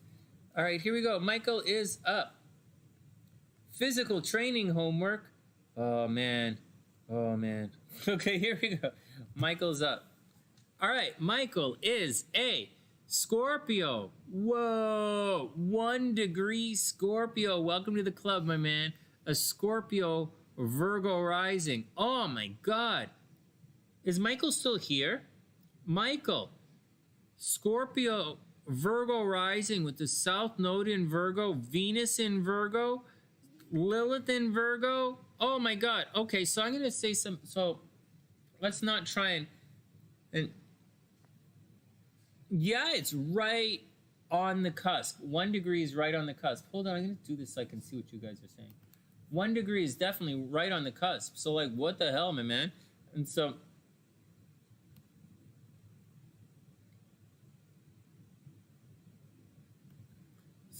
that's like intense, man. So let me say this again, but I didn't explain what it is. So a Scorpio, like, so he's a Scorpio, okay? Obviously he's a Scorpio. What does that mean, right? So he's a Scorpio. So, he's good with secrets. He's very good with money. He's very good with other people's money. Oh, this is not just Scorpio. This is his chart. Hold on. this is not just saying Scorpio. This is his chart that I'm reading here as well. And but here's the deal. Here's the deal. His first house is stacked. There's a possibility that he's, Michael, there's a possibility that, you can be excessively nitpicky. You can be a little OCD. Watch out for that. You can get it in, like you're very detail oriented, very analytical, and it can get you into a lot of trouble at times. You could possibly be a little bit of a detail freak, and it can get you in a bit of problems, especially when you don't have all of the details. It's a chart of someone who gets an idea running around inside their head and they can't get rid of it, and it's going to cause stress for you. It is going to cause I would say you're going to get divorced in life. I'd say there's going to be cheating in your relationships. I think this is a difficult chart. And anyways, let us continue. 2021, I'll get you in a sec. We'll do 2021 in a sec. Moving along, money should... We're going to look at the transits, okay? Because right now, money should almost always be good, except right now I don't think money is that good. I think your investments are a little off, but we'll look at that in the transits. Other things you have to watch out for, maybe there were problems at home growing up, maybe there was, some kind of separation growing up, or some kind of screwiness. There's a possibility that maybe your parents were divorced, or maybe you were adopted, or you grew up away from your parents and your family, which is not always a bad thing, but it seems like there was screwy business growing up. You're remarkably romantic, and you might not know that about yourself, but you are definitely a romantic type. I 100%, so you're a bit of a social justice warrior as well.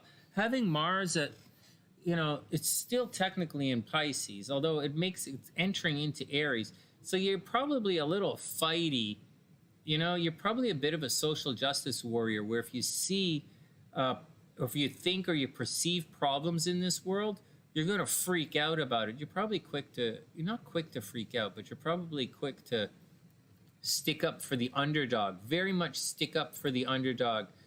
You just have to watch out that you don't get sucked into shitty relationships, that you don't get involved with women who just are like lazy or stupid, right? So watch out for that. Your Mars is retrograde. Like, watch out for your health in this lifetime, but I see cheating in relationships. I see cheating in relationships. I see some kind of sickness you might have to watch out for. What else is going on? Problem, at the top of the chart, you might want to travel, but your travel is going to be halted all the time. Jupiter is retrograde, so you probably should travel if you wanted to. And there's a possibility, you're probably not. Travel is a little fucked up. Higher learning, education gets a little fucked up as well. What else is cruising along? The problems with friends, maybe your friends die. There's sickness around your friends in social networks. It's interesting. What's going on with you guys? Hey, Versatile, what's up? Hope you're having a wonderful day. All right, Beast, see you later. All right, let's look at Michael's transits and see what's coming up.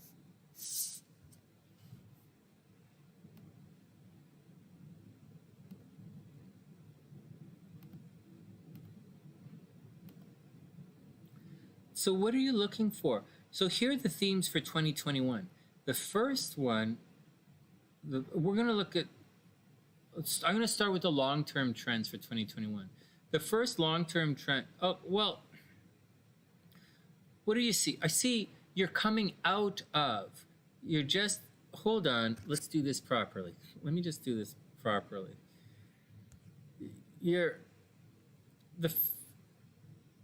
The first thing, the immediate thing to know right now is your chart is under attack. And I'm not joking. Mars is way over here, and Mars is direct. That's this red line here. It's attacking your sun. Okay, so Mars is attacking your vitality. Mars might be causing problems in relationship. Mars is putting a lot of money in investments for you. Maybe you just lost a legal battle and you have to spend a lot of money. Maybe you're paying your parking tickets. Maybe something with your investments were all fucked up in the last month or so, but you're paying out. You have money leaving your chart, so watch out for that. Money is definitely leaving your chart, and it's absolutely affecting you right now. On top of that, Saturn is absolutely squaring the shit out of your sun. So in the last week, this might have been the last week would have probably been the shittiest week you've had in a very long time. And so you got to roll with it, because that's what you got to do, man. But you're almost out of the bullshit. Soon Mars is going to cruise along, and Uranus is going to go direct. And you're actually, I see you making money in 2021. I really do. 2021, money should get a lot better. All the bullshit that you're going through in life, you're almost past it. A lot of the people having problems right now, you're almost out of the BS. So you don't have to overly stress, like you're all, like days, just days, and you're going to be out of it. So don't overly stress it out. And that's the deal. So that's the deal with that. First up, money gets a lot better in about a week. 1 week, money gets better. Maybe you win a legal battle. Maybe you get a check in the mail. Maybe some money, like unexpected check in the mail. Money's coming your way in about 2 weeks. In about a week to 2 weeks. All right, what else is going on? This year is going to be centered around your career and your health, right? This is going to go back and forth. These guys are going back and forth to highlight your 6th house of your day-to-day life and your physical health. So make sure your health is okay this year. I don't really see any negative stuff happening. Like, I really think you're almost, like, give it a week and then you're going to be out of all the negative stuff. Like seriously. Like you're going to be fine. But you're going through the shit right. You're definitely going through the shit right now. Okay, so the year is focused around your health and your career, your day-to-day life. So get healthy, plan for success, and everything is going to be okay. Where's your natal Jupiter? Your Jupiter's good. This is going to be good. This is going to be good, I think it's going to be good. As far as other things are concerned, I think this is probably going to be a pretty shitty year for love, right? It's going to continue to be a shitty year for love, but I think you're used to it, and I don't think you care anymore. I think you're ready to get rid of all the bullshit and go on with whatever the hell it is you want to do. And that's what I think. So, lay off the love scene, lay off the kids, don't worry about it, let love... having said that, in about 2 weeks, you're actually lucky in love. Let me say it. So, there are a lot of planets, man. So, here we go. Things are going to change for you in about a week. So, in about a week, money gets good. In 2 weeks, in about 1 week, money gets good. In about 1 week, Venus cruises into your 5th house, and that should mean you're going to be in a month-long season of love. So I think next month is going to be, in about a week, the middle of January, your life gets money gets good and love gets good. But for the most part, those are regular transits. It's not like a deep dig, and it's not going to last the entire year. So wouldn't hang your hat on those kind of things. Go ahead and try it, test the market, see what's up, check your money, keep your eye on your money. Don't spend too much money in taxes. This looks like you probably have to pay a lot of money in taxes this year. So watch out for paying a shit ton of money in taxes. It's okay. And then watch your health, man. Watch your health. And I think you're going to get really busy on the job front. That's what I see. That's what I see for the year for you, Michael. And it's 12 minutes. We got to pack up. All right, next. That's what I see. Right now, you could be making money in real estate. I don't think real estate is your job. I think you're self-employed. I think you might be a self-employed personal trainer. just guessing. You might be a self-employed personal trainer, or you own your own business doing something. And that's the deal. But anyways, money's leaving you. Anyways, next week everything gets better for a month, and then it's time to move on with stuff. Regular cycle. But that's the deal. That's what I see. Watch your health this year and work your ass off. Things are going to be okay. Yeah, that's what I see. I don't see any major. Gemini, you're in 88, right? Okay, well, I'll tell you one thing. I'll tell you one more thing before we move on. You do have to worry. You actually have to worry. You're probably going through a life transformation right now. And I really think you're going through a life transformation. And I think you have to watch out for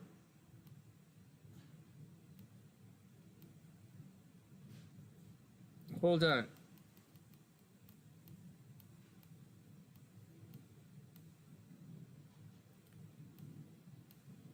I think right around May.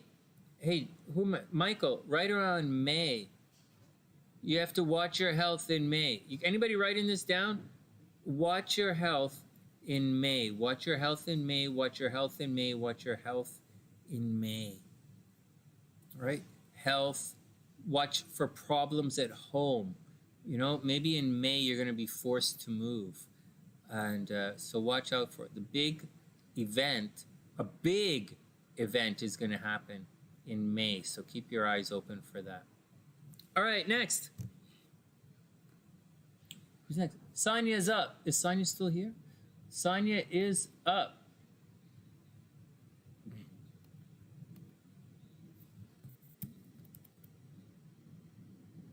Hey, Priestess, what's up?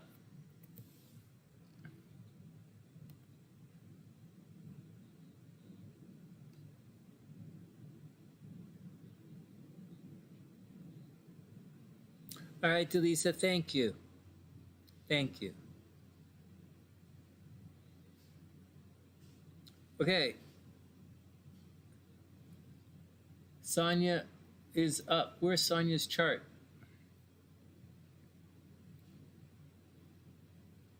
Too easy. It is too easy. Hey, Michael, be careful. You're in 88, man.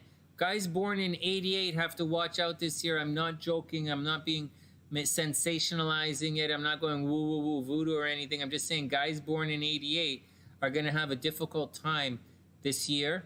And your difficult time is going to come in May. So be cool. So be cool, right? Be cool. It's not going to work out. Okay, Sonia's up. Now, am I still focused? Sonia's there. And the tarot. Okay, let's pull it all up.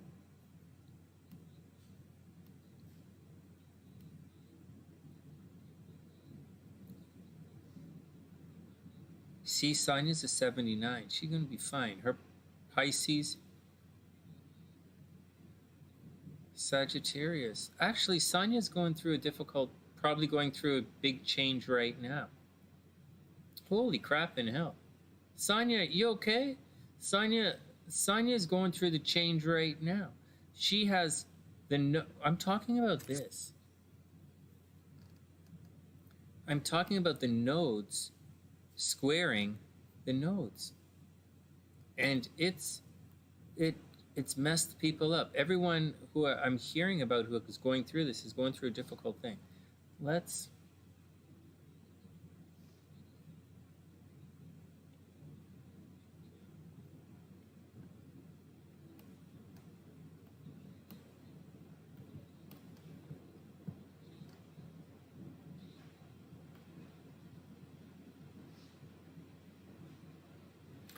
I'm gonna have to, Michael. You know what? I'm gonna have to. It's this thing right here. I'm talking about this thing right here. And Sonia's going through it as well. She's going through it right now. And when some of the Sunnysiders went through it, like when Jasmine went through it, She had to get operation on her sinuses. I saw another person on Facebook go through it, and they were getting like identity theft. People were stealing from them. It was a pretty big deal, man. You're okay? Okay, good. She's okay, good. All right, let me calm down. Let me calm down and stretch. Oh, and get the cards. Because you know what happens, guys. I get into the groove and I get worried and I'm blah, blah, and I'm blah. And I start to stress out. Let me calm down and take it off with a grain of salt. Man, I think I have an entire box of Italian cakes. And if I do, that box ain't gonna fit in the fridge. And these cakes gotta go in the fridge. I don't know what I'm gonna do with a box of cakes. I keep telling...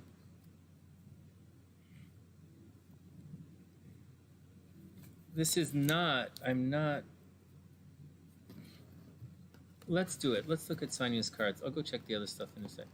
All right, Sonia, cards, right here. So...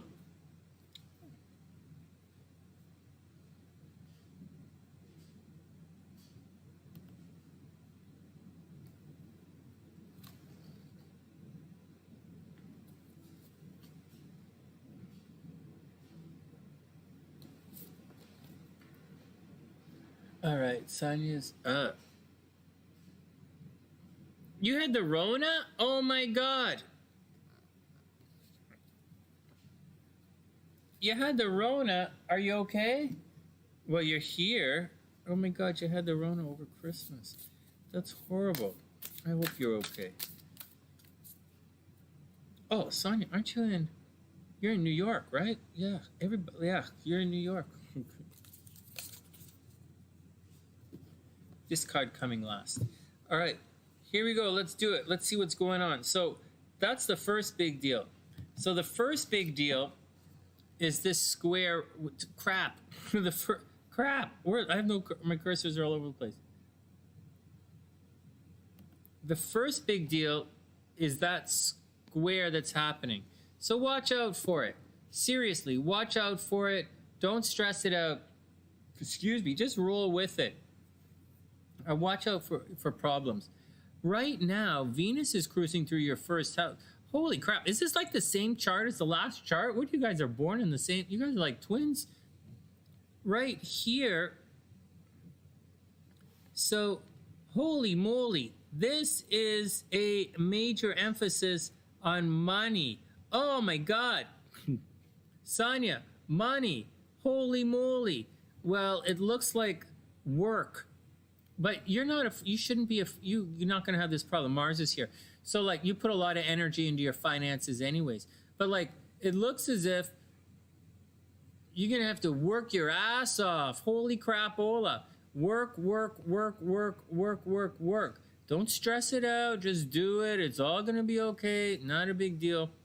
You don't have to worry about any opposition or Saturn opposition. That's not going to happen for another couple of years or another year or so anyway, so I wouldn't worry about, a year and a half, so don't worry about that.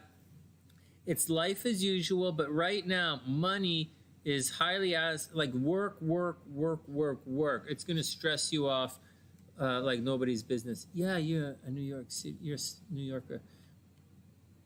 Okay, what else is going on? What else is going on? Okay, so as we cruise through, one, you're looking really good. Excuse me. Venus in the first house. You're looking really good. You're looking good. Venus is cruising along, and shortly, very, very shortly, like in about 1 to 1.5 weeks, you know, you're going to be lucky in love. You're going to be lucky in love, like super lucky in love. Venus is going to cross your Venus in your first house. You're gonna go through what the fuck? You're going through what's called your Venus return. So that sounds good, right? But it is. You're gonna be super, super lucky in love in the next week and a half. So get out there and don't get no Rona or anything, but like go show the world what you can do. You know, get out there and do your thing. But it looks like most of the energy is in money, right? Most of the energy is down here. As you cruise through, Sonia, watch out for the kids, right? Watch out for fighting with the kids. Watch out for getting stressed out about kids. Like, let me take another picture. Get rid of this chart and take another picture here.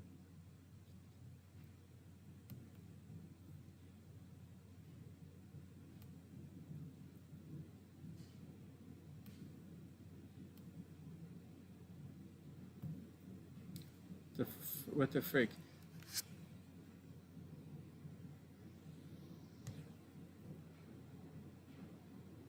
Sorry, one sec.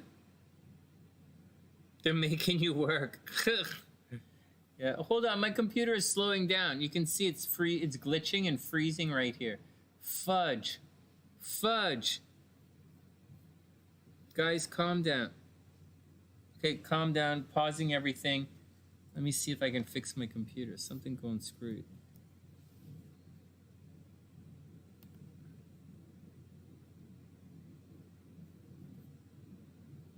Hold up, guys. Everyone pause. The Scorpio is slow. I'll explain that in a sec. Just give me a sec. My computer is monsterly glitching.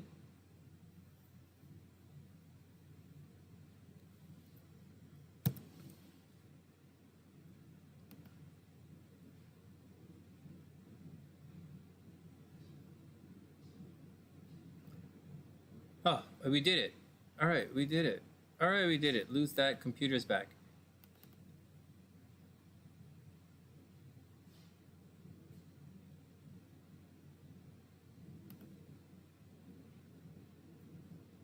Oh, and I'm lagging. All right, so here we go. You know, I don't know what the deal with Scorpios are, but like, I do know what the deal. Hey, Daniela, what's up? What are you still doing up? Shouldn't you? Oh, you're in my time zone. Sorry. Hope you had a wonderful day. You know, before we continue reading the chart, you know, the thing with the Scorpio is I'm hearing a lot of problems with Scorpios in relationships. But I'm not gonna defend all Scorpios, because I know a lot of Scorpios that are real. They should be shitty they are shitty in relationships. But I also know a bunch of Scorpios who really, I sincerely know a couple of Scorpios who really fell for some really shit chicks, and they got themselves in a real bind by dating some really shit chicks. And but that's the way life is sometimes. But then again, I hear a bunch of other Scorpios, and the stuff that they're saying, that people are saying about the Scorpios, it's fairly textbook. You know, the guys are being retributive. They're cutting everybody off sexually. They're not going to let you get away with any kind of disrespect. And they're going to close off and yell and scream. So I wouldn't, you know, and when anything gets bad like that in any relationship, whether it's a Scorpio guy or any sign, and they flip that switch, it's very difficult to go back. Like, I see it, you know, and then I see the women try and berate them or belittle the guys, or they try and make jokes, publicly shaming and stuff. But I'm going to tell you something. As a double Scorpio, I don't think it's worth it. I don't think it's worth it. I'm not into arguing. I'm not into it. I'm not into abuse. I'm not into stupidness. I'm not into Beavis and Butthead. You know, I'm not into it. And so I don't care. And so if that's the game, then you better take your game somewhere the fuck else from me, because I'm not playing. And so I do understand how Scorpios, how all people can switch off. And if you're dealing with someone who's like I see it. Like, I just see how it turns off and it becomes bad. And that's the deal. Hey, Barrick, what's up? I hope you're having a wonderful day. So, Aaliyah is the Scorp expert. No, you and Sonia are both Scorp. You guys are both Scorpio experts. Yeah, seriously. No, but that flip is not a joke. And Scorpio is renowned. They're famous. They're infamous for being the sign. Like Scorpios, they are the signs That's the sign of a guy who wants to be a monk and not have sex with anybody. That's the sign of that's Scorpio. You know, resisting sex is the sign of Scorpio, and he doesn't give a shit. If if the switch is flipped, he doesn't care. He's just gonna go watch TV and smoke weed. All right, next. Rick, what's up? Scorpio Venus is a little bit different. Scorpio, you know what, Johnny? I wouldn't go so far as to say Scorpio Venus. I wouldn't say Scorpio Venus. We're talking about Sun Scorpios. Scorpio Venus is a different vibe. Great question, but different vibe. And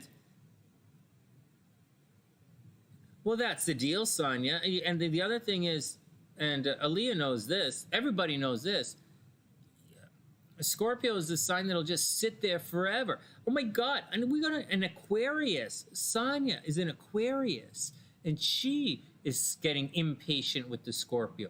And Aquarians, like, super patient. Well, like, they're not super patient, but like, they're patient for an air sign.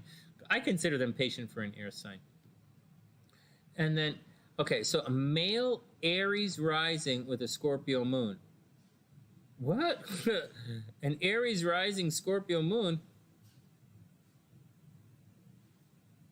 You can watch out for that.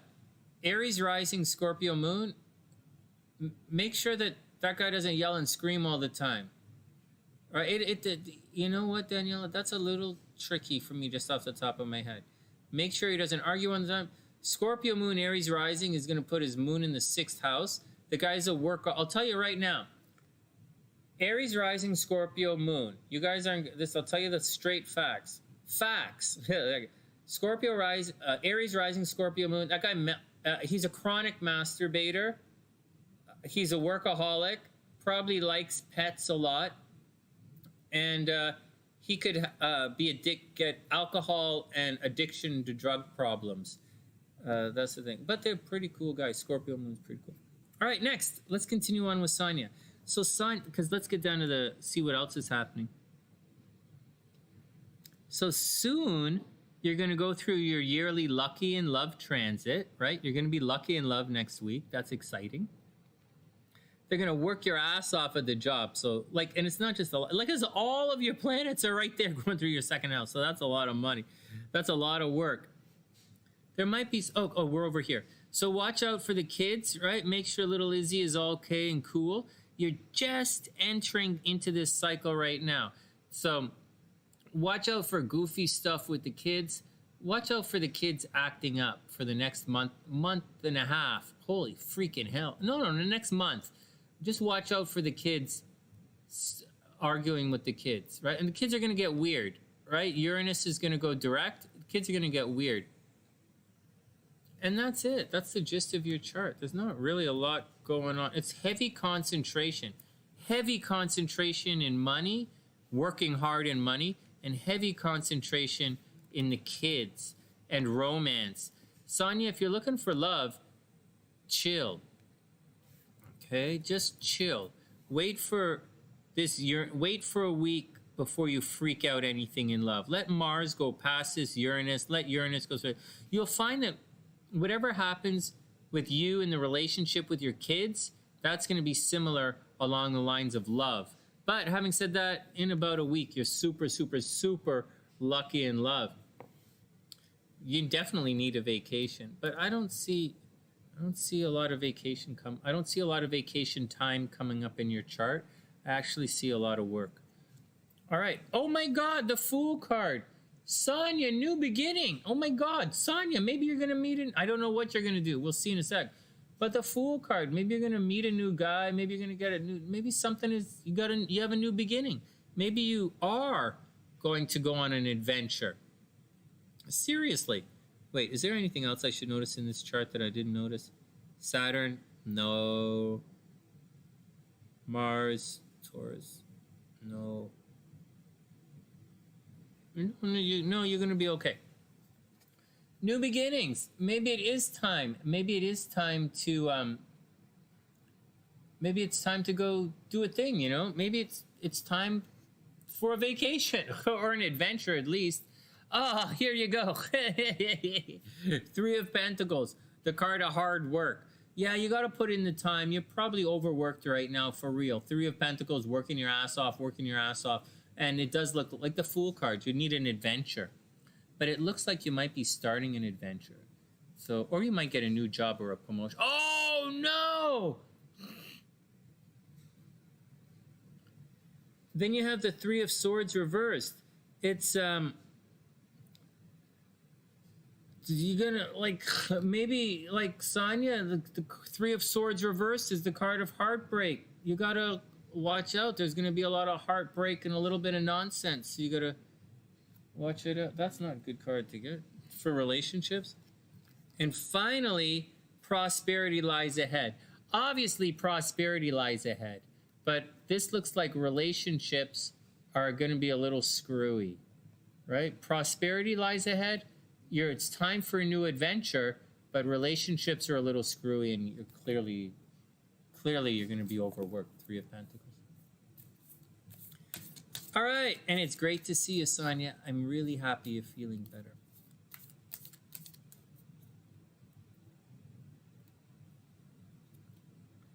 Gemini rising and sun, Scorpio moon. Oh, that's a tough one. Oh, no, wait a second. Oh, Daniela, hold on. Guys, hold on. So that's Sonia's chart. Hold on. Everybody hold on. I said the wrong things to Daniela. One sec. Next chart. There's always more Scorpios. Did Aaliyah say that? I can't see who said that. Or did Sonia say that? Oh, Aaliyah, Sonia said that. Hey, you know what? Daniela, I was wrong. Aries rising. I said it wrong. Aries rising, Scorpio moon. Okay? Hold up. Aries rising, Scorpio moon. Daniela, I had it wrong. Aries rising, Scorpio moon is a very sexual guy. Scorpio moon with an Aries rising, he's going to be focused on making money. He's going to want to uncover things, very good at answering questions, very good at research. Aries rising, Scorpio moon are going to, they might work in the mortgage industry. Aries rising, Scorpio moon might work in the mortgage industry, might be really good at making money for other people, really good in joint finances. They probably have, Aries rising, Scorpio moon probably has some kind of illness that they're going to carry with them for their lifetime. They can get sick. They have to watch out for that. Very sexual guy. Very, very, very sexual guy. Scorpio moon, Aries rising. And so that's the deal. For Gemini rising, Scorpio moon is different. Gemini rising, Scorpio moons are workaholics. And they're chronic masturbators. Oh, wait, that's your chart. We went over the Scorpio moon in your chart. But your Scorpio moon is different than the Aries rising Scorpio moon. The Aries rising Scorpio, your Gemini with Scorpio, Gemini rising Scorpio moon is a workaholic who loves pets. Aries rising Scorpio moon is a competitive guy who likes mysteries and death. All right, Kibby's up.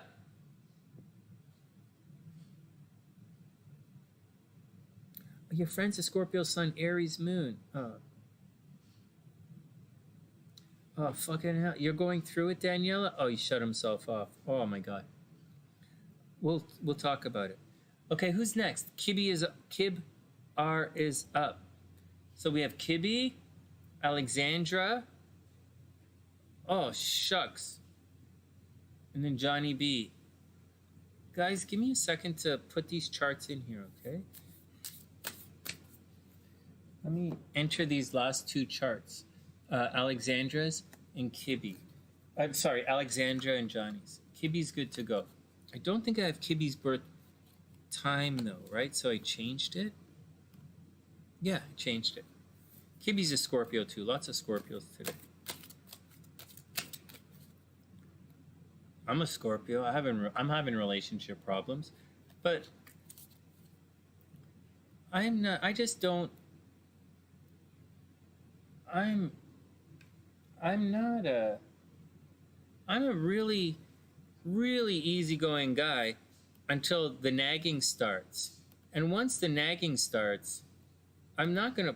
Son of a bitch! Hold on. I can't do anything until I get rid of this thing right here. Fuck. It's stuck. Oh, it's closed window. I'm just not. Once the bullshit starts, I pull out all punches. I'm like, you're gonna do that. Then, like, I let everything slide until it's time for a fight. And then I'm like, you know, motherfucker, I let all that shit slide. Your shit stinks a lot. And I'm the fucking rock star in the room. And I'm holding myself back. So I just gotta save some money and buy a car and get the fuck out. Next. Anyways, the bottom line is, if you say you want to go for counseling and they say no, then it's time to get the fuck out. Kibby, I'll check your relationships. Okay, hold on, Alexandra. Hold on, Alexandra.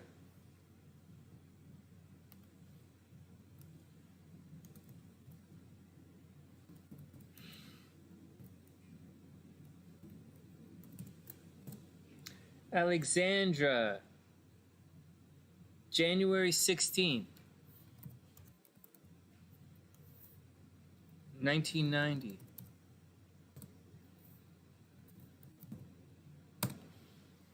All right, we'll see what happened with Alexandra. Okay, and Johnny B's girl.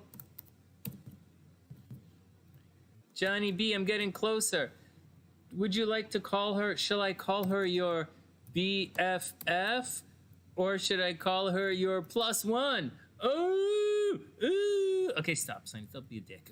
be an idiot. All right, here we go. Johnny's girl is Miriam. She has a name, Sonny. You just don't call her my +1. You wish.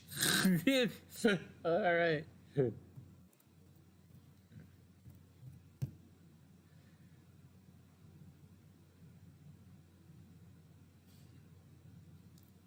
Oh, wait.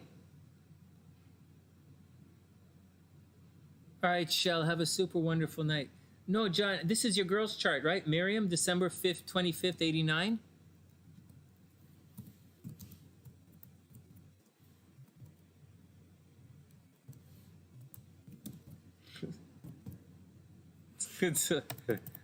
Okay, hold on. Just putting in the last couple of charts.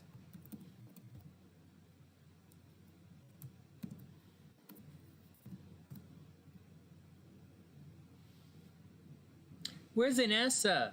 Hey guys, whenever we see Anessa, I have to apologize to Anessa. You remember yesterday when we were watching the thing? I kept telling her to chill out, chill out, chill out. And I was getting angry. Not with her. I was angry at someone else and I was taking it out on you guys. I got to apologize to Anessa about that yesterday. It turns out that, yeah, maybe the riot in Washington was pretty intense, man. And so, all right, Miriam, December 25th, 1989. 2:07 p.m. Cairo. Whoa! What the frig?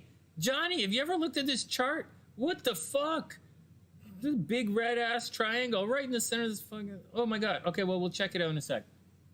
Kibby is up first. But now, Kibby just had a question, right? Kibby said, like, all right, Kibby said, romance. Are you going to start a relationship? Let's see. Whoa. Whoa, whoa, whoa, whoa, whoa. Oh, Kibby. Kibby, you're going to have... Oh, Kibby. Oh.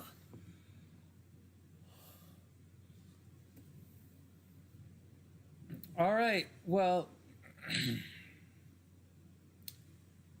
Kibby, you have a couple of X's against you right off the bat for love this year. You know, let's do your chart properly, and then we'll take it from there. But I don't. We'll see what happens. We'll see. Oh, I got to look at your chart properly, and we'll see what happens. But I think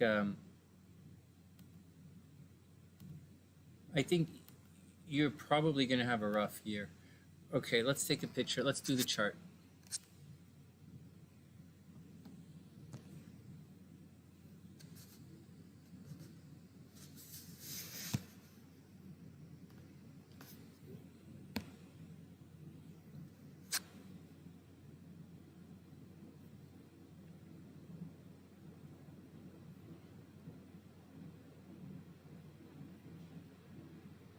All right, Kibby, here we go.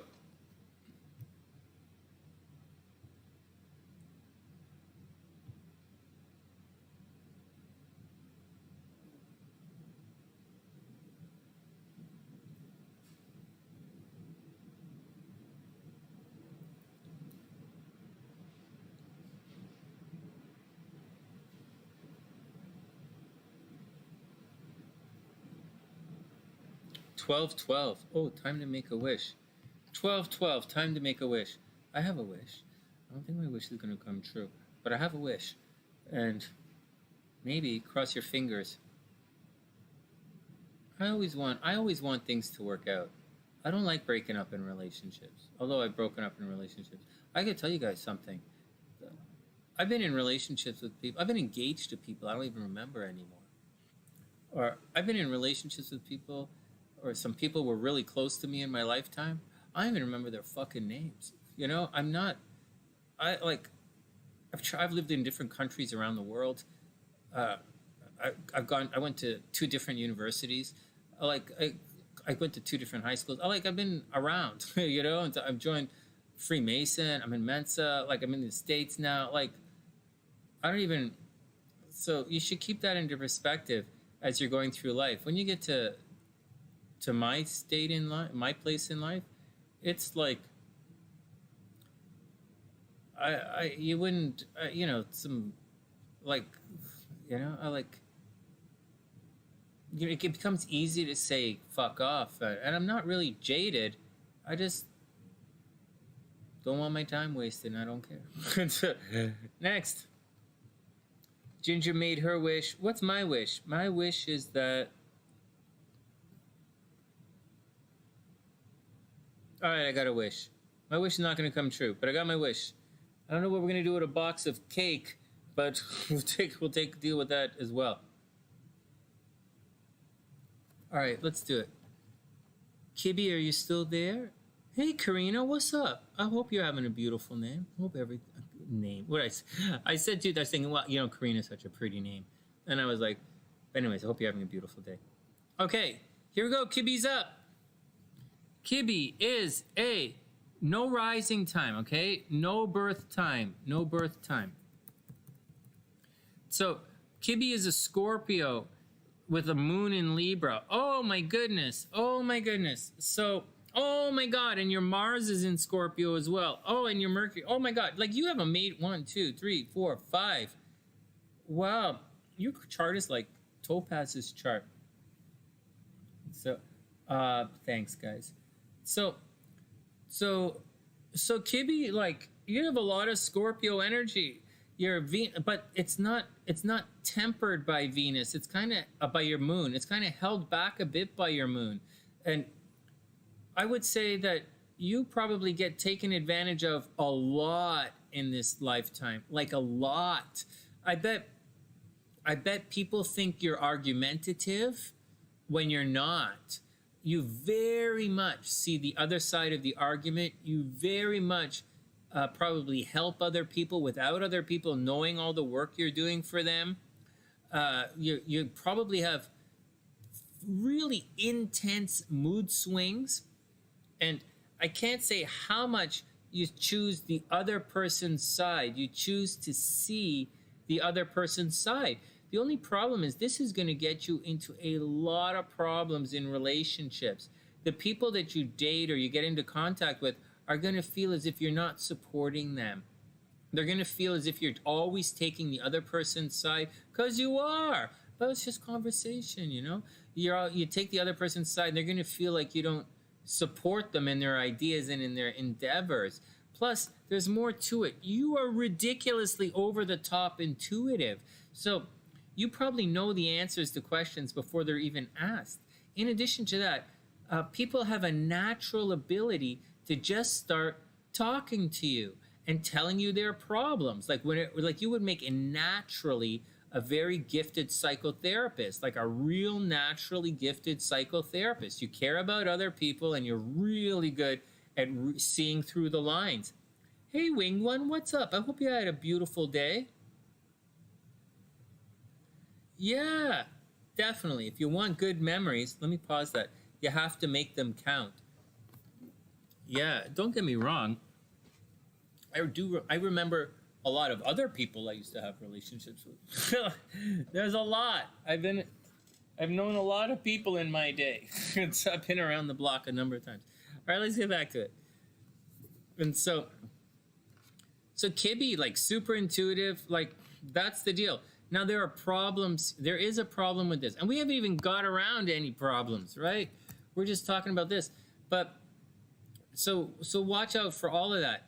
Now you're asking, before we get into love, let's just say some other things. So your Mars is here and your Mercury is here. So you probably, you might think a lot about the occult, a lot.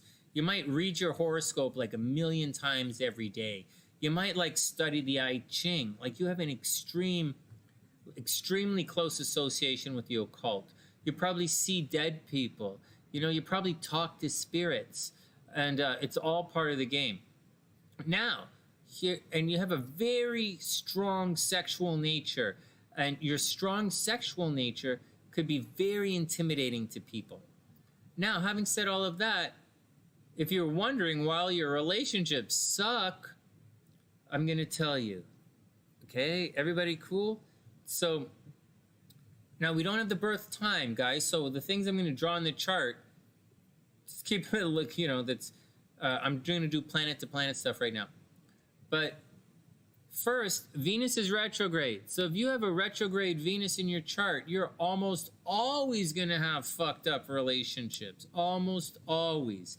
Venus retrograde means you tend to fall in love very quickly. You tend to idealize things very quickly.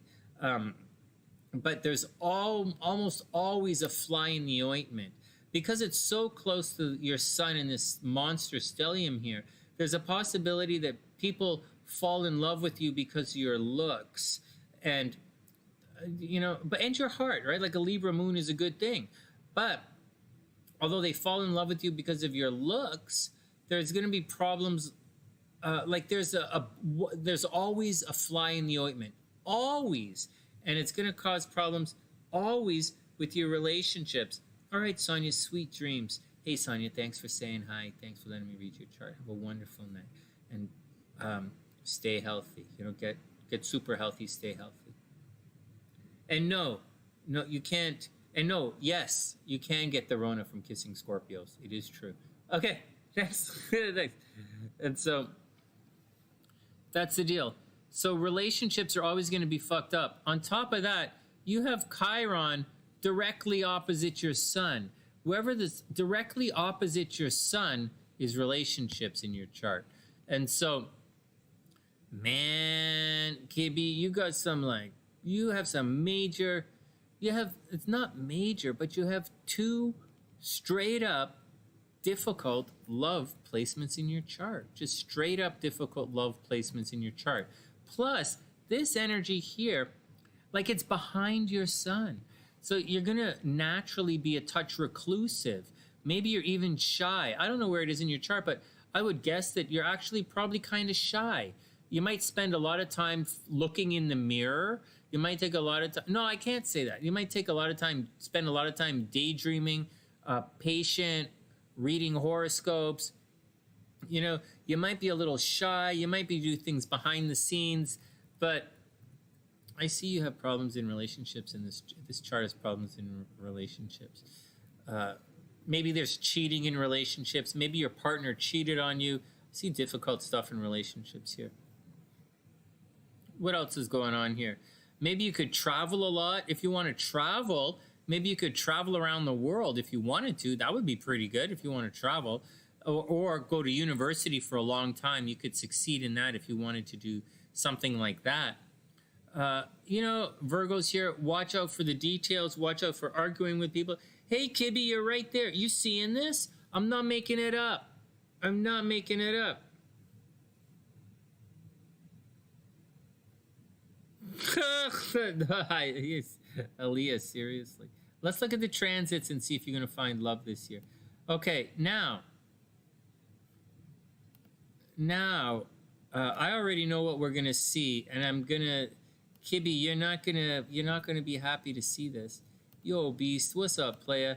Hey, Beast, I told Donald this earlier. Let me pause this and we'll do the transits right now. You're not going to like the transits, Kibby, but I'm going to tell it to you straight up. Beast, hell, Beast. I just got to say something. A PSA for everybody today. No matter how intense of a number 2 you take, say you eat like a Giordano's pizza with extra cheese. Say you eat a Giordano's pizza with extra cheese, and I don't know, plugs and stuff. And you're in the washroom and you're like, oh, that's intense, man. No matter how intense it is in the washroom, that does not count as high intensity training at the gym. Even if you take a monster dump at the gym, you can't walk into the toilet with a newspaper or, sorry, your cell phone. You can't walk into your washroom with a cell phone and say, I'm gonna go do some cardio. Doesn't work like that.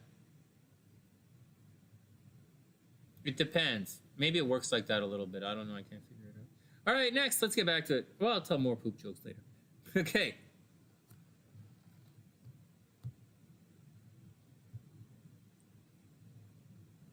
All right, Kibby, we're back. Sorry for the pause. So, Kibby, you're not going to like this, but, like,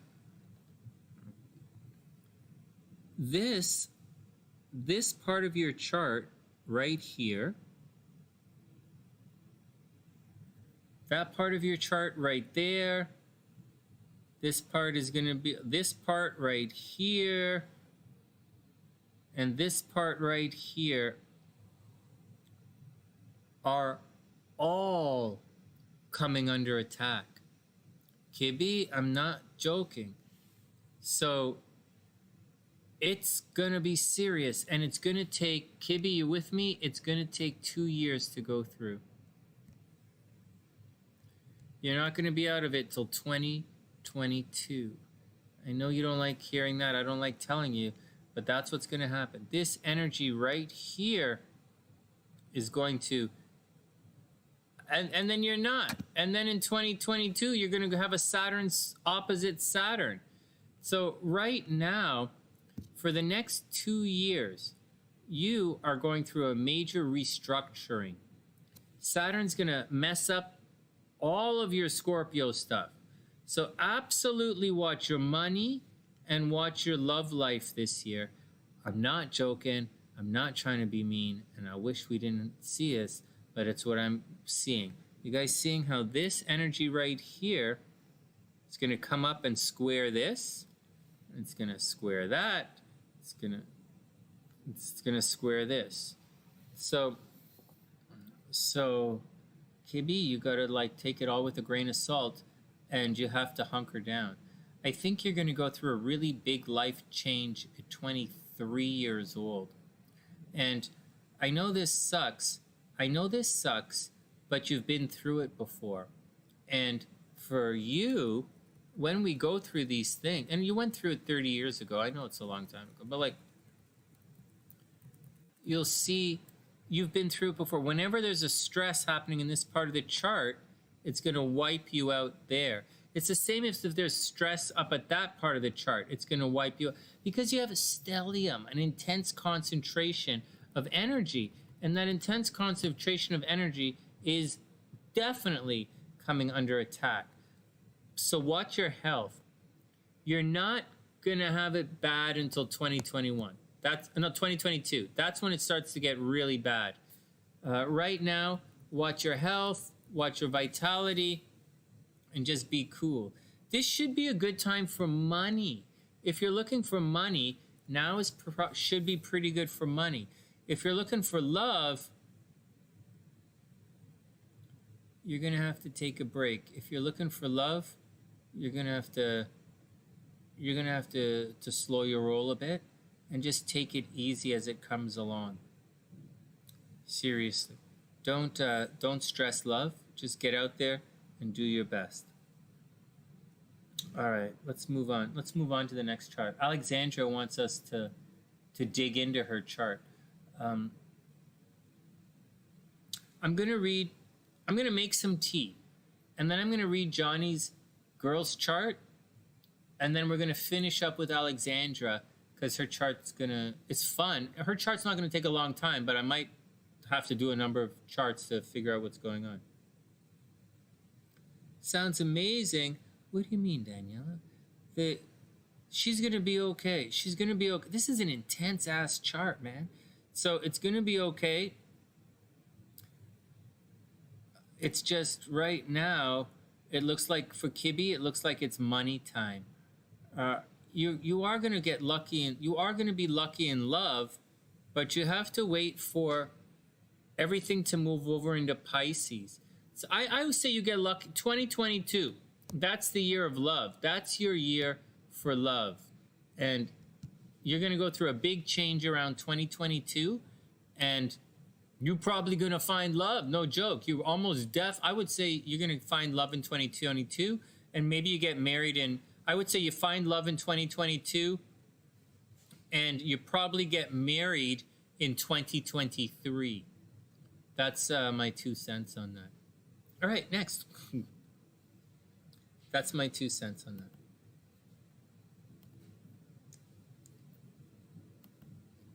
Man, I don't like giving people bad news like that. And so, a couple of readings tonight, giving people bad news, man. What the frig? And so, anyways, that's your chart, Kibby. I hope everything is cool. Whoops.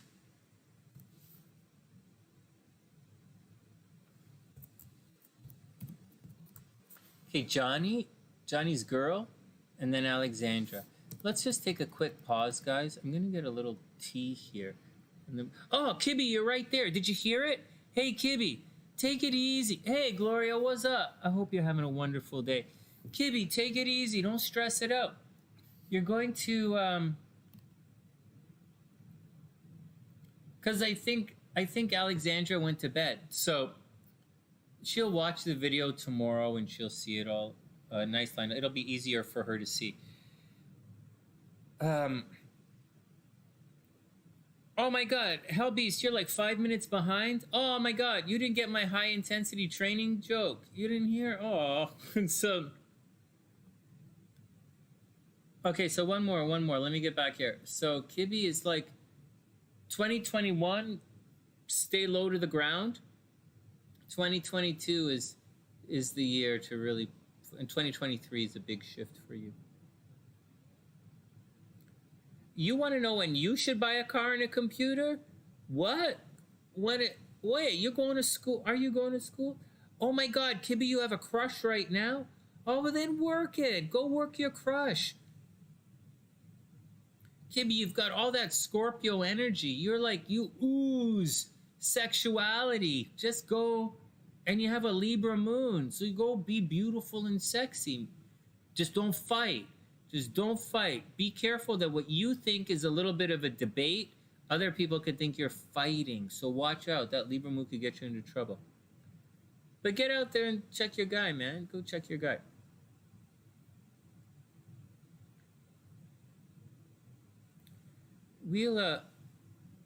This is a good time to get a car and a computer. Why not? You're a Cancer rising, right? Why not get a car and a computer right now? Yeah. What am I doing? Okay, I'm doing some tea. I'm getting my tea. And I will be back in 2 minutes. Johnny's right here. Look at this chart. Holy, what the fuck? Like this chart. Are these real? It's not. Yeah, these are real red lines. They're not all real red lines. Everyone like they're real red lines. Okay, like don't like it's not a joke. But I put a lot of midpoints. I put a bunch. Not a lot. I put some midpoints on the charts for Magi astrology for relationships, and so you're not there. Like all of this red. That red is sunny. These are SunnySide charts, right? That red is from me, but this is a real opposition there. That's a real red. So if you get rid of that, no, it's not a teeter-totter chart. She has stuff here and here. She's got a chart. Okay, give me a minute or so, and I'll be back. Oh, wait a second. You're a Gemini rising?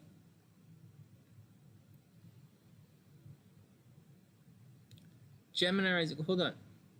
Yeah, Kibby, you're going to come under attack. Kibby, your chart is going to come under attack.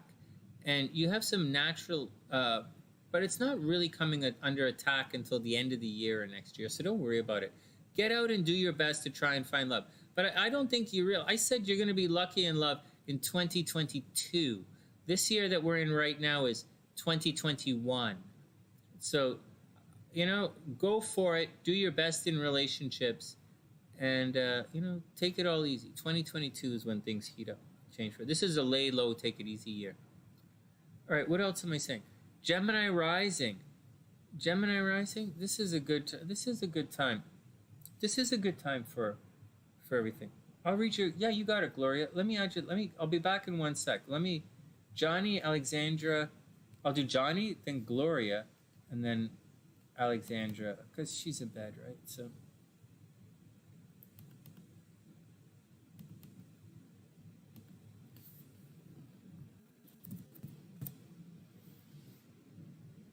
Okay, back in a flash, guys. Back in 1 sec. Or I'll be back in 2 minutes. Okay, everybody be cool. I'll be back in a sec.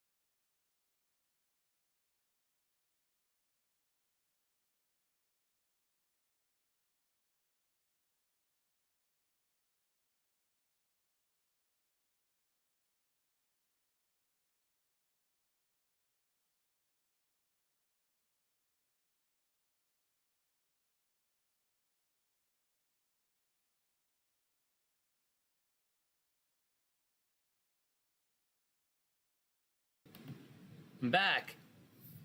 The huge triangle, it looks red. It depends which triangle you mean. Like the big red triangle, it's important. Except in my charts,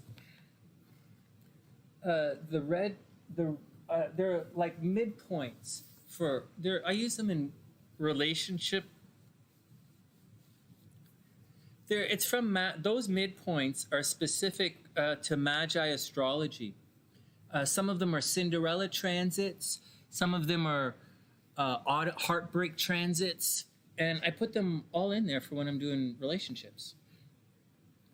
All right, here we go.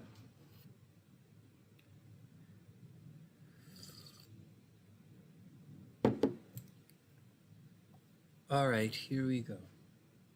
All right, so this is Johnny's girl.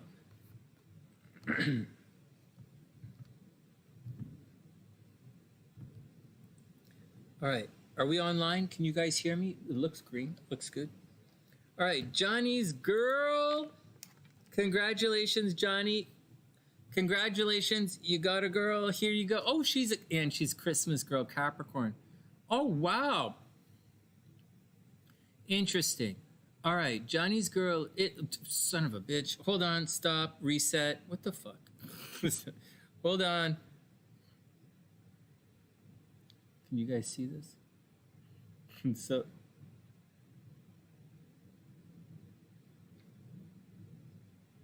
is everything working, guys? Oh yeah, okay, we're working on moving. All right, I took my headpiece out, so I'm not sure. Let me put it back in so I know if we're working or not. Your habit tibbies. That's cute.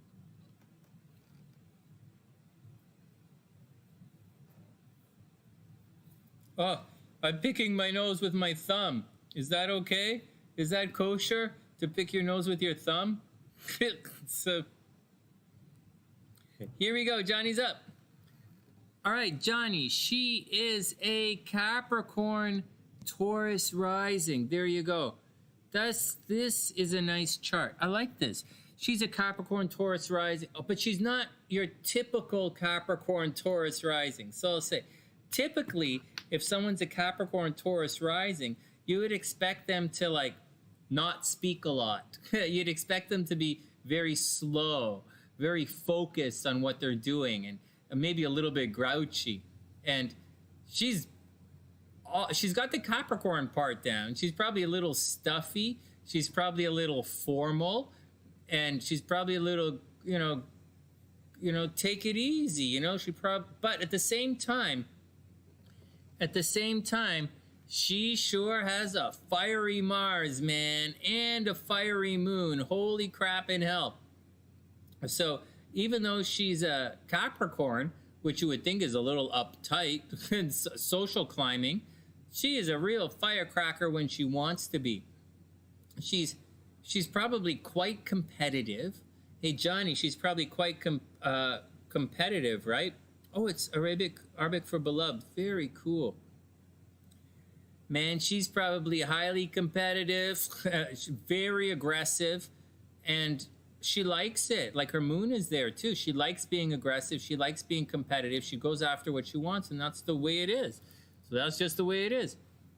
Now, there are going to be some problems. She might end up getting divorced in her lifetime.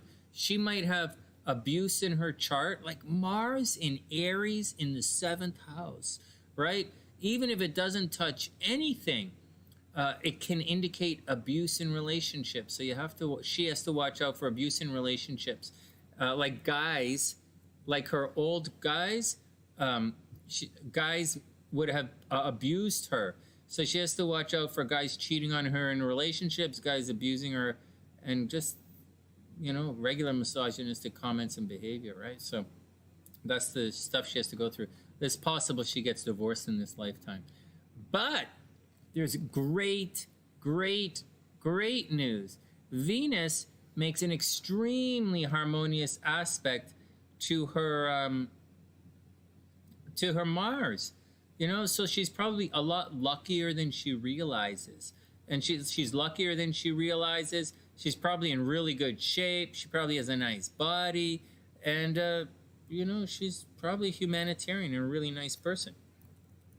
This girl is going to be, she should be famous, right? Really popular wherever she goes. I don't know if she's good looking or not. It doesn't really say anything like that, but it says she's probably going to be famous or very popular, and she should do quite well in her career. Money's a little effed up. Money's a little WTF, you know? Jupiter's here, so she's supposed to be RAF, right? Rich as fuck. Oh, she's been divorced for 4 years. Yeah, it says she's been divorced. She's competitive, right? Yeah, competitive and reserved, right? Yeah, she's a firecracker. Not a firecracker. She's competitive but reserved. Absolutely. She's not a typical Capricorn. Much more aggressive than a regular Capricorn. Much more competitive. But she seems like fun, right? That sounds fun. Money is what the fuck. She's supposed to have a lot of money, but Jupiter retrograde causes problems, man. We know a number of Sunnysiders or a number of people, charts that I've read right here for you guys, have Jupiter and Venus and, you know, good stuff in the second house, but it's retrograde, and they end up not making any money. And it's like, what the fuck, man? So, like, you know, watch out for her and, you know, her finances, right, Johnny? It's all going to be okay. Chiron is here with her brothers and sisters and driving. Maybe she got in a bad car accident at one time in her life, or maybe she doesn't know how to drive, or maybe her brothers and sisters, one of her brothers died when he was a baby, or maybe there's a problem with the brothers in the family, brothers and sisters. Over here, and that doesn't really say much about, it doesn't really say much about family life. It doesn't really say much about dating and kids. It really has, money should be a little bit better. Money is a what the fuck. And it says divorce. It says definitely divorce. Other things, she has to watch out for her health, no matter what. And actually, in 2022, she's going to have to watch out for her health, right? Saturn up here is going to square this, right? Watch out for her health in 2022. That's the deal. Maybe that's the deal. It's not really the biggest thing in the world. She seems really nice, and she seems nice. This can be stuffy, right? This can be very stuffy, but this is a lot of fun, and she's very freewheeling. You know, Venus in Aquarius. Hey, what the fuck? Hold on.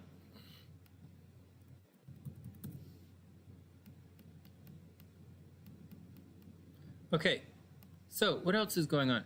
She probably absolutely dying to travel. Right, Mercury in the ninth house. She absolutely dying to travel. She's gonna, you know, she might go to university for a long time. She thinks about. She's a very progressive, linear kind of thinker. Her love life is very outside the box. Right, she gets attracted to guys who are a little zany, guys who are a little outside of the box, guys who are a little aggressive. She obviously likes bad boys, so you got to deal with that. But she's addicted to bad boys, right? But she might want to travel. She might want to go back to school. She might end up teaching in this lifetime. She might end up being a teacher.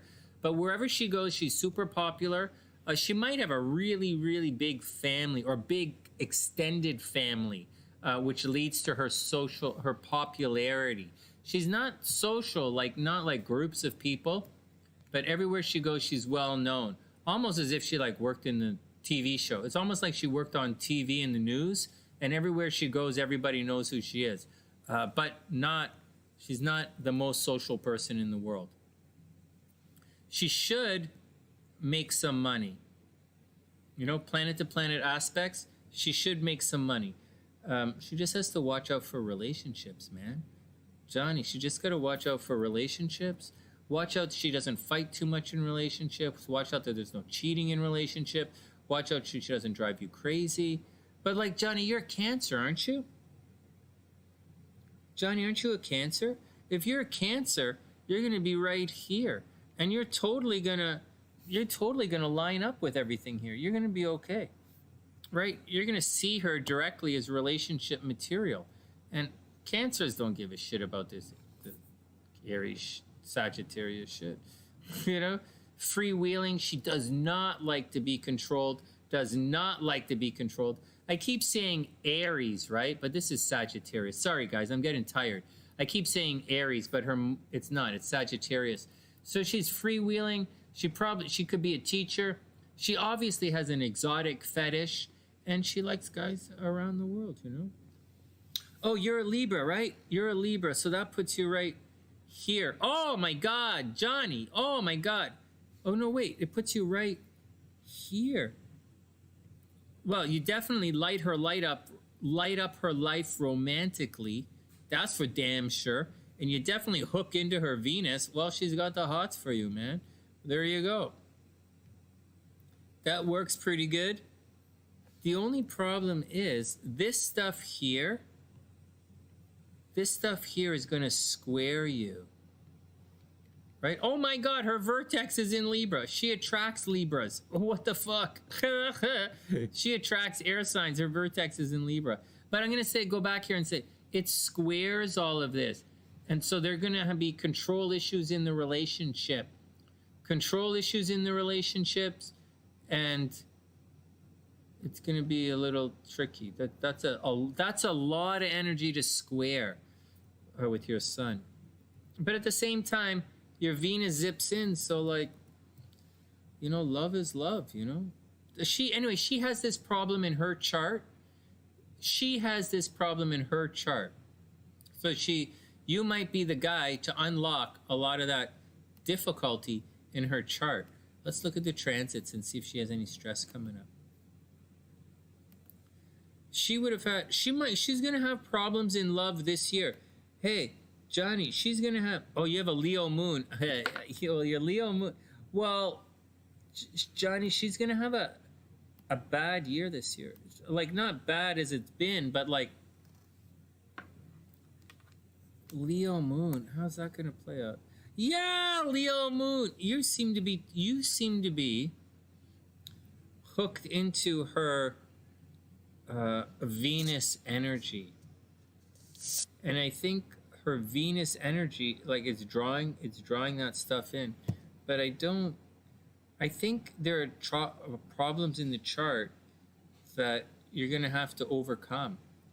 You know, not a big deal. It's just, you know, there's going to be growth. Holy shit, that's a lot of stuff she has right here. Has she gone back to school? This chart looks like she's spending all her time studying right now. Like she's going to get her master's or MBA or something like that. A lot of time it's studying. What the fuck? Or traveling, studying or wanting to travel. But right now, she's going through a difficult situation. Right now, there's behind the scenes stuff that's probably stressing her out. Right now, people are trying to fuck her up behind the scenes. You know, they're definitely trying to mess her up behind the scenes. Or she might have a hater, like a legitimate hater, messing her up. So she has to watch out for that. On the plus side, money looks pretty good. Money looks really good. Like she might be getting government checks right now. She might be getting alimony right now. Money might be pretty good for her. But none of that's here nor there. She's going to, as the year progresses, Saturn is going to go back and forth across her Venus. Now, it's not a square and it's not an opposition. It's going back and forth across the Venus. So, excuse me, as it goes back and forth across the Venus,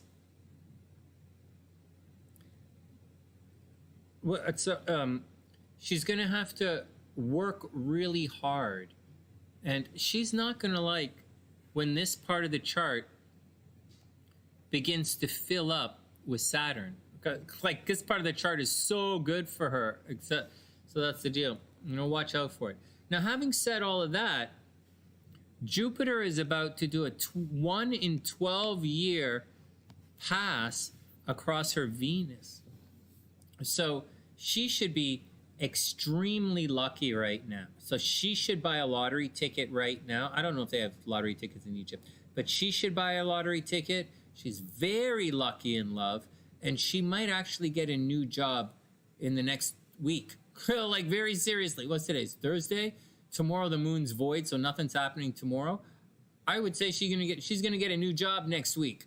Like it's kind of, I don't know if that's really gonna happen, but next week she's either gonna win the lottery, or get a new job.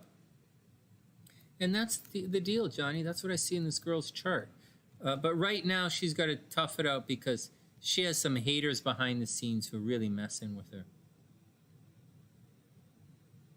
All right, that's the deal. Okay, let's read Gloria's cards, and then we're going to check on Alexandra's birth, see if anything happened to her when she was younger. Johnny, she seems cool, man. I like her. She's in the States. Oh, holy jeez. She might get a new job, man. She might get a job like right now. Then get her to buy lottery tickets. She doesn't have to live in Egypt. It's fine. She should get a... She should go into lottery. She should get a lottery ticket. What city, Johnny, what city does she live in? We'll quickly relocate the chart to just do a quick rundown on the chart, and then we'll move through it.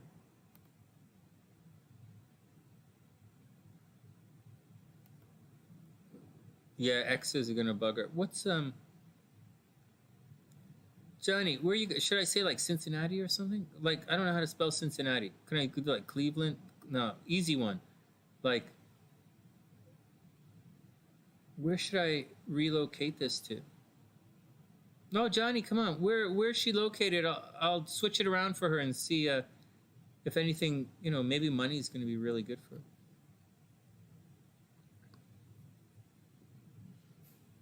Oh, my tea is good. She's in Pittsburgh?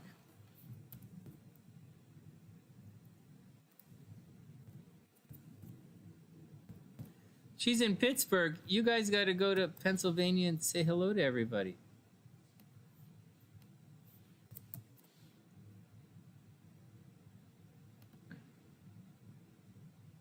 Oh, wow. Oh, my God. Look at this. Look at this. Holy jeez. Oh, my God. Johnny, get her to... Oh, so she's got haters, man. She's got some haters. She has behind-the-scenes freaking haters, man. Where's this relocated chart? Check this out. Look at this. Look at this. Venus is in the second house. Money. This is money time. Holy fuck. Jupiter is going to cross her Venus in the money house like in the next 5 days. Holy fuck. She's lucky in money right now. Johnny. Yeah, wing one. I didn't want to drop any names, but that's what's going to happen. Yeah, and Aaliyah lives in Pittsburgh too. She's in Pennsylvania. A lot of guys are in Pennsylvania. Oh, is Wing One going to bed? Oh, sweet dreams. Oh, sweet dreams, Wing One. Thanks, Wing One. That's really sweet. All right, Johnny, get her to buy a lottery ticket. And the haters aren't going to leave. See, Mars is in the 12th house.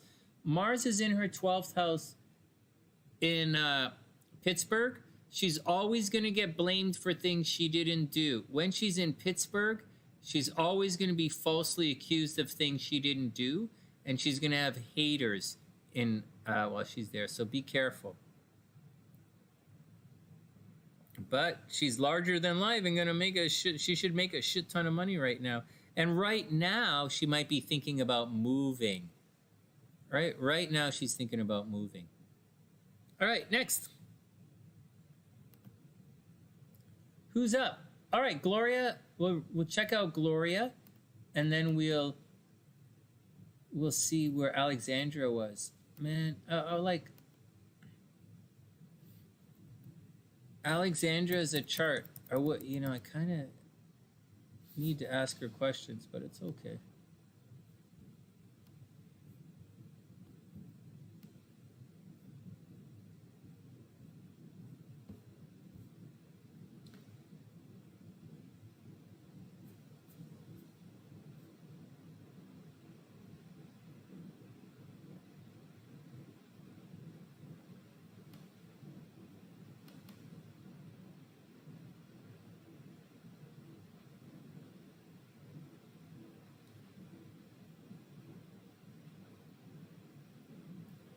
Gloria, what did you say your rising was? Gloria, I have you as a Gemini rising.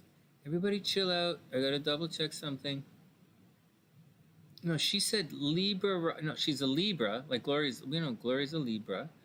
But I said Cancer rising, and she said, did you guys catch? I want to make sure I have the right chart up. Because she wants to know about her car. I'll read her cards right. I'll read her cards. Oh yeah, she's a Gemini rising. All right, I got the right chart. I have the right chart.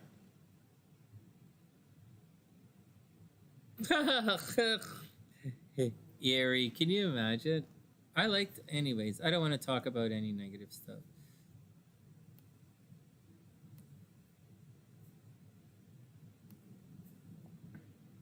Okay, Gloria, we'll read the cards, but first, let's see if it's a good time. Oh, we're not looking at the same thing. We are looking at, you know what? For buying a car and all that stuff, it's kind of empty, right? This over here is buying a car or travel or stuff, or it's kind of empty.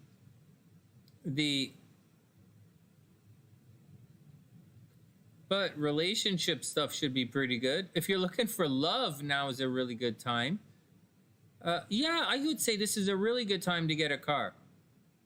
Yeah, Gloria, get a car, get a car, get a car, right? This is it. This is an okay time for you to buy. Just be very frugal. Oh, damn, I didn't put the right chart up. Let me read the cards for Gloria. Just don't be, according to the Astro, it's a good time.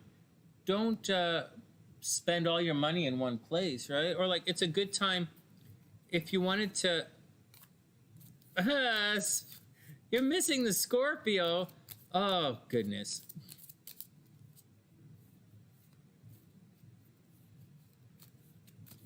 All right, shuffling the cards for Gloria. Hey, Ancient Life. What's up? I hope you're having a super amazing day. Gloria, here we go. Here we go.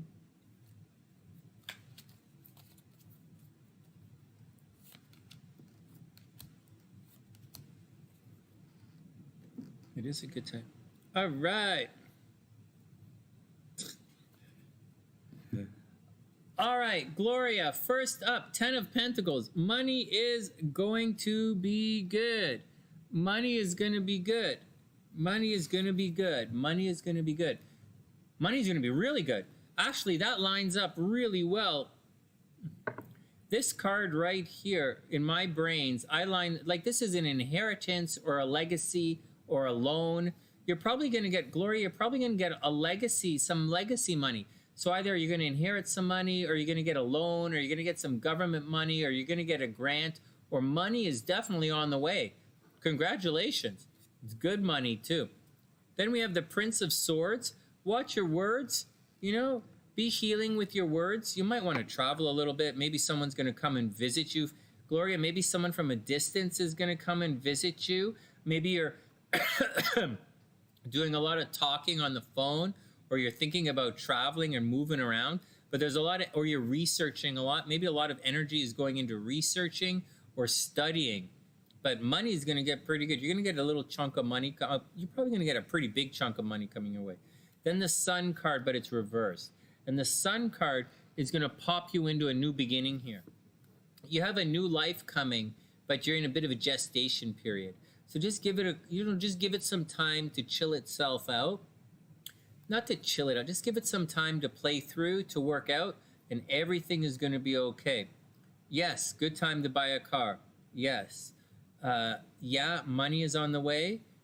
Yeah, you're going to be running around, absolutely running around, talking to lots of people, studying your ass off, right? Learning new stuff, Prince of Swords, running around. And the Sun card says you're going to be reborn in a beautiful new day, but not yet, right? So give it some time.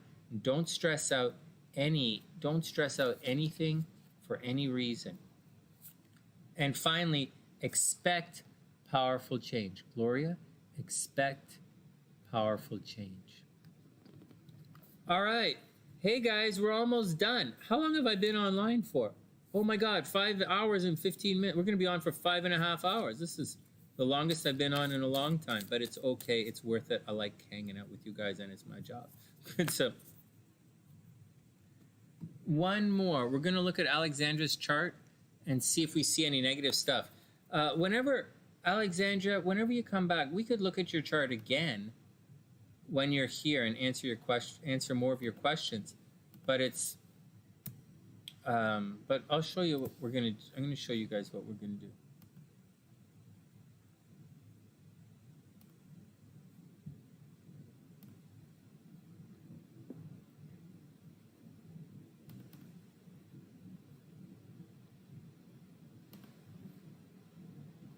All right, Alexandra, let's pull up a couple of charts. So we got to do one of these. Frig, we can't do one of these. We have to do. Okay, so let me see. Hold on a sec, guys. I got to put some charts together for her.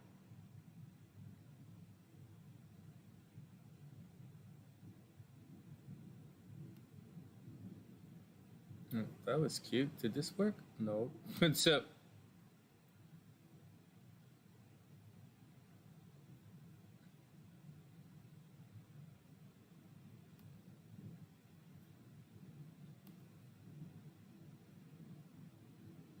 All right, I'll do it the old school way. Hold on. I see. I want to progress her chart, but I don't want to like do a progress chart because I'm gonna have to check some stuff in it. So I think what we're gonna do is this. So, because I need the chart to move. So Alexandra's going there, and today is going here. So you're gonna have to, you guys aren't seeing this, but we'll do it in a sec. January 16th, 1990.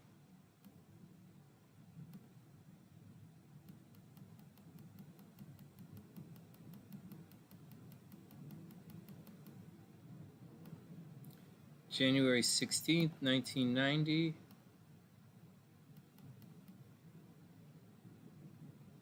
No birth time.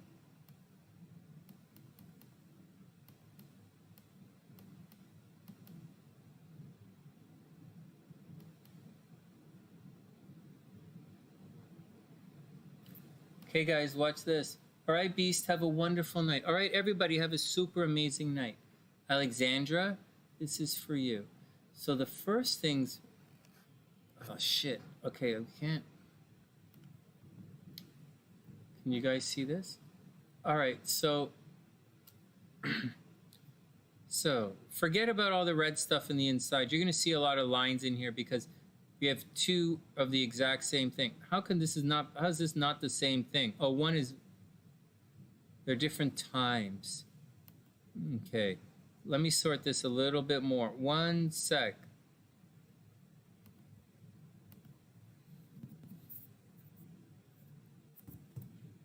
That didn't work.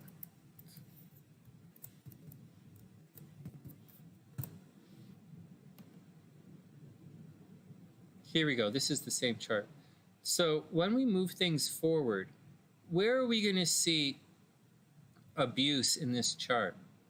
Right? Where are we going to see things screwing over at a young age? We're going to see something has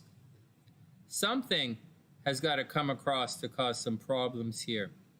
And we don't have the birth time, right? So we're not sure what house it's in or what year it was in. But she said there was some kind of problem at her grandparents' house as a child. And she naturally has in her chart. No, it's not it's not. She has Pluto making a really harmonious aspect to Saturn. That's not going to cause problems in your life. That's not going to cause problems.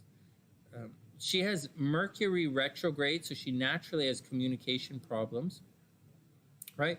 Communication problems, learning disability. Venus is retrograde, so she's going to have love problems. Let's look at the other chart. This chart is good. This chart, she has problems in her chart. Alexandra, we'll do your natal chart first before we go investigating. Guys, as a general rule, I don't do investigative astrology as live stream. Like this mini readings are 10 minutes long. Investigative astrology takes time to figure it out, but if you pay for it, I'll do it. But I'm only putting 10 minutes into the effort. And so here we go. Hey, Gabrielle, what's up? When is 11, 11, 11? It's 1 minus 2. 11. Ah, in 3 minutes? Right on. We'll do 11, 11 in a couple of minutes. So check her out on chart. She has, so Mary Alexandra, you have Venus retrograde, holy crapola, and Mercury retrograde in your chart. So you're going to have difficulty in love in your chart naturally, and your difficulty in communication in your chart naturally. You might have a learning disability, you might be dyslexic, you might have had problems at school, maybe just a slow learner, whatever. And you also have problems in love, which really, which is, it's not the greatest thing. But at the same time, you really do fall in love very easily. So let's see.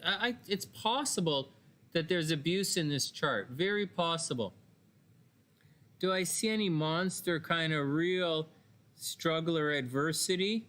Not necessarily, but you could have struggle and adversity depending on where it comes from. And if you want me, and I think you want me to,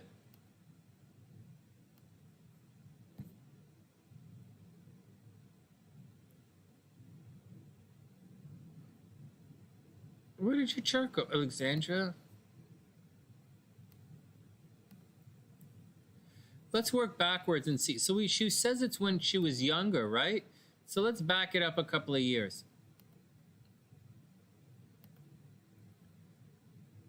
So right now, before we say anything or move on with anything, hey, wait on it. Hey, wait, what's up? Before we do anything, Saturn has just crossed her Venus, right? The last couple of years have been very difficult for her. The last couple of years have been really difficult for her, actually, like the last 3 years. She's had she just went through her Saturn return. See 17 Capricorn right here? She went through her Saturn return, like she's going through it right now. Like she just went through it. It's brutal. Or like 2019, she went through her Saturn return. So big changes in life. But to back it up, I can tell you when it's going to happen, but you got to make it a little clearer. I'll tell you. So as we move through life, where am I going to see some adversity in this chart?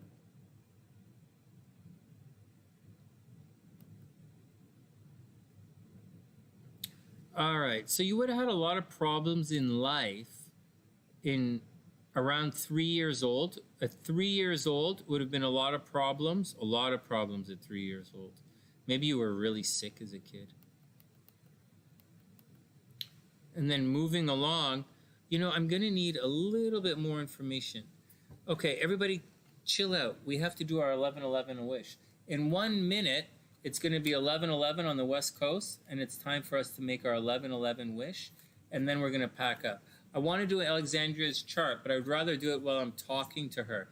I know she's been very patient. She's sleeping. Where she is, it's about 7 o'clock in the morning. But you can do it by, you can do it. It's just not easy. I need a little bit more information. Because like I said, difficult stuff happens every year in everybody's chart. There's good in your chart all the time. There's bad in your chart all the time. This chart has a couple of things that might appear as aberrations in her life. And in addition to that, you have to sort between what's a transit, what's a difficult transit, and what's absolutely in your chart. All right, Gabrielle, sweet, super sweet dreams. But before, does she want to sing sweet dreams? But before we do anything, let's make our 11-11 wish. All right, everybody, 11-11, time to make a wish. So, what's my 11-11 wish?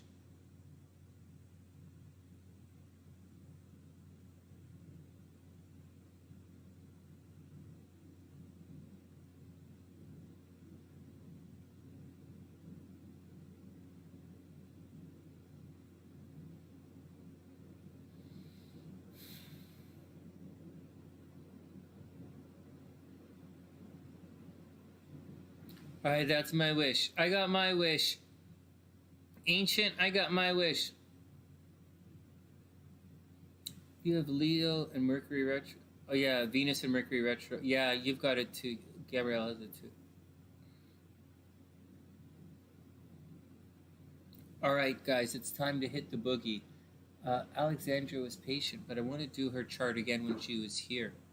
She wants to know if there was abuse in her chart as a child, but she wants to know if it happened at her grandparents' house. But it's there's a lot of stuff. There's stuff in her chart. I need to pin it down, a little bit more information to pin it down. And I do see it. I do see problems, but we need to tune it in a little. Seriously, Ancient. All right, guys, let's get out of here. I hope everyone had a wonderful day. I hope everyone had a wonderful night. Thanks for hanging out with me. It's a long-ass bunch of readings today, but it's great. You know, this is the first time in a long time. The cards really said some negative stuff to some people. They were a little trippy. And also, things to notice for everybody. Notice that in the last couple of years, a lot of charts we were looking at where Cancers were having problems, Capricorns were having problems, Libras, Aries, the cardinal signs were having problems. And as we're moving forward now, you can see the charts are kind of coming in where the Scorpios are having problems, and the Scorpio energy is now under attack, or Aquarius energy and Leo energy is definitely under attack. A lot of fixed signs on the sunny side, a lot of Aquarian energy, a lot of Leo energy, Taurus energy, obviously a lot of Taurus energy on the sunny side, Scorpio energy. And you can see it as we move through tonight that, people are going to be popping up with more questions with different signs. The energy is shifting. So be aware of that and be cool with that. I think we had a pretty good show. It was nice to... It was pretty good. Started off, with describing the difference between planet-to-planet transits versus, different signs, and how it relates to tropical zodiac and the sidereal zodiac and planet-to-planet aspects. I had a little talk on that, which was pretty good. And we're seeing that the stress is beginning to move through different signs. So that's the action, man. Everybody be cool. Everybody take everything with a shot of tequila and a grain of salt. And it's going to be okay. We'll work through this together.